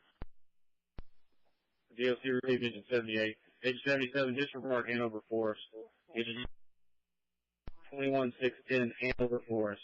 21610 Hanover Forest. Engine 78 received.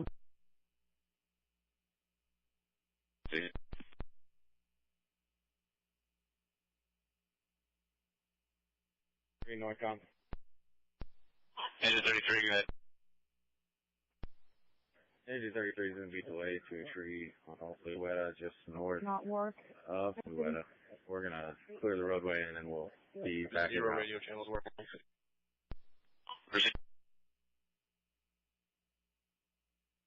Patient Al 1200.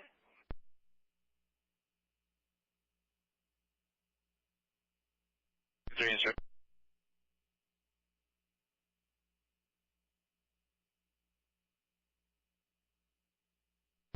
Before you can show us at the gate.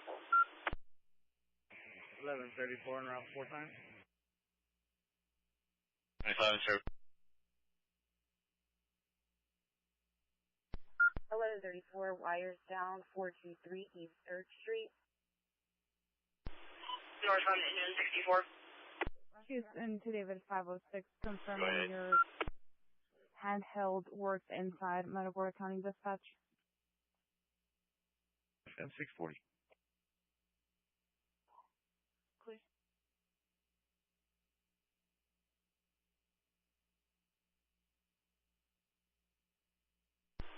Northbound engine 61. Engine 64 northbound, go ahead. Engine 64, it's 2 callers, light smoke from the side of the building.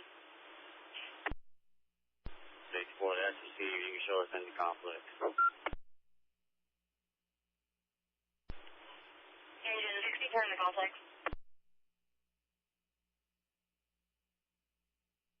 Location, single story residence, nothing showing, will advise out investigating.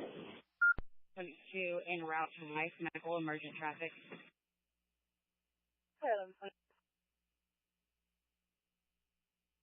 Houston to David 506. Your is available. Engine 78 Houston shooters. to David 506. Can you 10 Hanover Forest. 21,610. Engine 64, all units, level 1 stage on Howler Tree. 1572 to Wharton. Show the unit in route 3 times. That's received.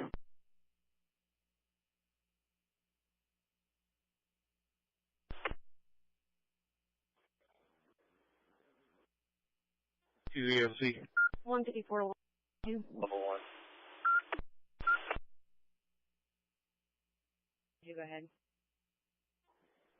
154, Deputy dispatch to advise Rice the Medical. water on the street is up Power and to heat is down. houses. They don't want to take the chance of putting the roosters down that street. We're going to need to send a hot water vehicle to that location. 154, I spoke to them already. They're ready That's and waiting clear. for us. Engine 64 to 61.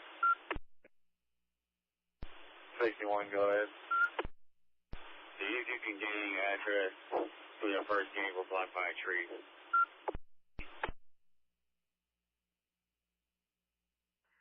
42, Correct. email this one. Yes, sir. DOC received. 1122, 154, that's fair. Engine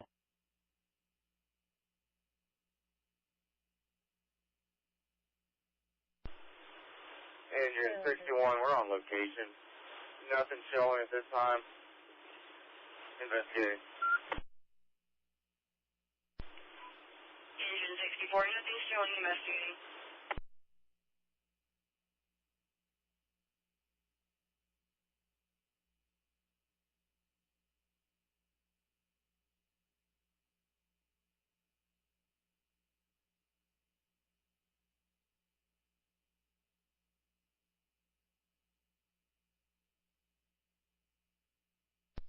Engine 83 to EOC. EOC there. 83 made contact with the reporting party. She's seen flames over at the substation. Closest address to that is 12738 Burl Way. We'll be making our way over there to investigate. EOC received Engine 83 investigating.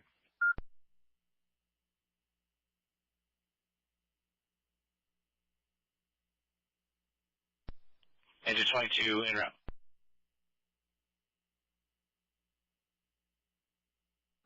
Engine 11, high water 11 on location.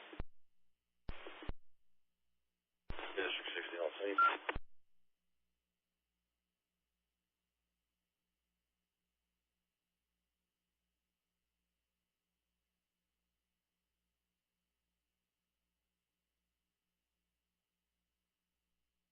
Three. 83. MDT, you can self-assign yourself to the Colony Hill call on your MDT self-assign. DT out of service. It's updated in PS tracks.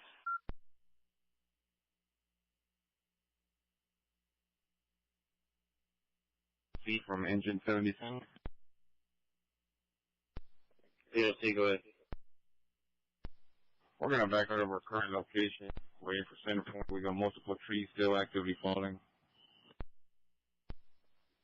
EOC received.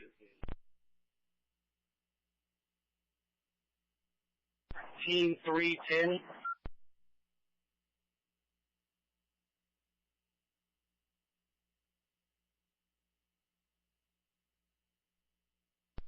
Stand by.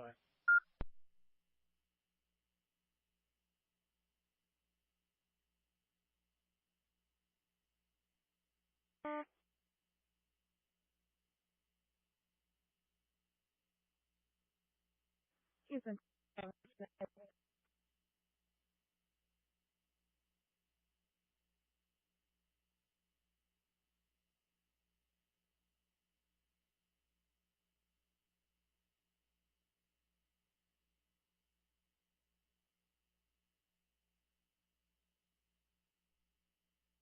Northbound.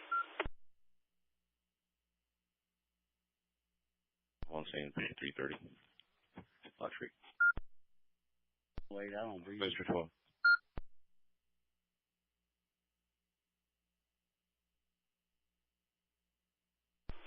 Northcom. The Charlie side of the building is collapsed, which broke a hot water line, which is the cause of the steam. You can place all units in service holding engine 61.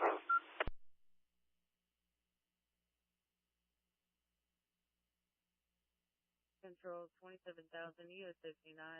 Meet Big Red on location. District 60, I'm available.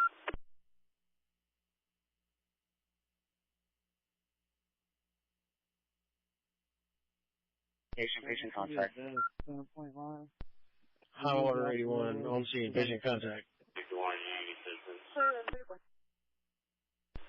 64 negative, you can return to service. 64 Northcom, placing back in service.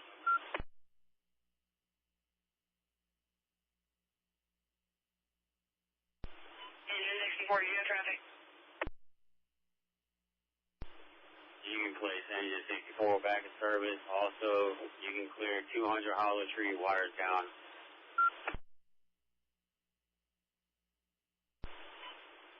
64, 61 in service, clearing 200 hollow trees well.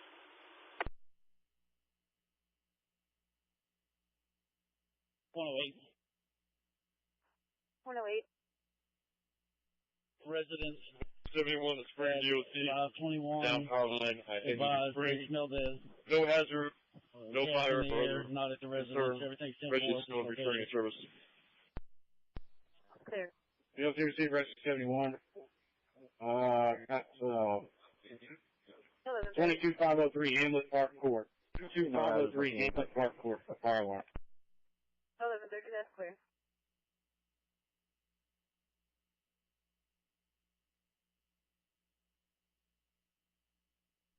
Agent 71. Go ahead. Are you guys in service? We're clearing the Limburg Hall right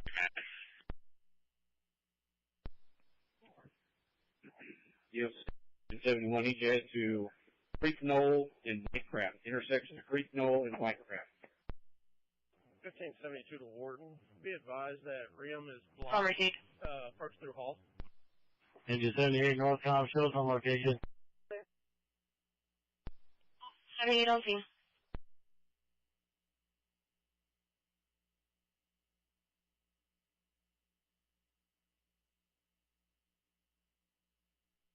$1504, 1572.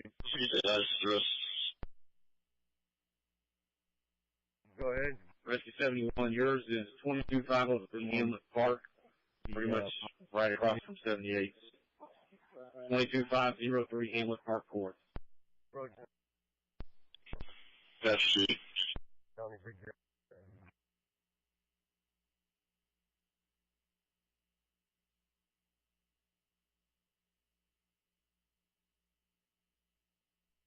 DOC calling Engine 73.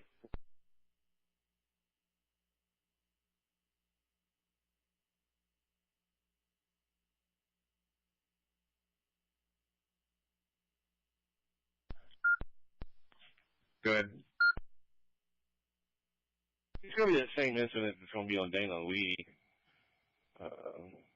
They're right behind that. Engine 11, book to 11. We just cleared that. It's all good. The gas meter shut off. They had a failure upstairs. Call Engine 11 that Booster 12 is talking about. So Engine 11 does not need to go to the other Dana Lee. Yeah, the tree fell from the house on Lodge Street across the fence into the yard. Okay, we'll clear out both calls. Engine 11's en route over there.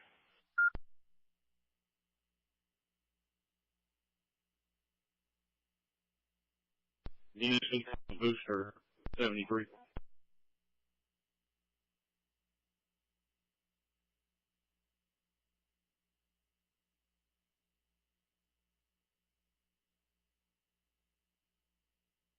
On fire 7.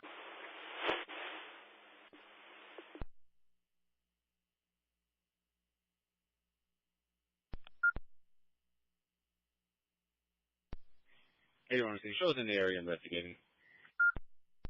Clear in the area investigating.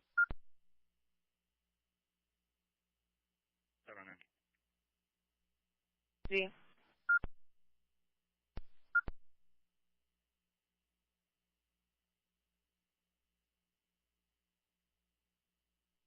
Go ahead. There are no wires down across the roadway at the dispatched intersection. There is a power pole leaning heavily towards the roadway, but no hazards seen at this time. That's There's going to be a tree down at Raymond and Holloway, completely blocking the intersection. The intersection of Creek Knoll and Whitecraft, keep it head over to COM 3, speak to North COM, they can add you to the record, and track it from there.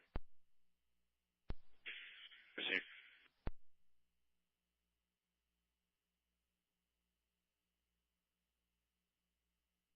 Ladder 84, you can return to service.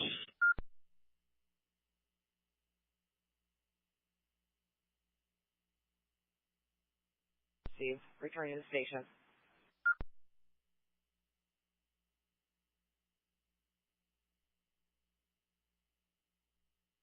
$33 on scene.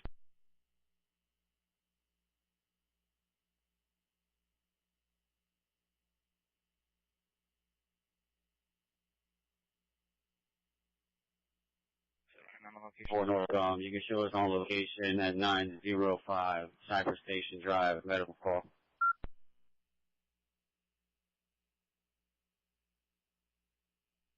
Five Cypress Station.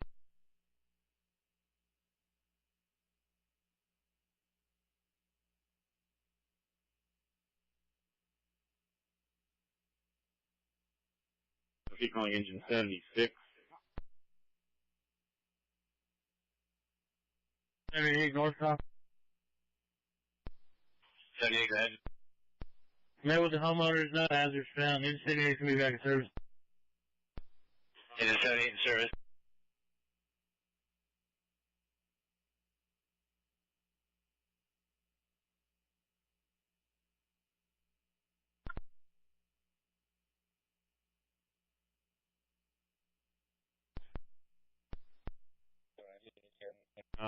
The 661 Hawkins Center Point slip will be in service. EOS received booster 76, 6619 on, red lines down.